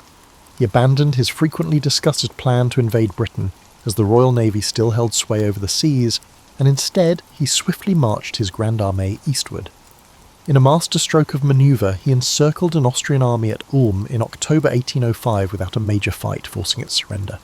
Then, as an Austrian and Russian combined force attempted to regroup, Napoleon lured them into a trap on the fields of Austerlitz in Moravia. On December 2, 1805, exactly 1 year after his coronation, he delivered what he himself regarded as his tactical masterpiece, the Battle of Austerlitz, also called the Battle of the Three Emperors. At dawn, a gentle fog blanketed the plain, concealing parts of the French positions. Napoleon intentionally exposed his right flank to the Allies' attack, and when they succumbed to his deception, he launched an attack on their centre. As the mid-morning sun, the famed Sun of Austerlitz, burned through the mist, the French seized the high Pratzen heights, splitting the enemy army in two. Napoleon galloped past cheering columns as they rolled up the Allied lines. By early afternoon, the coalition army was in full retreat, and thousands of enemy soldiers drowned in the ice of frozen lakes that the French artillery shattered. The victory was complete. Watching the remnants of the Russian army limp away, Napoleon remarked to his marshals with pride, "Gentlemen, remember this day. It may well be the greatest of my life." Indeed, Austerlitz served as the crowning achievement of his imperial reign. Austria capitulated, signing the Treaty of Pressburg and ceding territory. The Holy Roman Emperor abdicated his ancient titles shortly after, effectively ending the Holy Roman Empire. In gratitude, Napoleon's soldiers nicknamed him Le Soleil d'Austerlitz, the Sun of Austerlitz, a symbol of the glory he had brought them. With Austria cowed, Napoleon turned on Prussia in 1806 when that kingdom, belatedly and unwisely, challenged French dominance. The Emperor's response was swift and devastating. In October 1806, he crushed the proud Prussian army in a twin battle on the same day, Jena and Auerstedt. Outside Jena, Napoleon's forces routed a Prussian army, while on a nearby field Marshal Davout, with a smaller French corps, defeated the main Prussian army at Auerstedt. Frederick the Great's myth of Prussian military prowess crumbled in a single morning. The French marched into Berlin, and Napoleon visited the tomb of Frederick, contemplatively remarking, "If he were alive, we wouldn't be here today." In a display of both magnanimity and shrewdness, he took the sword of Frederick the Great he ordered that the fallen Prussian officers be respectfully buried, despite the trophy. Napoleon's empire burst onto the world stage with all the pomp of a revived Roman Empire and the energy of a modern nation-state. By 1805, the newly crowned Emperor of the French stood at the apex of his power and charisma. He had transformed France internally, and now he set out to reshape Europe in France's image and under France's domination.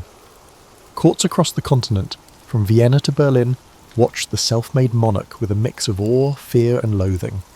They dubbed him the Corsican ogre in private, yet could not deny his brilliance in war and governance. Napoleon's contradictions were becoming the world's problem. A child of revolution who donned a crown, a promoter of egalitarian law who married into the Ancien Regime in 1809, he divorced Josephine, who had failed to produce an heir, and married Marie-Louise, an Austrian archduchess, thus allying himself to the Habsburgs. At the empire's zenith, roughly 1807 to 1809, it seemed nothing could stand against him.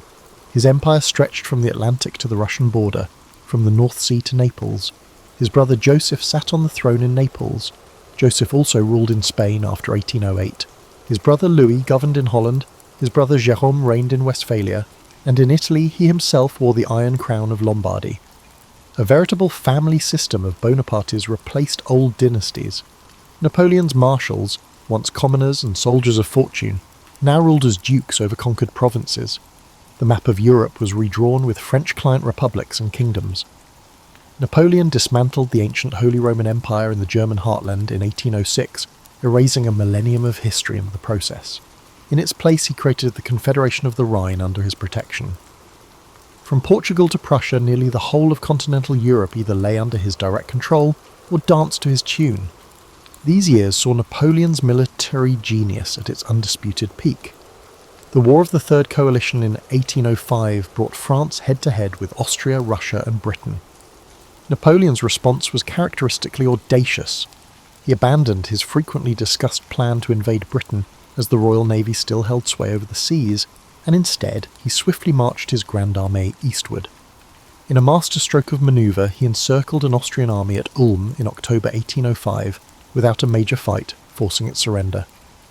Then, as an Austrian and Russian combined force attempted to regroup, Napoleon lured them into a trap on the fields of Austerlitz in Moravia.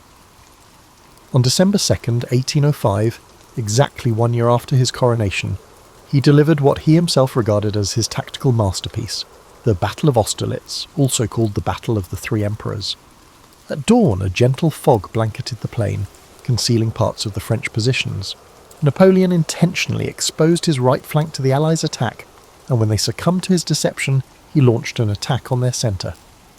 As the mid-morning sun, the famed sun of Austerlitz, burned through the mist, the French seized the high Pratzen heights, splitting the enemy army in two. Napoleon galloped past cheering columns as they rolled up the Allied lines. By early afternoon, the coalition army was in full retreat, and thousands of enemy soldiers drowned in the ice of frozen lakes that the French artillery shattered. The victory was complete. Watching the remnants of the Russian army limp away, Napoleon remarked to his marshals with pride, "Gentlemen, remember this day. It may well be the greatest of my life." Indeed, Austerlitz served as the crowning achievement of his imperial reign. Austria capitulated, signing the Treaty of Pressburg and ceding territory. The Holy Roman Emperor abdicated his ancient title shortly after, effectively ending the Holy Roman Empire. In gratitude, Napoleon's soldiers nicknamed him Le Soleil d'Austerlitz, the Sun of Austerlitz, a symbol of the glory he had brought them. With Austria cowed, Napoleon turned on Prussia in 1806 when that kingdom, belatedly and unwisely, challenged French dominance. The Emperor's response was swift and devastating. In October 1806, he crushed the proud Prussian army in a twin battle on the same day, Jena and Auerstedt. Outside Jena, Napoleon's forces routed a Prussian army, while on a nearby field, Marshal Davout with a smaller French corps defeated the main Prussian army at Auerstedt. Frederick the Great's myth of Prussian military prowess crumbled in a single morning. The French marched into Berlin, and Napoleon visited the tomb of Frederick, contemplatively remarking, "If he were alive, we wouldn't be here today."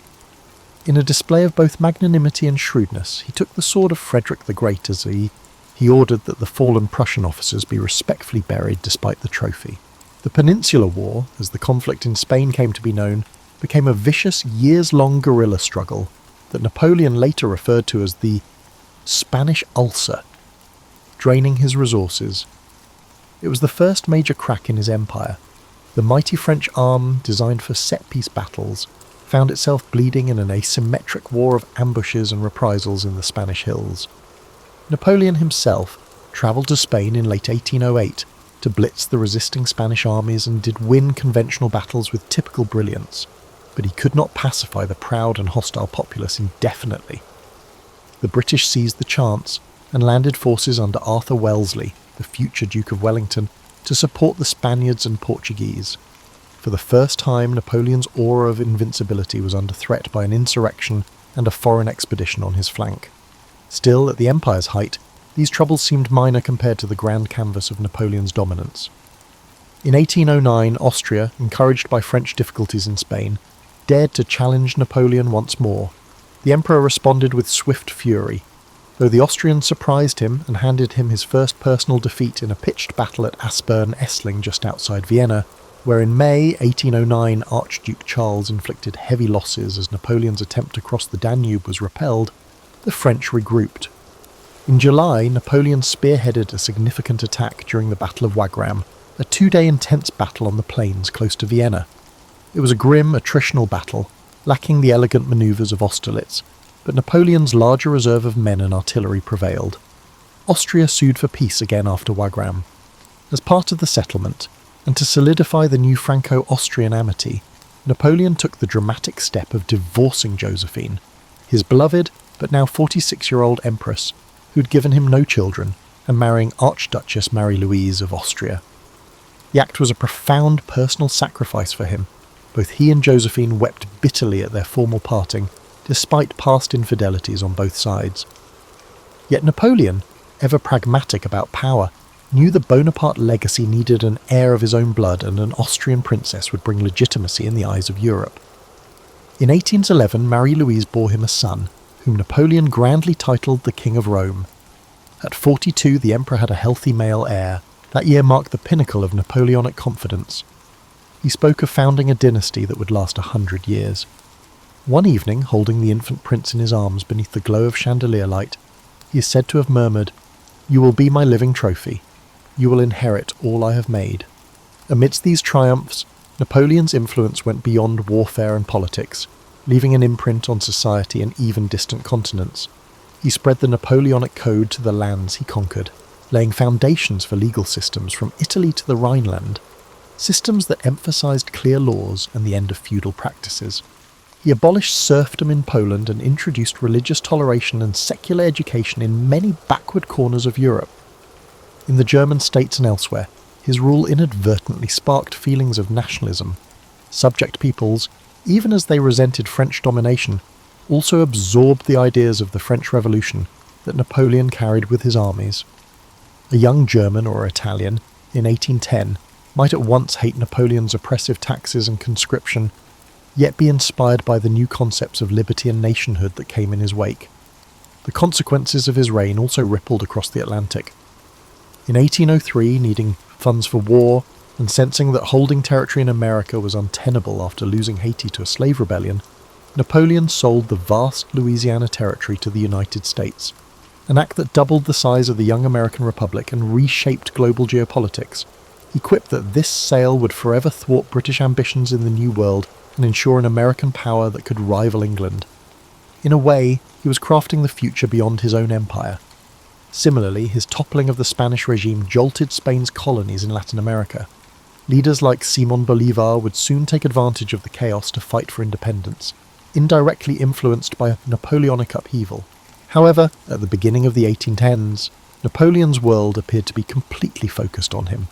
He had achieved something unprecedented, a French empire that dominated Europe in a manner not seen since Roman times. Flanked by his marshals at grand victory parades, the Emperor Spear would stand on a reviewing platform in his iconic bicorn hat and simple green uniform of the Imperial Guard, while thousands of troops passed in martial splendour. Bands played La Marseillaise and other patriotic hymns that once belonged to the Revolution, but were now co-opted to celebrate an emperor. To observers in London or Vienna, it might have looked as if Europe was lost in a trance of Napoleonic glory. And indeed, many of the common folk in France and her satellite states revered Napoleon sincerely, crediting him with delivering efficient government, national pride, and victory after victory. Yet within Napoleon's tight circle there were those who sensed the dangers of hubris creeping in. Talleyrand, his wily foreign minister, till Napoleon dismissed him, once remarked acidly that Napoleon's downfall would be his inability to stop himself. "Il n'a pas de limites," he warned a colleague. "The man knows no limits." Fouché, the police minister, kept secret dossiers mapping discontent and conspiracies, aware that not all hearts were with the emperor. Even some marshals grumbled about the endless wars and their human cost. Mothers across France quietly cursed the emperor, who took their sons year after year for his Grande Armée. The empire was powerful but brittle in places, reliant entirely on one man's brilliance and charisma. In 1812, at the height of his control, Napoleon assembled the largest army Europe had ever seen, over 500,000 men drawn from every corner of his domains, and led them eastward in a campaign that he believed would secure his dominance once and for all. The target, his former ally, the Russian Tsar, who had drifted out of the continental system and defied French influence. Confident in his destiny and accustomed to rapid victories, Napoleon wagered everything on one more lightning war. The Grande Armée, a cosmopolitan host of Frenchmen, Italians, Germans, Poles, and others marched off with singing and high morale under summer skies. It was the apogee of Napoleon's hubris, an emperor at the peak of his power thinking the conquest of the vast Russian plains would be but another triumph to notch on his belt. He told a diplomat, "We shall be in Moscow in 2 months." As the column snaked east, drummers tapping out the cadence on dusty roads, and eagles glinting in the sun, none could imagine that the zenith of the empire was also the beginning of a catastrophic decline. For now, though, Napoleon's star blazed as bright as the midday sun. In the minds of many, he was the master of Europe, perhaps even invincible. The thought that this supreme height might precede a fall had not yet troubled the dreams of the Emperor of the French. However, at the beginning of the 1810s, Napoleon's world appeared to be completely focused on him. He had achieved something unprecedented, a French empire that dominated Europe in a manner not seen since Roman times. Flanked by his marshals at grand victory parades, the Emperor would stand on a reviewing platform in his iconic bicorn hat and simple green uniform of the Imperial Guard, while thousands of troops passed in martial splendour.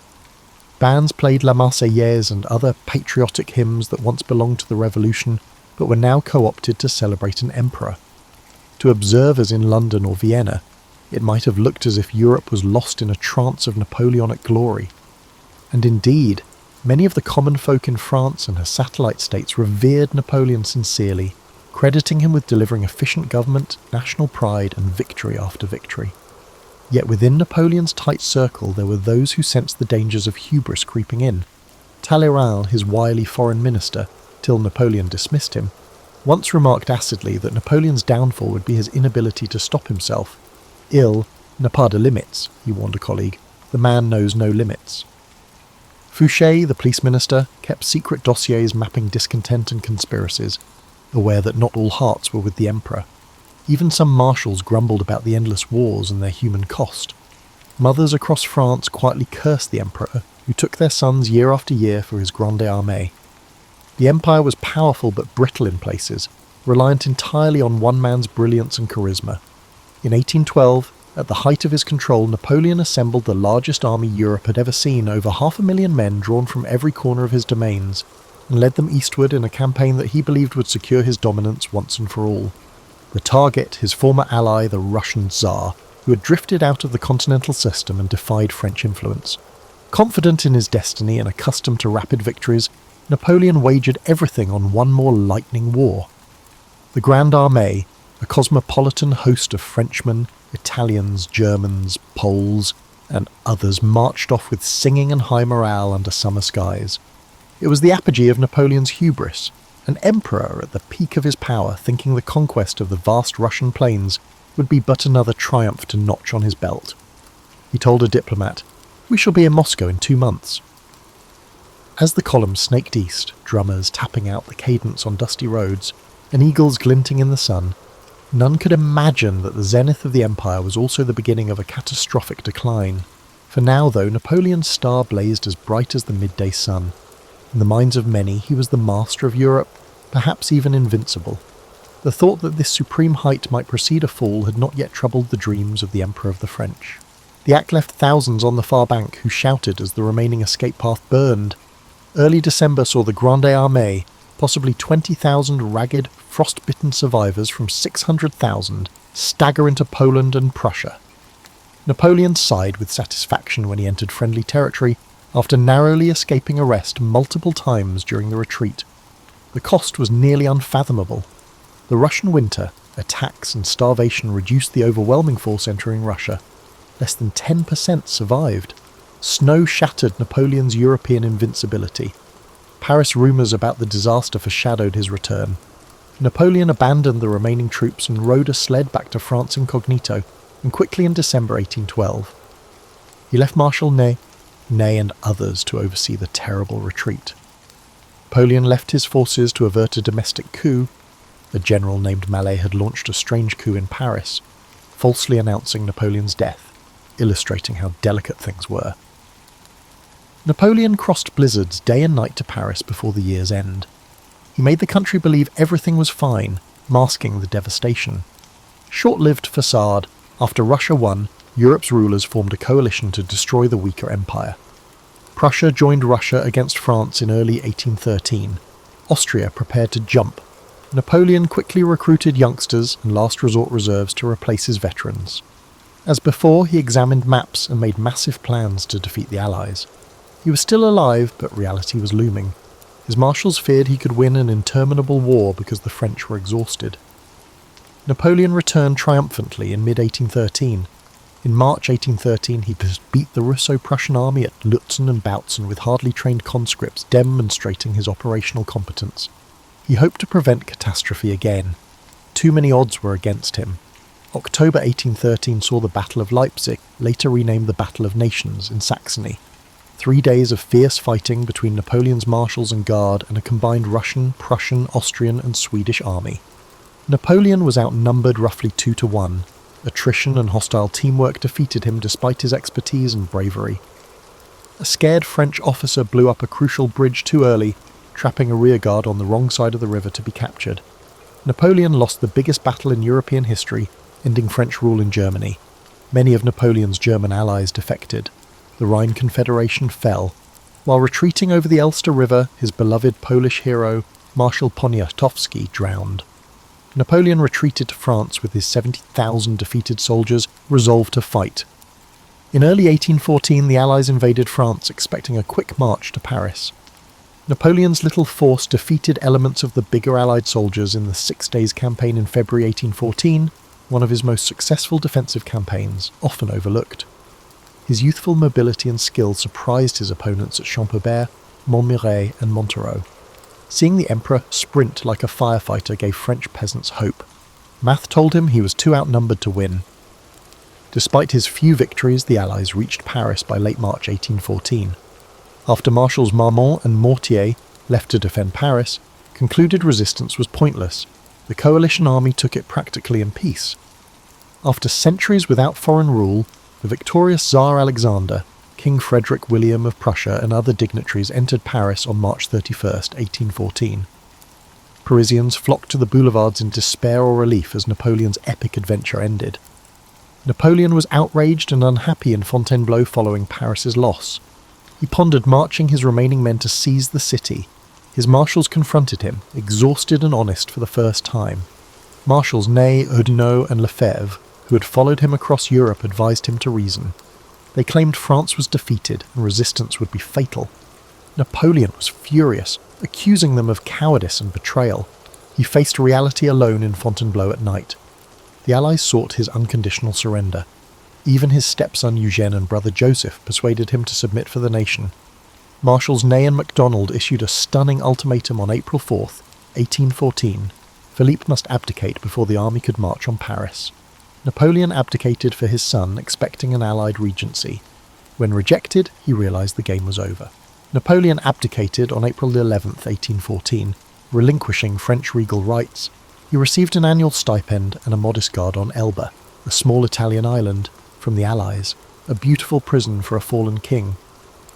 Napoleon said goodbye to his old guard in Fontainebleau's courtyard on April 20, 1814. France would remember a touching scene. Napoleon continued speaking with a steady, impassioned voice, saying to the soldiers of my old guard, I bid you farewell. You've been my constant companion on the path to honour and glory for 20 years. Do not mourn my fate. I want to document our wonderful deeds. Sweet kids, goodbye. Napoleon. Veteran grenadiers of 12 campaigns cried. The Emperor kissed the imperial eagle flag one last time and hugged General Petit, who was holding the regimental eagle. He said, Goodbye, kids, raising his hand in salutation. Napoleon, despite his best efforts, jumped into a carriage crying. That night, many jaded soldiers lay under the stars, unsure of France's or their future without l'Empereur. A veteran murmured, It's over. A wonderful person left.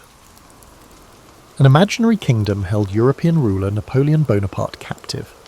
He arrived at Elba, 119 square miles of rugged terrain and vineyards in Tuscany, in late April 1814. He was rarely self-pitying. Keeping the title Emperor, the Allies gave him the name as a polite fiction, he established a small court in Portoferraio, Elba's main town, and reigned like France in miniature. Napoleon was restless on Elba for 9 months. He studied Lilliputian's iron mines and quarries, planned to modernise agriculture, and designed a flag, a diagonal band of white with red and bees, symbolising industriousness and potentially nodding to his imperial emblem. He formed a small navy and army with a few ships and hundreds of people, including a loyal Old Guard detachment.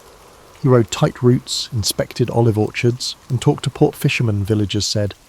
His micromanagement improved roads, built a small hospital, and accelerated tax collection.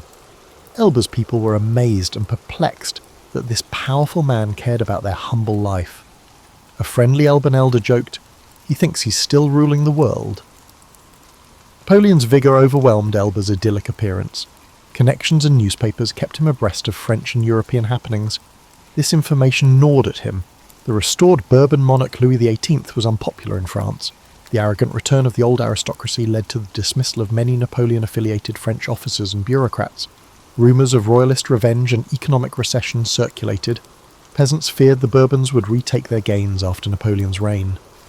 During a congress of the great countries in Vienna to redraw Europe's map after Napoleon's fall, the British may send Napoleon to a remote Atlantic rock if he becomes too difficult in Elba.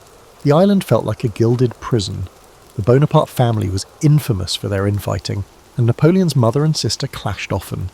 Napoleon's busy mind was bored. He was sad looking at the sea via a telescope from Elba's cliffs in early 1815. "I live like a sleeping volcano," read one letter. He could not bear the world going on without him. His insatiable ambition and fate won. In late February 1815, Napoleon returned to France to reclaim his crown after hearing the Congress of Vienna was in disorder, and France's anger with Louis XVIII was growing. It appeared impossible. An expelled emperor escorted by allied ships trying to incite a civilian insurrection to overthrow a reconstituted monarchy. Napoleon had the ability to bring dreams to life. Napoleon fled Elba on February 26, 1815, under loose guards.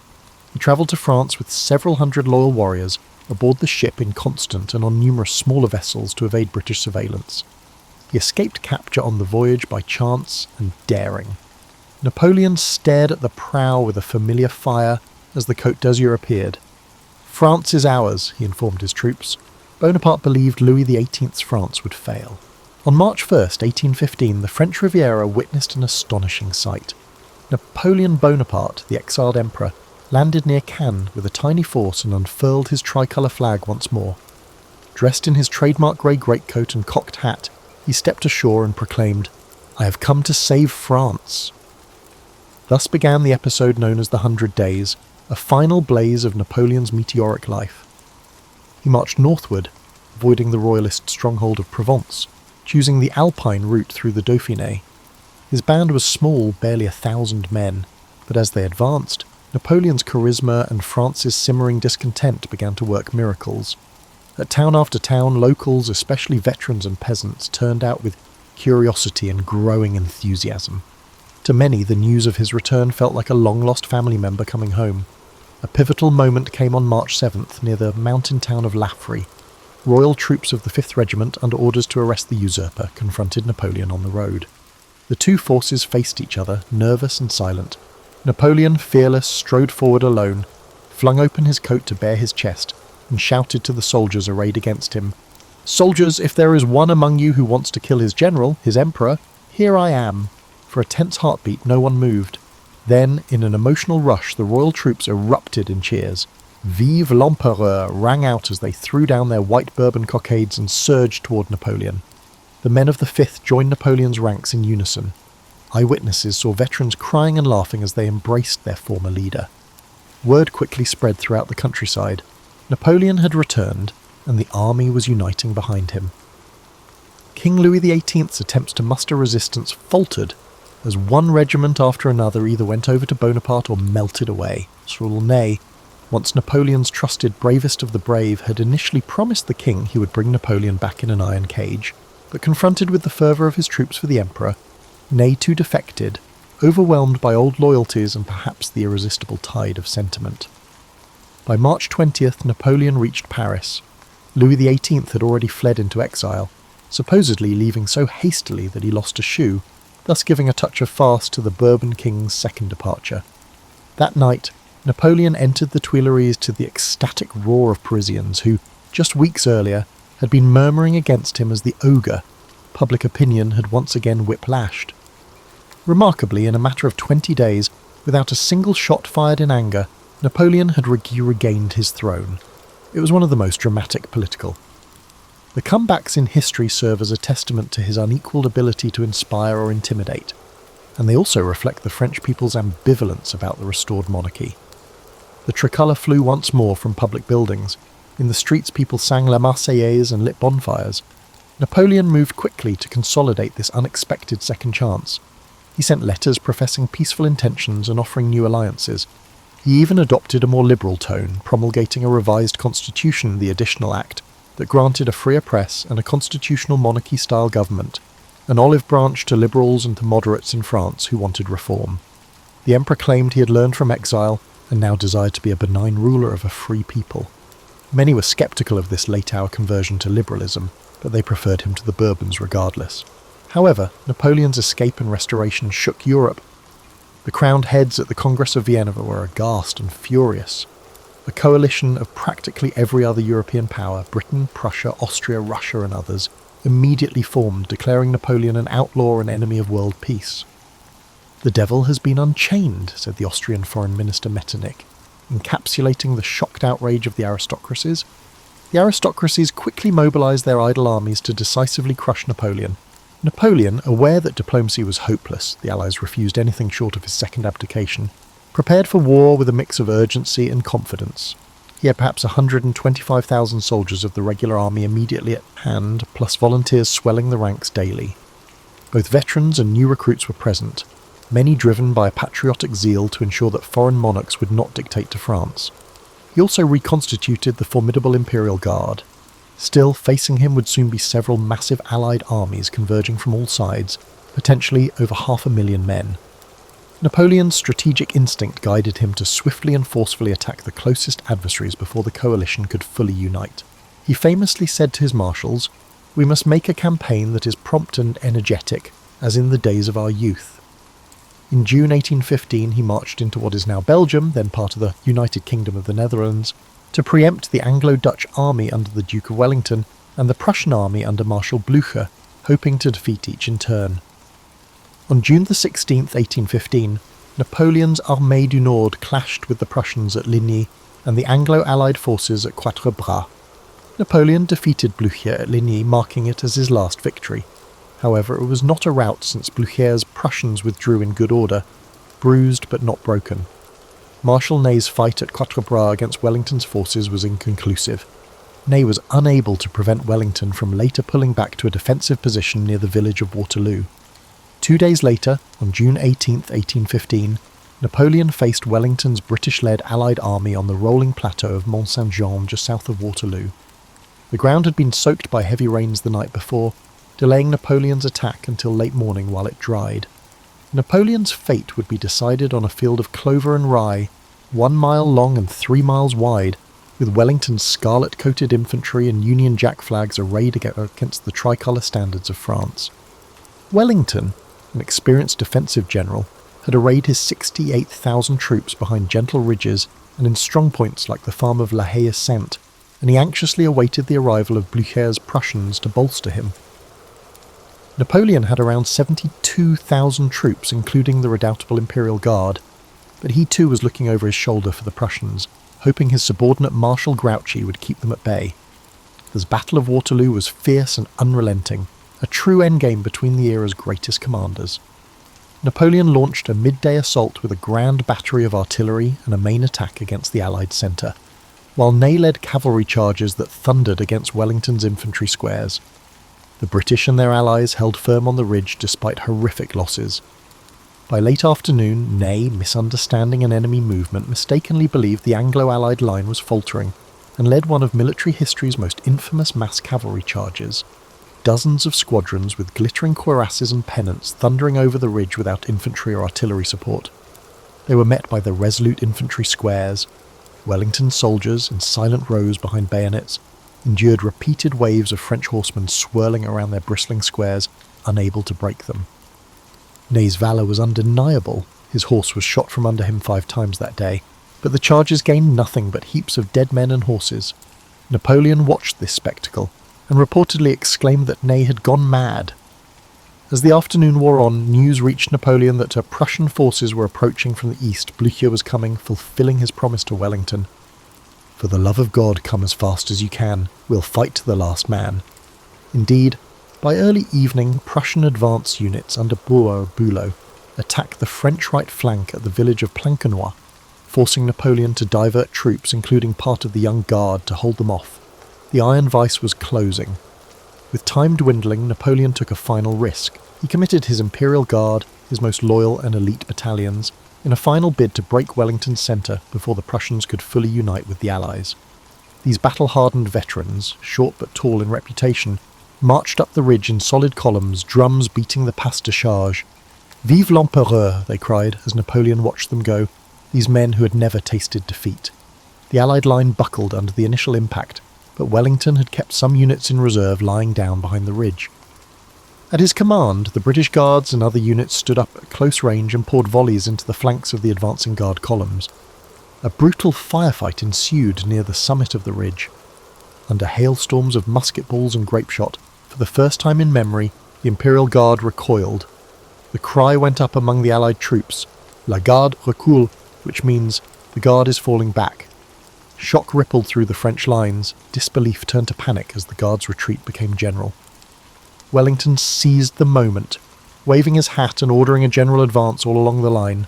Blücher's Prussians, now arriving in force, sashed into the French right. Napoleon's army, exhausted and with its morale shattered, began to disintegrate. On a gentle slope, a square of the Old Guard formed to act as a rearguard for the fleeing army. Surrounded by Allied forces, they were given a chance to surrender. One apocryphal version tells that when called to yield, a Guard general, perhaps Cambronne, retorted, "La Garde meurt mais ne se rend pas." The Guard dies but does not surrender, followed by a defiant merde. When eventually overwhelmed, many of these steadfast grenadiers indeed died where they stood rather than capitulate. Among the chaos, Napoleon, who had remained on the field until the Guard's repulse, almost fell into enemy hands. As all seemed lost, his marshals persuaded him to depart. He fled the field in a carriage as darkness fell, racing back toward Paris, his dream of renewed glory shattered. The Battle of Waterloo was over. Napoleon's final gamble had failed. Napoleon reportedly said, "C'est fini alors," "It's finished then," as he left. Back in Paris, Napoleon attempted to rally support for continuing resistance. But the political will was gone. The legislature turned against him, and even the ever-loyal Marshal Ney now urged abdication, saying another round of civil war would ruin France. On June 22, 1815, Napoleon abdicated for the second time in favour of his young son Napoleon II, though the Allies ignored this and restored Louis XVIII again. He then made his way to the Atlantic coast, initially hoping to escape to the United States. For weeks he lingered at Rochefort, with 2 British warships blocking any attempt to sail. Finally, realising he could not elude the global reach of British sea power, Napoleon surrendered himself to the British Captain Maitland of HMS Bellerophon on July 15, 1815. He perhaps expected he would be treated as a former head of state and allowed retirement in Britain or elsewhere. Instead, the British, driven by their government's resolve that he never trouble the world again, decided to send him to the remote South Atlantic island of St. Helena, far from any European shore. In October 1815, Napoleon arrived at this stark volcanic island, roughly 1,200 miles from the coast of Africa. Thus began his second, final exile on a speck of land that was essentially an open-air prison. He was 46 years old. The climate was damp, the terrain rugged but confined. There would be no dramatic escape or return from this place. The British governor, Sir Hudson Lowe, was dutiful and watchful, restricting Napoleon's movements to prevent any chance of rescue. Napoleon was given a residence, Longwood House, which was damp, windswept and hardly comfortable by imperial standards. He passed the next almost 6 years in a strange half-life. A small cohort of loyal followers voluntarily accompanied him, Generals Bertrand and Montholon, Count de la Cassez, and his valet Marchand, among others, and they formed a tiny court in exile. Napoleon established a daily routine, dictating his memoirs and thoughts to his companions, especially Las Cases, who recorded his conversations in what would become the Memorial of St. Helena. Tending a small garden, reading voraciously history and literature, and the newspapers when he could get them, and taking the occasional ride or walk when his health allowed. Over time, his robust constitution began to fail. He grew stout from lack of exercise and rich food. They still dined formally each night on silver plate, maintaining pretenses of an imperial household. He suffered from what appeared to be a stomach ailment, perhaps an ulcer or ultimately stomach cancer. His father had died of stomach cancer too. Some speculated he was being slowly poisoned. Indeed, arsenic was later found in hair samples, though modern historians lean towards natural illness exacerbated by the conditions and possibly the arsenic present in things like the wallpaper dye. Emotionally and intellectually, Napoleon oscillated between boredom, bitterness, and reflective calm. He would spend hours mapping out alternative histories, what he should have done at Waterloo, or regretting not crushing the Prussians more decisively earlier, or lamenting the folly of the Russian campaign. At other times, he would delve into philosophical discussions about fate and the future generations.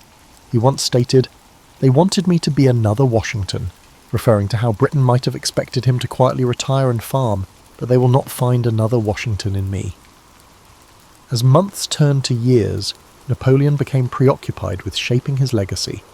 In dictation sessions, he portrayed himself as the champion of the people's rights against reactionary monarchs and as a soldier-philosopher who spread revolutionary ideals. He insisted that his true glory was not the 40 battles he won, for defeat at Waterloo overshadowed them, but what will live forever is my civil code, the administrative reforms, the memory of a nation I transformed. He described the Grande Armée as a band of brothers who achieved the impossible out of love for France. He even expressed some remorse, or at least sadness, over the human cost of his ambitions. At times, sitting on the porch at Longwood, gazing at the Atlantic rollers under a grey sky, one imagines Napoleon pondering the ultimate futility of worldly power. Nevertheless, he never lost a certain pride and combativeness.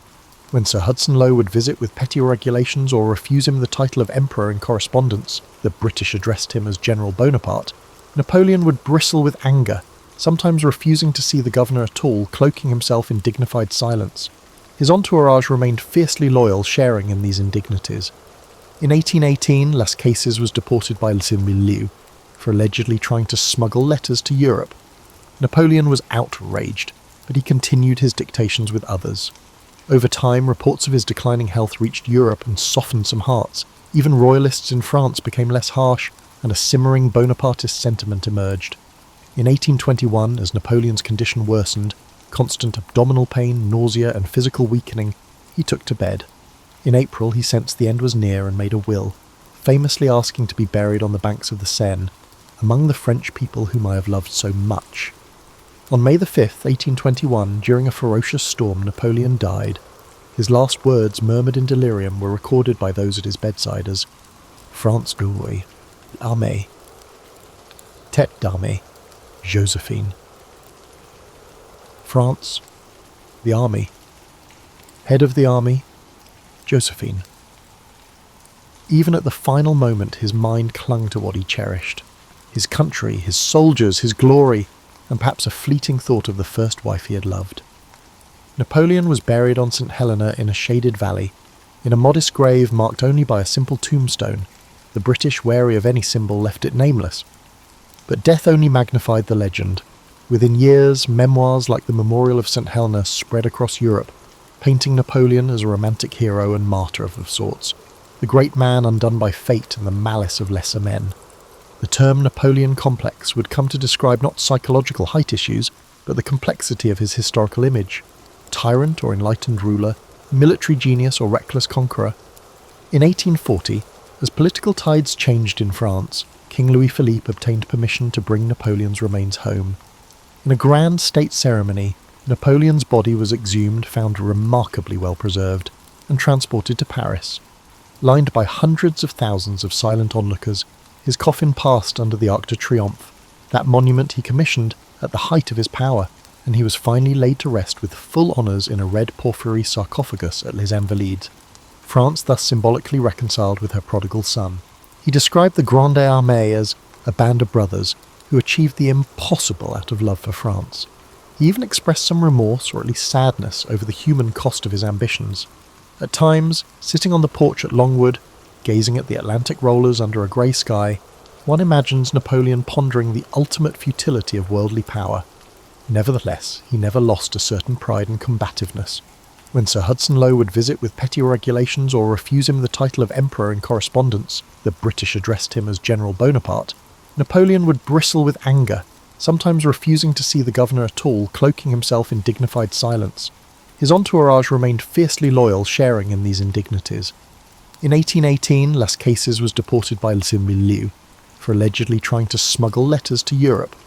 Napoleon was outraged, but he continued his dictations with others. Over time, reports of his declining health reached Europe and softened some hearts. Even royalists in France became less harsh, and a simmering Bonapartist sentiment emerged.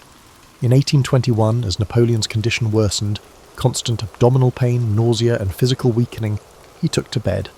In April, he sensed the end was near and made a will, famously asking to be buried on the banks of the Seine, among the French people whom I have loved so much. On May the 5th, 1821, during a ferocious storm, Napoleon died. His last words, murmured in delirium, were recorded by those at his bedside as France d'Oie, Armée, Tête d'Armée, Josephine. France, the army, head of the army, Josephine.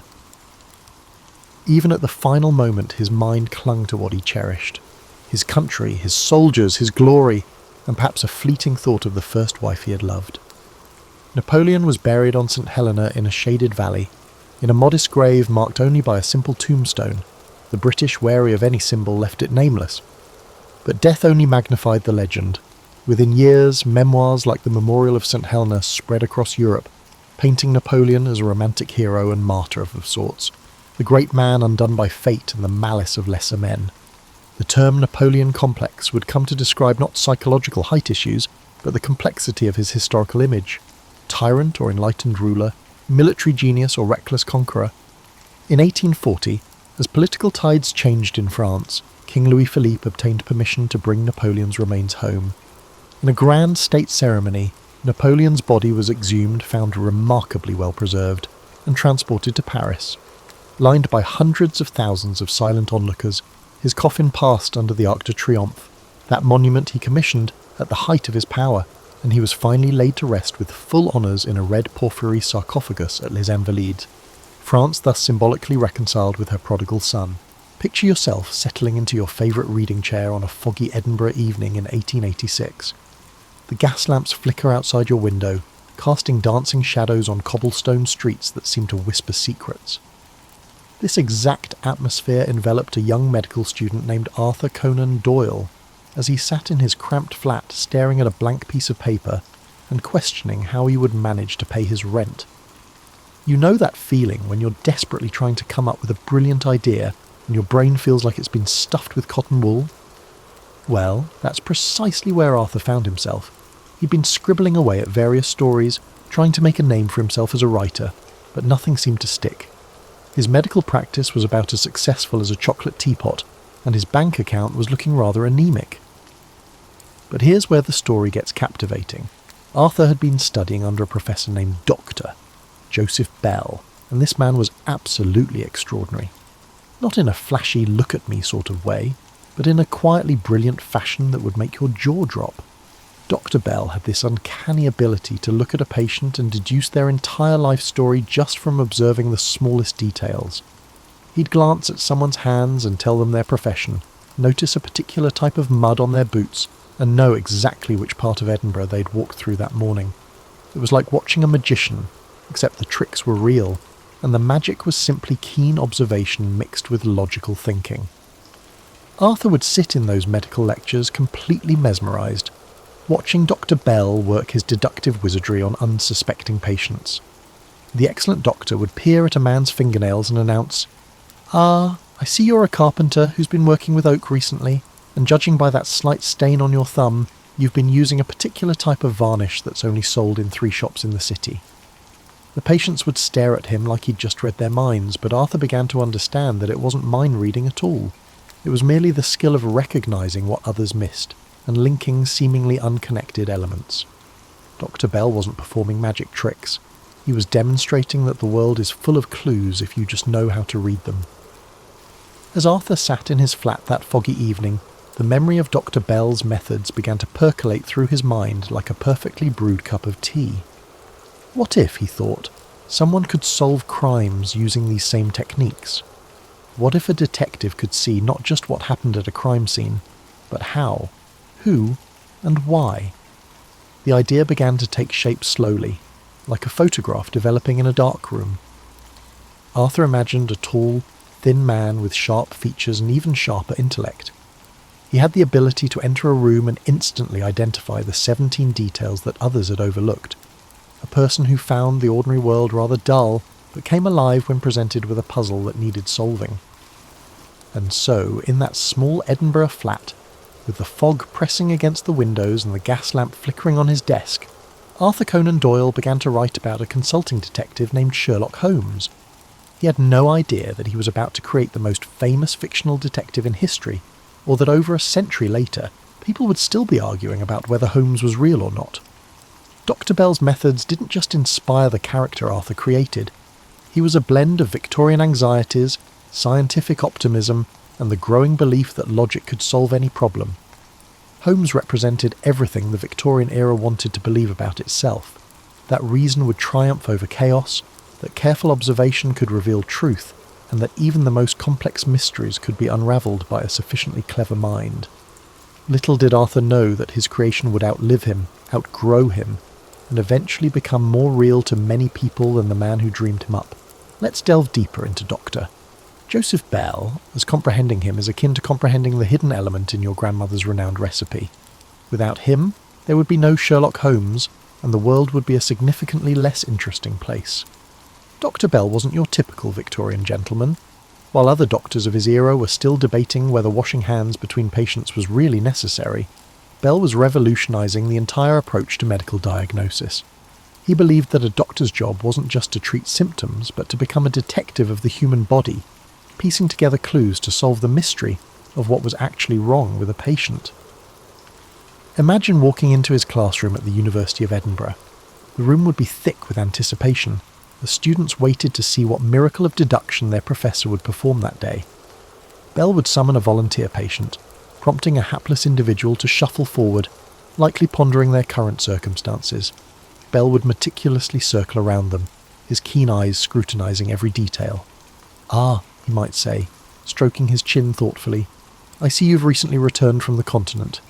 Germany, I'd say, based on the particular type of clay under your fingernails. You're a gardener by profession, but you've been doing some carpentry work lately. Oak, judging by the wood shavings in your hair, and that slight limp suggests you injured your left leg about 3 weeks ago, probably from a fall." The patient would nod in amazement, confirming every detail while the students scribbled frantically in their notebooks trying to capture the magic. But Bell would always explain his reasoning. The clay was a specific type found only in certain German regions. The calluses on the man's hands showed the pattern of someone who worked with plants, but had recently been gripping different tools. The wood shavings were a clear indicator, and the man's preference for his right leg during walking revealed a recent injury. What made Bell truly extraordinary wasn't just his powers of observation, though those were remarkable, but his ability to teach others to see the world differently. He would tell his students that most people looked but didn't observe. They saw a man with dirty hands and thought, labourer, but they missed the specific type of dirt that could tell them exactly what kind of work he did and where he'd been doing it. Bell had this wonderful way of making the ordinary seem extraordinary. He'd pick up a walking stick left behind by a patient and turn it into a treasure trove of information. The wear patterns on the handle could tell him if the owner was left or right-handed. The type of wood and craftsmanship revealed their social class. Scratches and dents told stories of how it had been used. Even the height of the stick provided clues about the owner's stature and gait. Arthur Conan Doyle would sit in these demonstrations, absolutely captivated. Years later, he would write about Dr. Bell with obvious affection, describing him as a man who could diagnose not just diseases but entire life stories. Bell became Arthur's model for what a truly observant person could achieve, and those classroom demonstrations became the blueprint for countless Sherlock Holmes adventures. But here's something delightfully ironic about the whole situation. Dr. Bell, the man who inspired the world's most famous detective, was actually quite modest about his abilities. He insisted that his methods weren't magical or even particularly difficult. They just required patience, practice, and a willingness to pay attention to details that others ignored. Bell would often say that the key to his success was simply remembering that every person carries their story written on their body, in their clothes, and in their mannerisms. Most people, he explained, are so focused on looking ahead that they never really look around. They miss the poetry written in calluses, the stories told by shoe leather, and the novels hidden in the way someone holds their shoulders. When Arthur finally created Sherlock Holmes, he was essentially asking the question, what if someone took Dr. Bell's methods and applied them not to medicine, but to crime? What if that keen eye for detail and logical mind were turned towards solving mysteries instead of diagnosing illnesses? The result was a character who could walk into a room and immediately see things that would take ordinary people hours to notice, if they noticed them at all.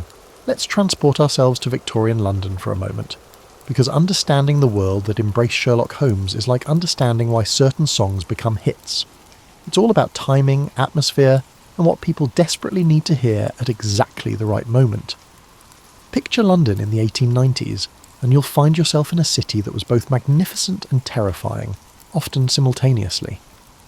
The Industrial Revolution had transformed it into this massive, sprawling beast of a metropolis, with over 4 million people crammed into spaces that had been designed for maybe a quarter of that number.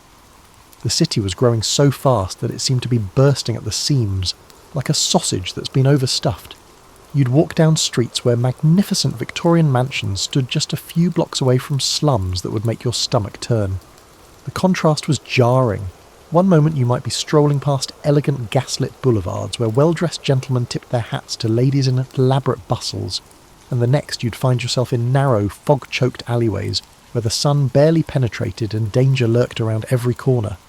This was the London of Jack the Ripper, after all. The very real terror of those unsolved murders had gripped the city just a few years before Holmes made his debut. People were genuinely frightened, and the police seemed completely baffled. The idea that someone could commit such horrible crimes and simply vanish into the urban maze was deeply unsettling to a society that prided itself on order and progress. But here's where it gets intriguing. This era was also the age of scientific optimism. People believed that rational thinking and careful observation could solve any problem. Darwin had shown them that even the mysteries of human existence could be unravelled through patient study. Electric lights were beginning to push back the darkness, and the telegraph was shrinking the world. There was this wonderful sense that humanity was on the verge of conquering all the great mysteries of existence. Into this mixture of fear and hope stepped Sherlock Holmes, and he was flawless for the moment. This character could make sense of the chaos of city life. He could walk into the most baffling situation and, through pure logic and observation, restore order to the world. He was like a lighthouse in a storm, cutting through the fog of uncertainty with the bright beam of reason. The timing couldn't have been better. People wanted stories that showed the world made sense, that every problem had a solution, and that good could win over evil through cleverness rather than luck or divine intervention.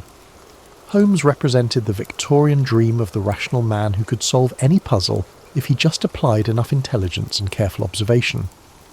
But there was another layer to London's readiness for Holmes. The city had transformed into a vibrant hub of individuals from diverse backgrounds. In a single day, you might encounter a Russian count, a Chinese merchant, an Irish dock worker, and a Scottish professor. Each person carried their own story, their own secrets, and their own mysteries. The city itself had become a kind of living, breathing puzzle, and people were fascinated by the idea that someone could read the clues hidden in plain sight. The police, bless their hearts, were doing their best, but they were essentially using medieval methods to solve modern crimes. They heavily relied on confessions, eyewitness testimony, and capturing criminals in the act. The idea of carefully examining a crime scene for clues, of using scientific methods to analyse evidence, of building a case through logical deduction. These were revolutionary concepts that most real detectives hadn't even considered. So when readers opened those early Holmes stories, they weren't just getting entertainment, they were getting a glimpse of what crime solving could be like if someone really smart was in charge. Holmes represented everything that Victorian readers wished their actual police force could be: observant, logical, incorruptible, and successful. The stories also tapped into something deeply satisfying about the Victorian belief in progress. Here was proof that human intelligence, properly applied, could triumph over any challenge. Holmes never solved crimes through luck or accident. He solved them through careful observation, logical thinking, and refusing to accept that any mystery was unsolvable. This was a society that was simultaneously proud of its achievements and worried about its problems. Crime was rising, the cities were becoming more complex and dangerous, and traditional solutions weren't working. Holmes offered hope that intelligence and method could restore order to a world that sometimes seemed to be spinning out of control. Now here's where our story takes a fascinating turn, because Arthur Conan Doyle didn't just create a character, he accidentally invented an entire literary genre. Before the arrival of Holmes, crime fiction lacked a crucial component. You see, crime stories existed before Holmes, but they were quite different creatures. Most of them were sensational tales focused on the gruesome details of murders or the dramatic capture of villains. They were less about solving puzzles and more about shocking readers with tales of urban horror. Think of them as the Victorian equivalent of those breathless newspaper headlines you see at the grocery store checkout, designed to grab attention rather than engage the mind. The few detective stories that did exist were often clumsy affairs, where the solution came out of nowhere, like a magician pulling a rabbit from a hat without showing it to you first. Readers were expected to sit back and be amazed rather than participate in the solving process. It was entertaining, but it wasn't particularly satisfying entertainment. Then along came Holmes, and suddenly everything changed. Arthur created what would become known as fair play detective fiction. Stories where the reader was given all the same clues as the detective and could, theoretically, solve the mystery themselves. Of course, most of us would miss the significance of tobacco ash patterns or the 17 different types of footprints, but the clues were there for anyone sharp enough to spot them. This innovation was revolutionary. Instead of just reading about crimes, people could now participate in solving them. Arthur had turned passive entertainment into an interactive experience. Readers would eagerly follow Holmes through his investigations, trying to spot the clues themselves, attempting to deduce the solution before the brilliant detective revealed it. It was akin to the difference between observing someone play a game and engaging in it yourself. But Arthur's innovation went deeper than just including clues. He devised an impeccable and gratifying framework for detective stories, which remains in use today. Every Holmes story follows a similar pattern. A baffling mystery is presented. Holmes observes details that others miss. He forms a theory based on logical deduction, and then he proves his theory through dramatic revelation. Once you've immersed yourself in this well-choreographed dance, other types of crime stories begin to feel incomplete. The genius of this structure is that it mirrors the way our minds work when we're trying to solve a problem. We gather information, we form hypotheses, we test them, and we reach conclusions. Holmes's stories felt natural because they followed the same thought processes that readers used in their own lives, just with much more dramatic stakes. Arthur also created something that hadn't existed before, the recurring detective character. Previous crime stories typically featured different protagonists in each tale, but Holmes was the same brilliant detective in every story, growing more familiar to readers with each adventure. People began to feel like they knew him personally, like he was a friend they could rely on to make sense of a confusing world. This familiarity allowed Arthur to develop Holmes's character in ways that wouldn't have been possible with one-off protagonists. Readers learned about his habits, his methods, his preferences, and even his weaknesses.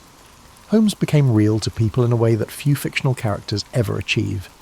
He wasn't just a problem-solving machine, he was a person with quirks and flaws and a distinctive personality. The success of Holmes's stories also established the template for the detective's sidekick. Dr. Watson played a crucial role as the reader's representative in the story. He was intelligent enough to understand Holmes's explanations, but not so brilliant that he could solve the mysteries himself. He asked the questions that readers wanted to ask, and expressed the amazement that viewers felt when Holmes revealed his deductions. Arthur had stumbled upon something that would become one of the most enduring formulas in all of literature. The brilliant detective, the loyal companion, the baffling mystery, the careful investigation, the logical solution. These elements were so perfectly balanced that they created a template that countless writers would follow for the next century and beyond. What's particularly remarkable is that Arthur didn't set out to create a new genre. He was merely attempting to craft entertaining stories that would contribute to his financial stability. But in creating Holmes, He had tapped into something fundamental about how human minds work, and what kinds of stories satisfy us at the deepest level.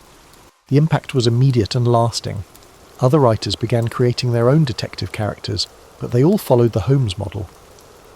The genre that Arthur had accidentally invented became one of the most popular forms of fiction, spawning thousands of books, plays, movies, and television shows.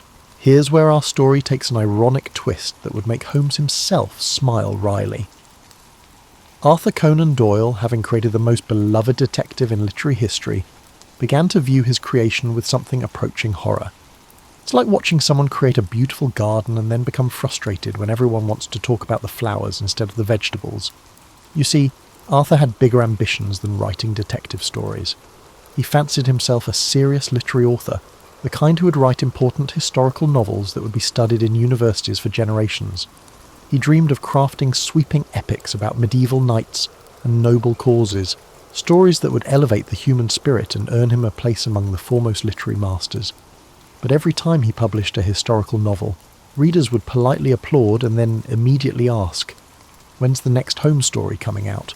It was like being a chef who creates an elaborate 7-course meal, only to have everyone ignore the artistically arranged vegetables and ask for more of the simple bread rolls. The problem was that Holmes had become phenomenally successful. By the 1890s, Arthur was earning more money from his detective stories than he had ever dreamed possible. The Strand magazine was paying him handsomely for each new Holmes adventure, and readers couldn't get enough of them. However, Arthur realised that success could also be a form of isolation. He began to feel like Holmes was overshadowing everything else he wanted to accomplish. People introduced him as the creator of Sherlock Holmes, not as the author of historical novels about medieval England. His serious literary work was being treated as a side project, while his detective stories were considered his main achievement. It was deeply frustrating for a man who had worked so hard to establish himself as a serious writer. In 1893, Arthur made one of the most shocking decisions in literary history, bringing the situation to its peak. He decided to kill off Sherlock Holmes. He did not kill off Sherlock Holmes gradually, through old age, or in a subtle manner. Instead, he did so dramatically in a story called The Final Problem. He sent Holmes tumbling over the Reichenbach Falls in Switzerland, locked in mortal combat with his arch-nemesis, Professor Moriarty. Arthur believed he was liberating himself from the detective, whom he considered a burden. He imagined that with Holmes gone, readers would finally pay attention to his other work. He could write about historical subjects, explore spiritual themes, and create the kind of literature that would earn him lasting respect. But Arthur had seriously underestimated how much people loved Holmes. The reaction to The Final Problem was unlike anything the literary world had ever seen. Readers were devastated. The Strand magazine lost 20,000 subscribers overnight. People wore black armbands in mourning. Some readers wrote furious letters accusing Arthur of literary murder. Others simply refused to believe that Holmes was really dead. The outcry was so intense that it surprised even Arthur. He'd considered Holmes to be merely another character in yet another story, but to readers, Holmes had evolved into something far more significant. He was a symbol of rational thought triumphing over chaos, of justice prevailing over evil, of intelligence solving problems that seemed impossible. Killing Holmes felt like killing hope itself. For 8 years, Arthur held firm. He continued writing his historical novels, his spiritual explorations, and his serious literary works. But the ghost of Holmes haunted everything he did. Readers kept asking when the detective would return. Publishers kept offering him enormous sums for new Holmes stories, and Arthur kept insisting that the character was dead and buried. Finally, in 1901, Arthur gave in to the pressure.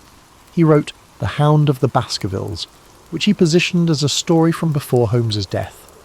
But readers weren't satisfied with a prequel. They wanted their detective back in the present, solving new mysteries. The demand was so intense that Arthur eventually had to perform literary resurrection surgery, bringing Holmes back to life in The Adventure of the Empty House in 1903. Arthur's explanation for how Holmes survived the fall was ingenious, but clearly written by someone who was trying to solve a problem he'd never intended to create. Holmes had faked his death, he explained, living in hiding for 3 years while tracking down the rest of Moriarty's organisation. It was a clever solution, but you could almost hear Arthur sighing as he wrote it. The whole episode reveals something fascinating about the relationship between authors and their creations. Arthur had intended Holmes to be a temporary character, a means to an end, a way to pay the bills while he worked on more important projects. But great fictional characters have a way of taking on lives of their own, becoming more real to readers than the people who created them. For the remainder of his life, Arthur continued to write Holmes stories, yet he never fully reconciled with the success of his creation.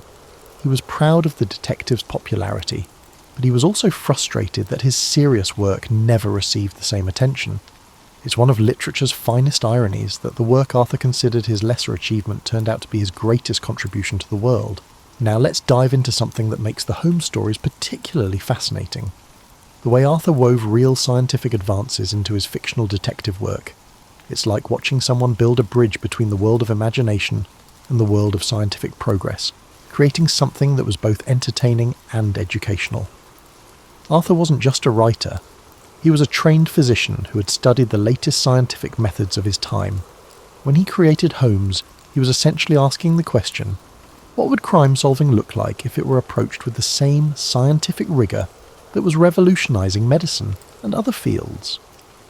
Consider Holmes's famous method of deducing someone's entire life story from tiny physical clues. This approach wasn't just literary fantasy, it was based on real scientific principles that Arthur had learned in medical school. Dr. Joseph Bell had shown that careful observation could reveal incredible amounts of information about a person's life and habits. Arthur took this concept and applied it to detective work, creating a character who could read people like books.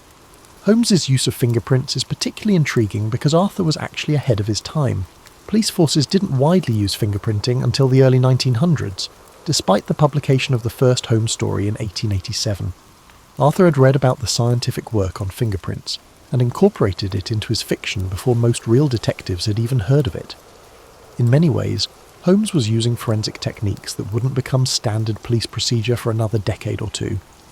The same was true for many other scientific methods that Holmes employed. He analysed handwriting, studied different types of tobacco ash, examined footprints with scientific precision, and used chemical tests to detect bloodstains. These weren't just clever plot devices, they were based on real scientific techniques that were being developed in laboratories around the world. Arthur was particularly fascinated by the emerging field of toxicology, the study of poisons and their effects on the human body. Arthur's medical background and his interest in using science to solve crimes are evident in several Holmes stories that feature exotic poisons and their detection. He understood that poison was often a weapon of choice for clever criminals because it was difficult to detect with the crude methods available to most police forces. Holmes's laboratory at 221B Baker Street was filled with the kind of equipment that real scientists were using to make breakthrough discoveries. Any serious research facility of the time would have contained the chemical apparatus, microscopes, and reference books that Arthur described. He was showing readers that scientific methods could be applied to criminal investigation, turning detective work from a matter of luck and intuition into a systematic process. But Arthur's genius was in making these scientific methods accessible to ordinary readers. He didn't bog down his stories with technical details or lengthy explanations of scientific principles. Instead, he showed Holmes using these methods in action, solving crimes through careful observation and logical analysis. Readers could follow the detective's reasoning process without needing background in chemistry or biology. This approach had an unexpected educational effect. Many readers learned about scientific methods through Holmes's stories, often without realising they were getting a science lesson, along with their entertainment. The stories helped popularise the idea that rational scientific thinking could solve complex problems, contributing to the growing public respect for scientific methods.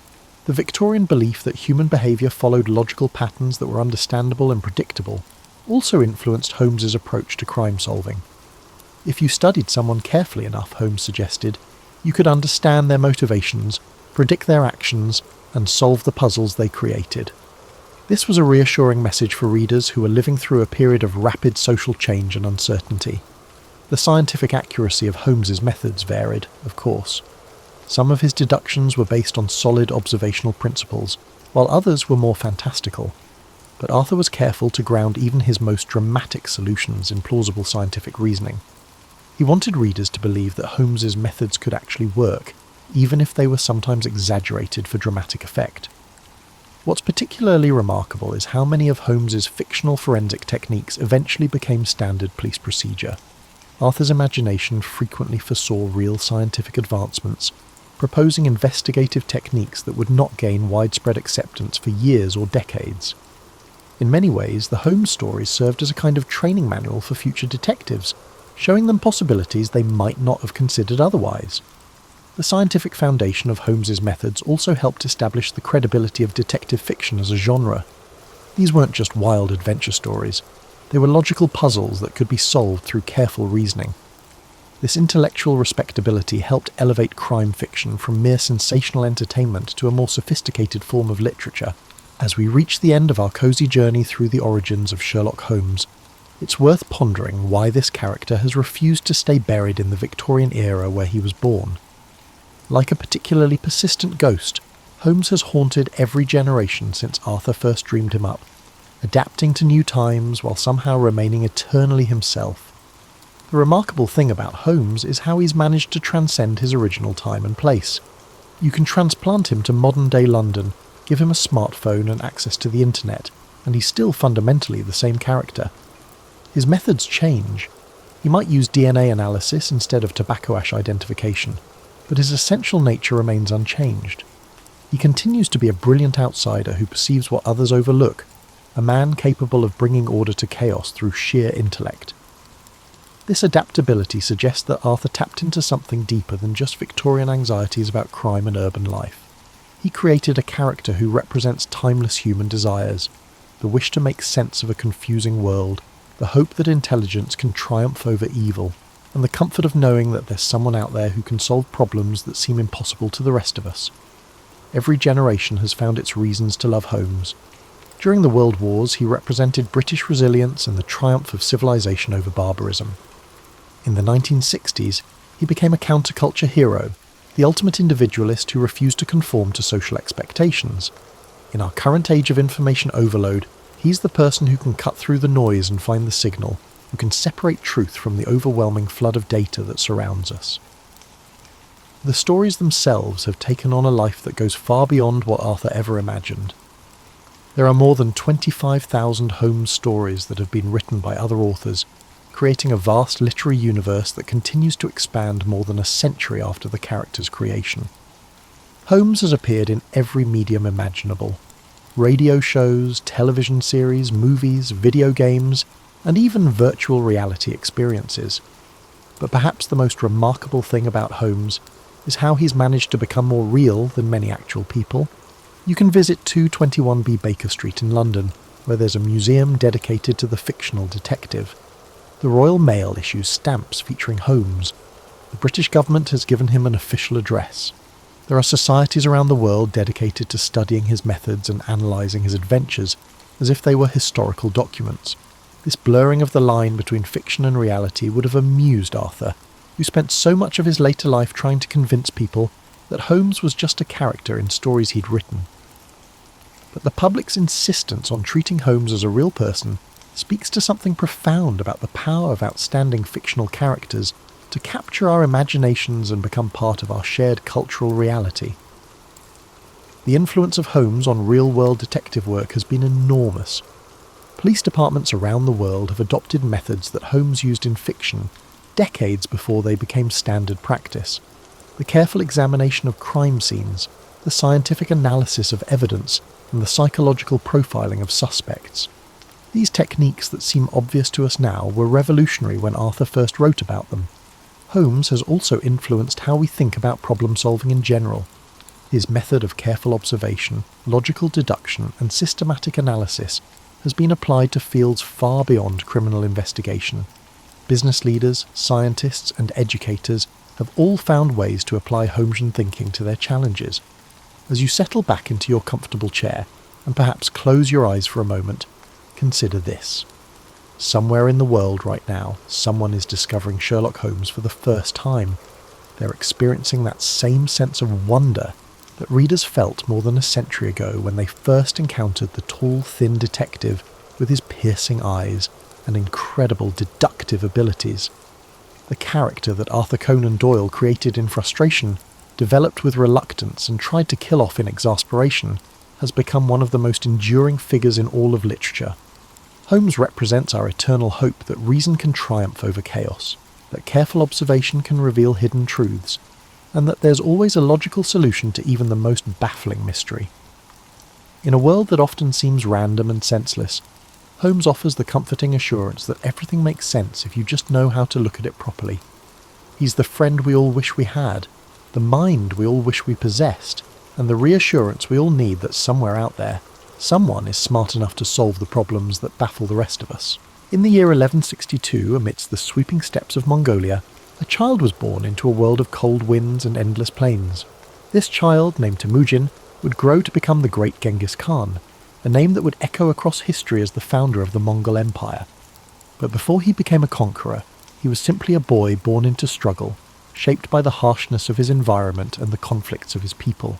The Mongolian steppes stretched far and wide, a vast expanse of grasslands where the sky met the earth in a seamless horizon. Life here was simple yet brutal. Nomadic tribes moved with their herds, living off the land and surviving the harsh winters and the scorching summers. It was a world where strength, loyalty, and resilience were the keys to survival. Temujin's early years were marked by hardship. He was the son of Yesugei, a minor tribal leader, and his wife Holun. When Temujin was just a young boy, his father was poisoned by a rival tribe. This sudden loss left his family vulnerable, and they were abandoned by their own clan. His mother, Holun, took on the responsibility of raising Temujin and his siblings alone. The family was left to fend for themselves on the open steppes, relying on foraging, hunting, and sheer determination to survive. These early struggles forged a deep resilience in Temujin. He learned to endure hunger, cold, and the constant threat of violence. But he also learned the value of unity, the importance of family, and the need for loyalty. His mother's strength became a guiding force in his life. She taught him that survival required not only physical strength but also wisdom, patience, and an unyielding spirit. As Temujin grew older, he began to understand the fragmented world of the Mongol tribes.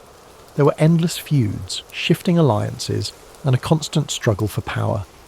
He saw how disunity left his people vulnerable. He dreamed of something greater, of a world where the tribes could be united, where the endless conflicts could be replaced with a shared purpose. But before he could realize this vision, he faced countless challenges. Betrayal was a constant threat. One of his closest friends, Jamuka, who had once sworn brotherhood with him, would later become his rival. Temujin's path was marked by moments of capture, imprisonment, and escape. Each setback hardened his resolve. He believed that strength was found not just in the sword, but in the unity of purpose and loyalty. In time, Temujin began to gather followers who saw his vision. He was not just a warrior. He was a leader who understood people. He rewarded loyalty and merit rather than noble birth, a revolutionary idea in a world bound by tradition. His reputation grew, and more tribes pledged their allegiance to him. His ability to inspire, to strategize, and to adapt set him apart. He was relentless, determined, and focused on a single goal: to unite the Mongol tribes under one banner. In 1206, after years of battles, alliances, and strategic brilliance, Temujin achieved his dream. He was declared Genghis Khan, meaning universal ruler. It was a title that reflected his role as the unifier of the Mongols, a leader who'd brought together the once fractured tribes into a formidable force. But Genghis Khan's vision did not stop at the borders of Mongolia. He saw beyond the steppes, beyond the horizon. His ambition was to create a world where his people could thrive, where the divisions that had weakened them for centuries could be replaced by a new order. His armies, skilled horsemen and fierce warriors, began to expand the Mongol territory.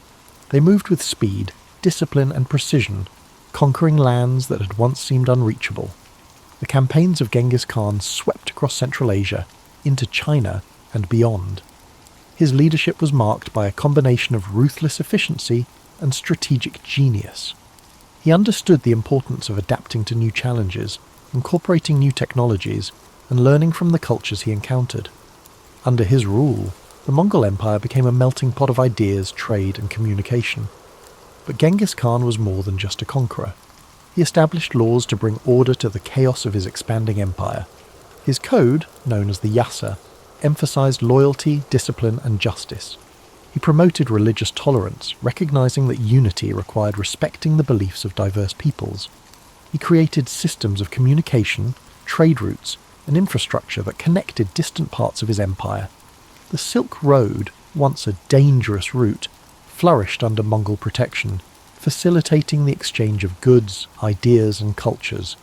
As you breathe in deeply, picture the vast Mongolian steppes under a night sky filled with stars. The grass sways gently in the breeze, and the world is quiet except for the soft sounds of horses and the distant crackle of campfires. Genghis Khan's legacy stretches across these plains, a reminder of a leader who dared to dream of unity, who faced the harshness of his world with an unbreakable spirit.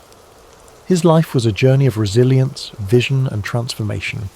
He turned adversity into strength, chaos into order, and disunity into a vast and enduring empire. Though his methods were fierce, his impact on the world was profound. The connections he forged between East and West reshaped history, leaving a legacy that endures to this day. As you sink deeper into relaxation, let the story of Genghis Khan remind you of the power of perseverance, the strength found in unity, and the importance of vision. His life, filled with challenges and triumphs, speaks to the boundless potential within each of us, the ability to overcome, to lead, and to create lasting change. As you drift even deeper into the calming embrace of sleep, let the echoes of Genghis Khan's journey gently guide your thoughts. His story, one of struggle, vision, and unrelenting determination, is a reminder of the strength that lies within every challenge we face and the boundless potential we possess to shape our own destinies. Picture the endless Mongolian steppes beneath a vast night sky, where the stars shine like scattered diamonds, illuminating the dark plains below. The wind moves softly, whispering tales of ancient conquests and unification, carrying with it the faint scent of grasslands and distant fires. This is the world where Genghis Khan forged his legacy, a world where survival was harsh, but the spirit of resilience was even stronger. As his empire expanded, so too did his influence. His conquests stretched from. His life was a journey of resilience, vision, and transformation. He turned adversity into strength, chaos into order, and disunity into a vast and enduring empire. Though his methods were fierce, his impact on the world was profound. The connections he forged between East and West reshaped history, leaving a legacy that endures to this day. As you sink deeper into relaxation, let the story of Genghis Khan remind you of the power of perseverance, the strength found in unity, and the importance of vision. His life, filled with challenges and triumphs, speaks to the boundless potential within each of us, the ability to overcome, to lead, and to create lasting change. As you drift even deeper into the calming embrace of sleep, let the echoes of Genghis Khan's journey gently guide your thoughts. His story, one of struggle, vision, and unrelenting determination, is a reminder of the strength that lies within every challenge we face and the boundless potential we possess to shape our own destinies. Picture the endless Mongolian steppes beneath a vast night sky, where the stars shine like scattered diamonds, illuminating the dark plains below. The wind moves softly, whispering tales of ancient conquests and unification, carrying with it the faint scent of grasslands and distant fires.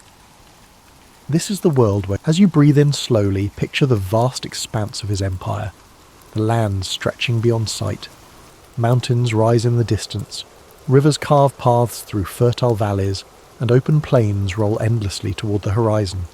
Each part of this landscape, once divided, is now united under a common rule, a testament to the power of a shared purpose.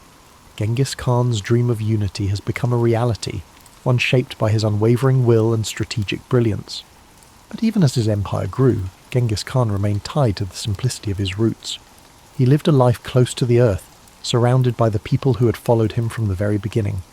He never allowed himself to be consumed by luxury or excess. His strength lay in his ability to understand both the warrior's path and the leader's burden, to balance the ferocity of conquest with the wisdom of governance. As the years passed, Genghis Khan continued to guide his people, his vision extending beyond his own lifetime. He established systems of law and order, ensuring that justice and discipline held his empire together.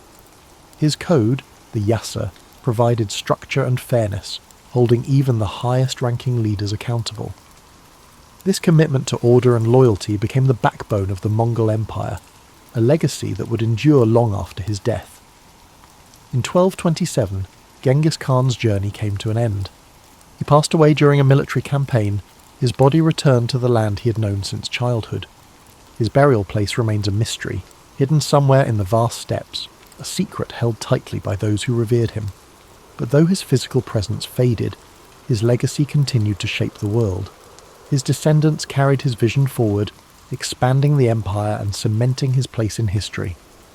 As you breathe deeply, feel the quiet power of Genghis Khan's story resonating within you. His life teaches us that, even in the face of unimaginable challenges, a determined spirit can overcome, a clear vision can unify, and resilience can shape the course of history. He transformed his hardships into strength, his struggles into purpose, and his dreams into reality. Imagine the steppes once more, now calm under the vast night sky. The stars continue their silent watch. The wind carries a sense of timelessness, and the land stretches out in quiet peace. The world rests much like you do now, embracing the stillness that follows the storm, the calm that comes after a journey well travelled. Allow yourself to let go completely, to surrender to this peaceful stillness. The story of Genghis Khan has taken you across endless plains, through battles, struggles, and victories. Now, you rest, knowing that strength, resilience, and vision lie within you, just as they did within him. The journey of discovery, growth, and purpose is yours to continue when you awaken. As you sink deeper into the embrace of sleep, let the echoes of Genghis Khan's legacy ripple through your mind like a soft, steady current. His journey was vast, stretching across endless plains and through the annals of history, yet his life was also a reflection of universal truths: strength in adversity, vision beyond boundaries, and the enduring power of unity. Imagine the stillness of the steppes at dawn, the first light of day casting a golden hue across the endless grasslands. The world holds its breath in quiet anticipation, a moment suspended between night and day. This is the same land that shaped Temujin, the boy who became Genghis Khan. The cold winds, the hardships, the endless horizons, all these elements forged his spirit, teaching him to endure, to adapt, and to lead. As you breathe deeply, let that same sense of quiet resilience settle within you. Just as the steppes stretched beyond sight, so too do the possibilities within your own life. The journey of Genghis Khan reminds us that no matter how vast the challenges before us, the human spirit is capable of incredible endurance and transformation. In your mind's eye, picture the endless caravans that travelled the Silk Road under the protection of the Mongol Empire. Merchants from distant lands move steadily along ancient routes, their carts loaded with silks, spices, and knowledge. The world is connected in ways it had never been before, ideas flowing freely across continents. These connections, once fragile and uncertain, now weave a tapestry of shared human experience. Genghis Khan's vision brought people together, creating pathways where there had once been barriers. His legacy lives not just in the conquests, but in the bridges he built between cultures, the systems of order he established, and the idea that unity, even amidst diversity, is possible. Now, let your thoughts drift further into the stillness of night. The campfires have burned down to embers, their soft glow casting faint light across the faces of warriors, nomads, and travellers. The air is filled with the faint scent of smoke and the quiet murmur of people at rest. This moment of peace, hard-earned and cherished, reflects the balance that Genghis Khan sought, a world where strength and stability allowed for moments of tranquility. Feel the calm spread through your body, each breath drawing you deeper into a space of comfort and safety. The struggles of the day fall away like grains of sand carried by the wind. You are part of a larger story, one where each challenge you face shapes you, where every moment of resilience adds to your strength. Like the great Khan, you possess the power to endure, to dream, and to create a legacy of your own. Imagine now the vast plain stretching out beneath a sky filled with stars. The universe seems infinite, yet there is a profound sense of peace in knowing that you are a part of this grand expanse. The wind whispers gently, carrying with it the stories of the past, the hopes of the present, and the dreams of the future. You're connected to this timeless flow, your spirit at ease, your heart steady. As your mind drifts further into sleep, let the essence of Genghis Khan's story remain with you. His life, shaped by hardship and triumph, reminds us that within every challenge lies an opportunity for growth. His journey from a boy abandoned on the steppes to a ruler who united vast lands is a testament to the power of determination and vision. You too carry that same potential within you, the ability to overcome, to rise and to transform. The world outside grows softer now, the edges of reality blurring as you surrender to rest. Your breath is slow, steady, and calm. Each inhale fills you with a sense of possibility. Each exhale releases any tension you've been holding. The night wraps around you like a warm cloak, protecting and soothing you as you drift further into peaceful sleep. As you drift even deeper into the embrace of sleep, the vast plains of history stretch endlessly before you, serene and timeless. The gentle rhythm of your breath mirrors the calm, steady winds of the Mongolian steppes, whispering stories of courage, resilience, and transformation. The journey of Genghis Khan lingers softly in your mind, a reminder that every challenge faced, every hardship overcome, shapes the path towards something greater. In this peaceful expanse, the world feels limitless. The night sky, filled with an infinite sea of stars, reflects the boundless potential within you. Each star glimmers with a quiet brilliance, a beacon of possibility, hope, and the dreams that lie waiting beyond the horizon. Just as Genghis Khan dared to look beyond the confines of his world, you too are capable of breaking through barriers, of envisioning new paths, of creating a life defined by your own resilience and purpose. Imagine the quiet of the ancient world. No city lights, no noise of modern life, just the pure, unbroken silence of the night. The grass beneath you is soft, cool, and fragrant. The air is crisp, carrying the scent of earth and distant fires. The only sounds are the faint rustling of the wind and the occasional soft nicker of a horse standing watch. This tranquility is a gift, a space where you can let go, breathe deeply, and allow your mind to float freely. As you inhale, draw in a sense of calm strength. With each exhale, release the burdens of the day, the worries that cling like shadows. In this space, there is no need to rush, no need to struggle. You are safe, held gently by the vastness of history and the quiet wisdom it offers. Like the open steppes, your mind expands, free from constraints, filled with possibility. The story of Genghis Khan is one of transformation, of a young boy who endured pain and loss, but who rose to become a leader who reshaped the world. His journey reminds us that strength is born in moments of adversity, that the spirit is forged in the fires of challenge. His vision was clear, his resolve unbreakable, and within you too lies that same seed of potential, that same capacity for growth, for vision, for resilience. Picture the endless plains bathed in the soft glow of dawn. The first rays of sunlight touch the horizon, casting a warm golden light over the land. The sky shifts from deep indigo to gentle hues of pink and orange. The world awakens slowly, peacefully, as the night gives way to a new day. This transition, from darkness to light, is a symbol of hope, a reminder that no matter how long the night may seem, the dawn always comes. Let this thought settle gently in your mind. Just as the night must yield to the morning, every struggle you face, every challenge you endure holds the promise of renewal, of new beginnings, of possibilities yet to be realized. The journey of life, like the journey of Genghis Khan, is one of cycles, of hardship and triumph, of darkness and light, of endings and new beginnings. Feel your body relax even further, each muscle letting go, your mind sinking deeper into the comfort of sleep. The weight of the world lifts away, leaving you light, free, and at peace. The winds of the steppes, the vast horizons, and the quiet strength of history envelop you in a cocoon of serenity. In this state of deep relaxation, know that you are part of something timeless.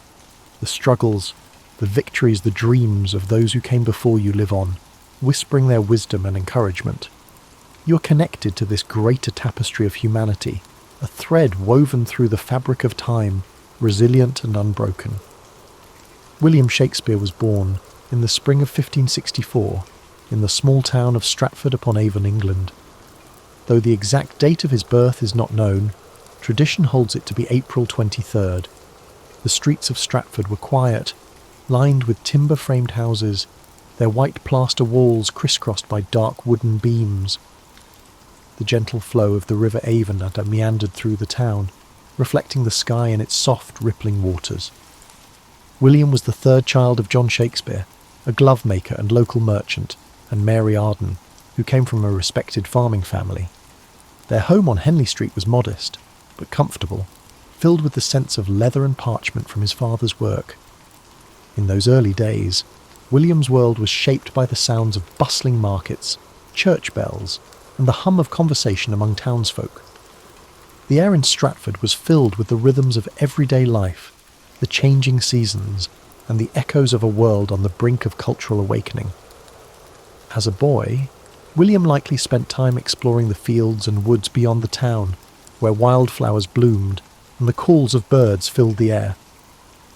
He may have wandered along the banks of the Avon, his curious eyes taking in the flowing water, the shifting light, and the small wonders of nature. William attended the King's New School, where he received a solid education in reading, writing, and classical literature. He studied the works of Roman poets like Ovid and playwrights like Plautus and Seneca. These ancient stories of gods, heroes, and tragic fates ignited his imagination, giving him a foundation that would later blossom into his own masterpieces. The days at school were long, filled with the scratch of quills on parchment, the low hum of Latin recitations, and the occasional creak of wooden benches. William learned not only the rules of language, but also the power of storytelling, the ability to capture the human experience in words. When William was 18, he married Anne Hathaway, a farmer's daughter who lived in a small cottage outside of Stratford. Their marriage was a quiet affair, held in the local church, surrounded by family and friends. A year later, they welcomed their first child, Susanna, followed by twins, Hamnet and Judith. The small house they shared was filled with the sounds of children's laughter and the simple comforts of family life. Yet, even as a young man with a family, William's mind seemed to yearn for something more. Somewhere within him, the seeds of creativity were beginning to sprout. By the late 1580s or early 1590s, Shakespeare left Stratford and made his way to London, a city alive with energy, opportunity, and artistic expression. London in the 1590s was a place of contrasts, cobblestone streets filled with carriages, merchants selling their wares, and the hustle and bustle of a growing metropolis. It was a city where theatres were becoming centres of cultural life, drawing people from all walks of society. Amidst this vibrant chaos, William Shakespeare found his place in the world of theatre. He began his career as an actor and playwright, with a company called the Lord Chamberlain's Men. His early plays were performed in small theatres, where audiences gathered in the dim light, eager to be transported by stories of love, betrayal, and adventure. The scent of burning tallow candles filled the air, mingling with the excited whispers of the crowd. Shakespeare's talent quickly became evident, and his works began to captivate London's theatre-goers. His early successes included plays like Henry VI and Titus Andronicus, stories of war, revenge, and political intrigue. Each line he wrote seemed to pulse with life, filled with the richness of human emotion and the beauty of language. By the late 1590s, Shakespeare had become a respected figure in the theatre world. He purchased shares in the newly built Globe Theatre, a wooden structure that would become the heart of his creative endeavours.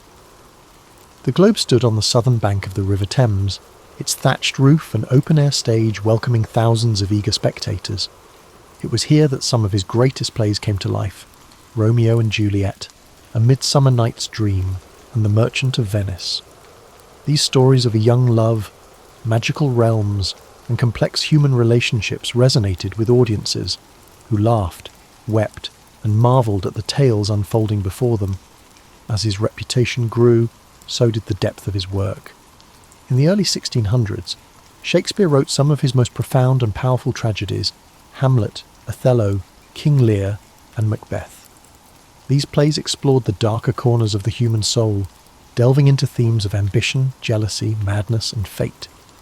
Imagine the dimly lit stage, the flicker of candlelight, the hushed anticipation of the crowd as the curtain rose. The words of Shakespeare filled the air, weaving a tapestry of emotion, drama, and insight that would echo through the centuries. Even as he found success in London, Shakespeare never lost his connection to Stratford-upon-Avon. He returned frequently to his hometown, where he purchased New Place, one of the largest houses in the town. It was a place of peace and reflection, a retreat from the bustling world of the theatre. As he entered the later years of his life, his writing took on a gentler tone. Plays like The Tempest and The Winter's Tale spoke of forgiveness, redemption, and the passage of time. These final works reflected a man who had seen much of life's beauty and sorrow, and who sought peace and understanding. On April 23rd, 1616, at the age of 52, William Shakespeare passed away in his hometown of Stratford-upon-Avon. His life had been a journey of words, stories, and imagination, a journey that left an indelible mark on the world. He was buried in the chancel of Holy Trinity Church, and where his gravestone still rests today. As you breathe deeply now, let the story of William Shakespeare settle gently into your mind.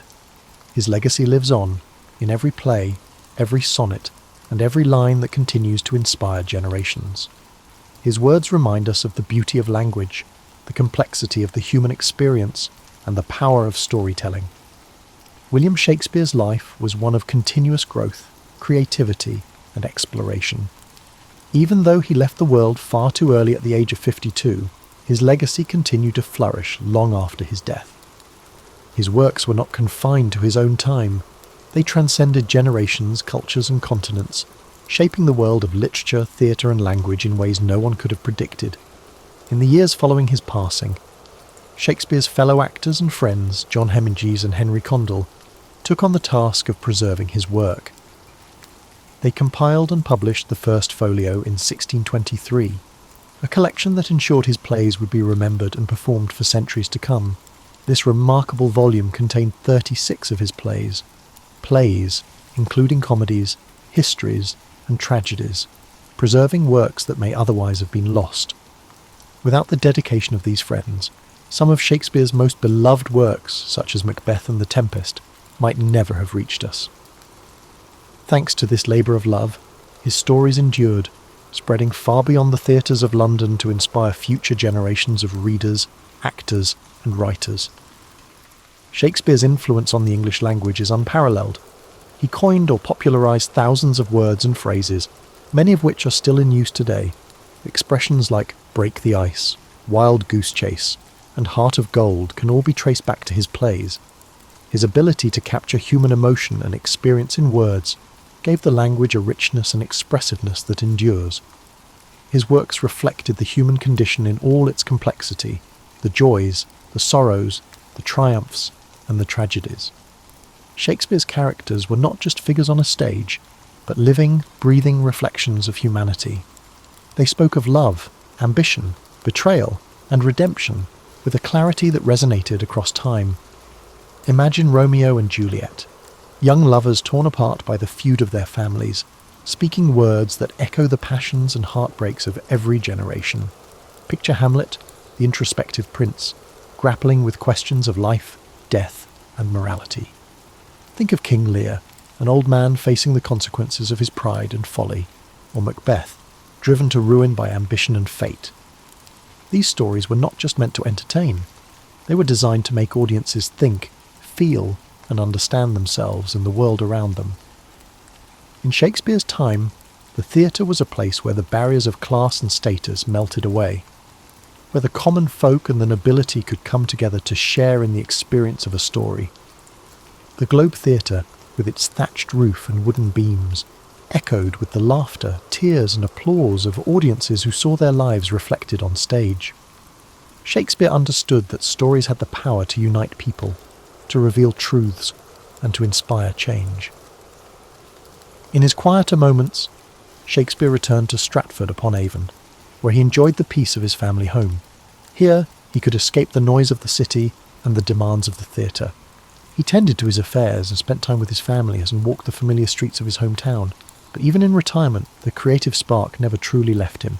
Later years, he collaborated with younger playwrights, and continued to refine his craft.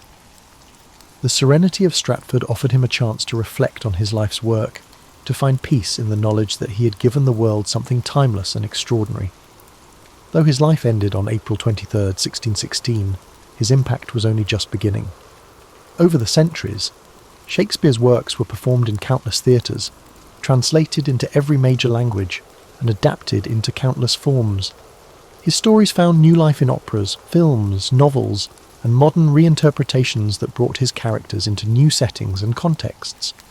Generations of actors, from humble players to celebrated stars, found their voices through Shakespeare's words.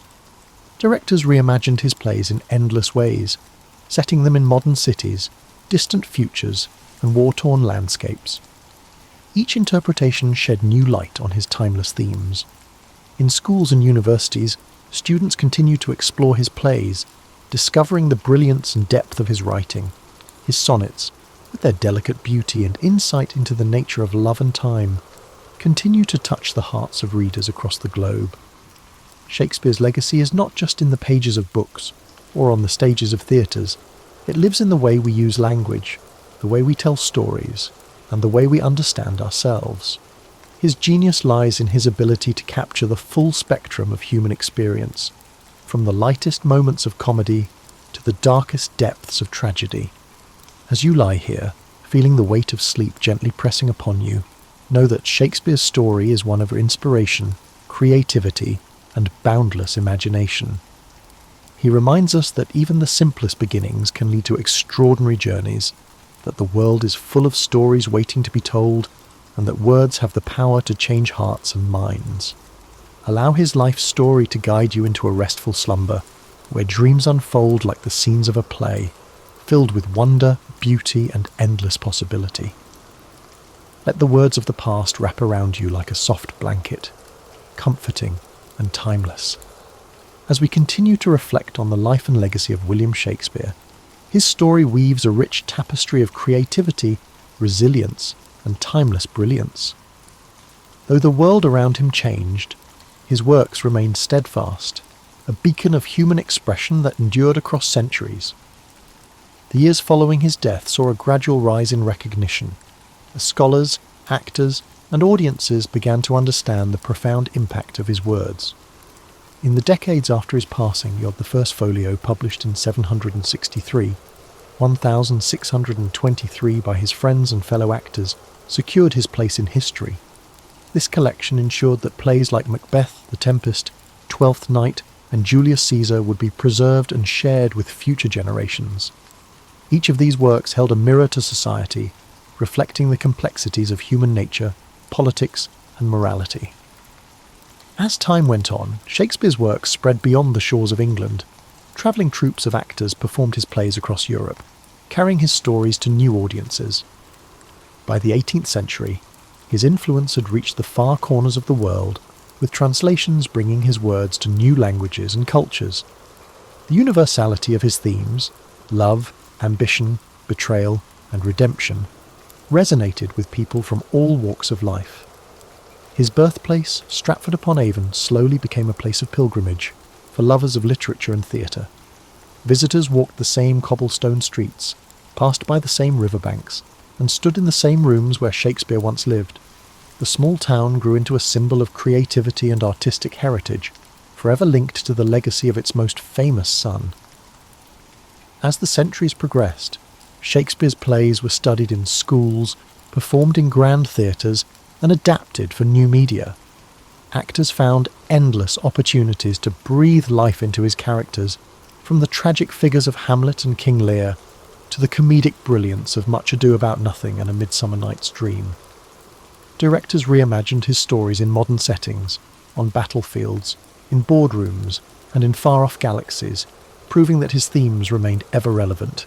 His influence on the arts is immeasurable.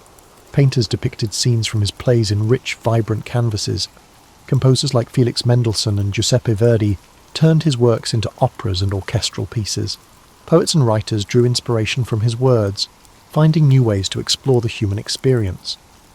In the 19th century, Shakespearean festivals began to emerge, celebrating his works with performances, lectures, and readings.